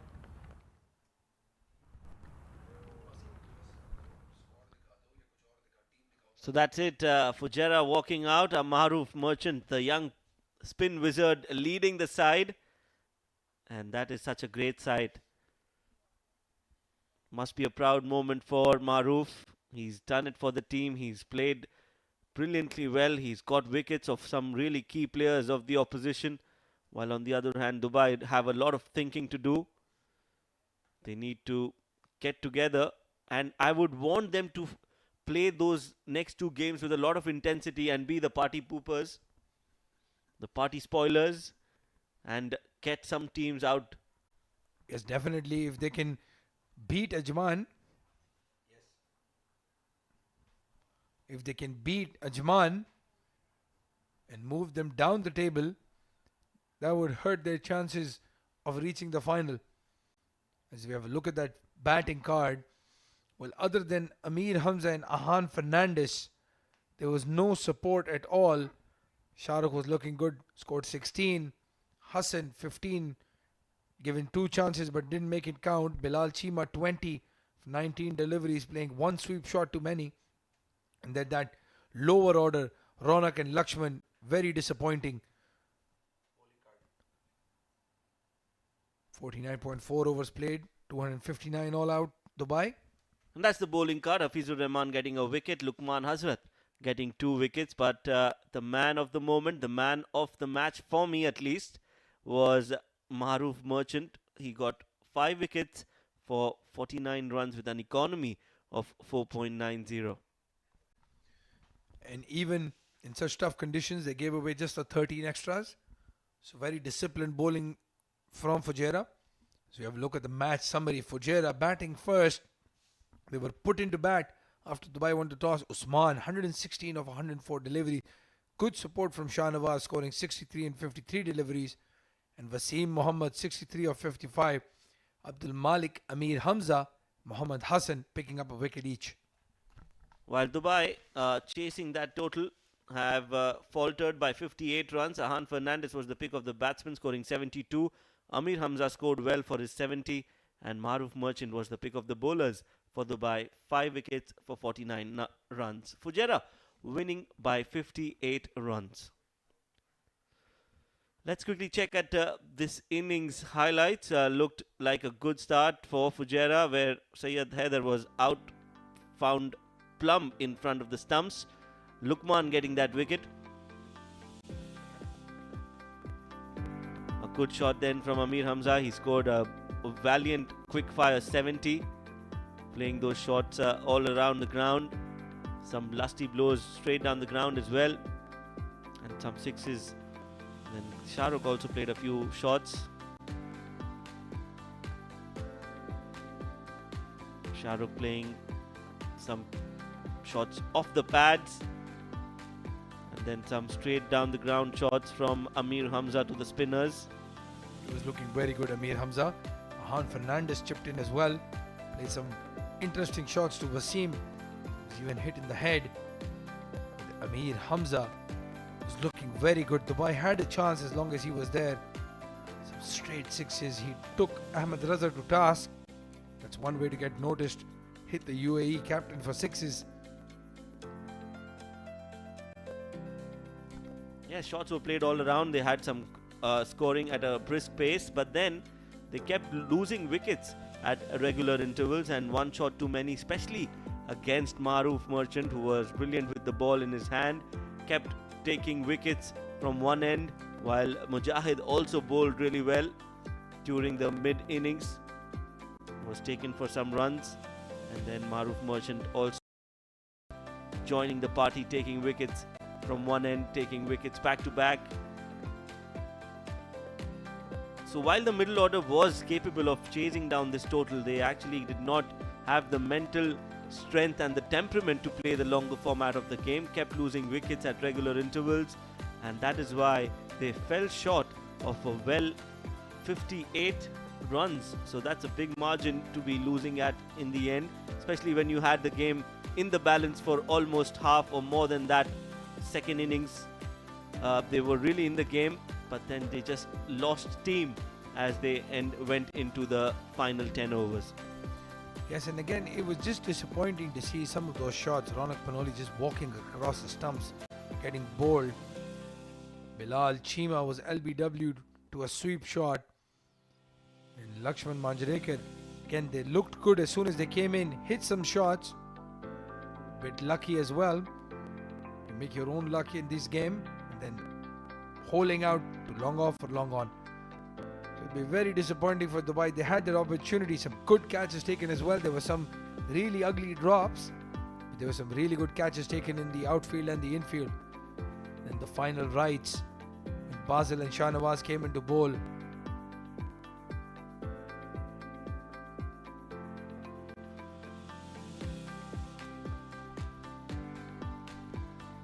That was the wicket of Abdul Kalam, and then a full toss delivery as a gift from Basil, and that was the last wicket to fall for Dubai. So that was the first innings, the second innings in fact, of Dubai chasing that total, falling short. Let's head to the post-match presentation ceremony where we have Ahmed Khwaja with the captains. Good evening everyone, and welcome to the post-match award ceremony of game number 12 of the Emirates D50 2021, brought to you by WOLF777 News. It was a close contest for quite a while, but in the end it was the men in green of Team Fujairah triumphing over Dubai by 58 runs. Let me first call on the losing captain Shahrukh Ahmed to come and have a chat with us. Hi Ahmed. Hi Shahrukh. It was quite a close game for most of the second innings, but eventually you guys ran out of wickets. And where do you think it went wrong for you? I think we lost, regular wickets in the intervals. That's where we lost the game, and plus we needed, let's say, 2 or 3 more partnership like Ahan and Hamza's, and I think that's where we lost our track. Do you think the target of 318 was par for this wicket, or you gave away a few too many runs? Yeah, definitely we gave away, let's say, around 40 to 50 runs away. We were planning to, restrict them around 270-ish because looking at the wicket as it was a really flat track. And then I was like, later in the evening it's going to get more flatter, and dew would come in and it's going to be easier for us to chase down, but it did not work. But in your batting run chase, there were a few highlights. Ahan Fernandez and Amir Hamza played 2 outstanding 50s. Talk more about them. See, we knew that Hamza, we've given him a role that he needs to bat down till the end. And unfortunately that he got out, and Ahan was a bit of a good surprise for us, coming down in the middle and scoring that 70 odd runs. This gives us the indication that these young lads have good, let's say, good future, and plus they have a good potential to perform on the highest level. Of course, you still have 1 game remaining with Ajman. You're not mathematically out of the contest just yet. So what is going to be the change in game plan for your final D50 game? I think the biggest potentially your final D50 game. The biggest change would be to have that win on the board and make the run rate at that point that we qualify for it, qualify for the semis. Hard luck today. Best of luck for your final game. Thank you so much. That was Shahrukh Ahmed, the captain of Dubai, and let's talk to the winning captain then, Ahmed Raza. Ahmed Raza, a tough day for you with the ball, 2 for 23 in your 2 overs, but your all-round team effort was superb today. Yeah, tough conditions, I must say. But again, it was a strange kind of day where the finger spinners were finding it hard, and our wrist spinner, the 16-year-old, got the wickets. Absolutely, the 16-year-old. We'll talk about him a bit later, but your batting finally clicked today. 3 or 4 batsmen getting 50s, and of course Mohammad Usman, a welcome return to form. Yeah, definitely. But that's the beauty of this tournament. You see a UAE veteran getting 100 in the first innings and a young pup getting a fifer in the second. I think that that pays dividend of what this tournament is all about, trusting the youngsters and allowing them to express themselves in tough conditions. Well, you've secured your spot in the D50 semi-finals. The final game is perhaps a dead rubber. Will there be some team changes, or are you going to continue your winning ways? The top spot is still not confirmed in the table, so we will be eyeing that spot. But again, I think we've rotated enough. Every single player in our squad has already played, and we're going to continue doing that in the next game as well, and probably field the best 11 in the semi-finals. A comprehensive victory today. Congratulations. Thank you very much. That was the winning captain Ahmed Raza, and man of the match, just 16 years old, and getting a 5-for in the Emirates D50, 5 for 49. It's Maroof Merchant. Hello. Maroof, what an outstanding performance. It's difficult conditions to bowl under lights here, but you managed it beautifully. What was your secret for success? First of all, Alhamdulillah, it has been a great day. Yeah, the conditions were a bit tough, but all I had to do was stick to the plan, bowl front. I knew the total was a lot. Our batsmen have played really well, and I just bowled front, let the batsmen attack, and yeah, I got the wickets. Of course, you have the UAE captain Ahmed Raza in your side, the under-19 captain Aryan Lakra. So tell us more about how they promote you and how they've motivated you for success. Yes, of course, Ahmed sir and Aryan have motivated a lot. They give me the field, they give me the proper field, they tell me where to bowl, and yeah, all I do is give my best. And of course, having your father watching alongside with us, what a moment that would have been for you. Yeah. Is there some extra pressure with having your dad in the stands? No, he's always there, so it's always a good experience performing in front of him. Yeah. Well, brilliant performance tonight, and all the best for the future matches. Well done. Thank you. Maroof Merchant, then man of the match for his 5-for at the Emirates D50. That's all for the post-match award ceremony. Back to the Combox. So an interesting conversation with the young Maroof Merchant. I just came to know he's 16 years of age, so he's got a lot of time on his hands. While we see the standings, that's how the table looks. Sharjah in the number 1 spot. They've got 9 points for them. Ajman have also 9 points with them, and Fujairah now joining that group of 9 points, winning 3 games and losing 1. So top 3 are all on the same points, AB.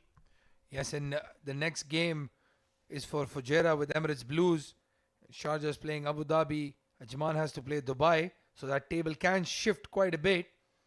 But it'll be very exciting to see who finishes in the top 4 and at what level.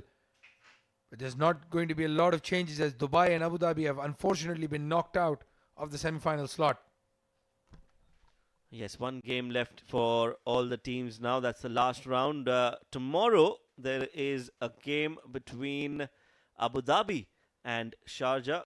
2 Emirates far apart from each other. That game will be coming live to you from Sevens Cricket Stadium. We will be broadcasting live, and we start sharp at 3:30. So you have to be on time. Mark your calendars, your alarms, your timetables, and be there to watch this exciting game of cricket unfold. Until then, it's goodbye and good evening from all of us. Thank you and good night.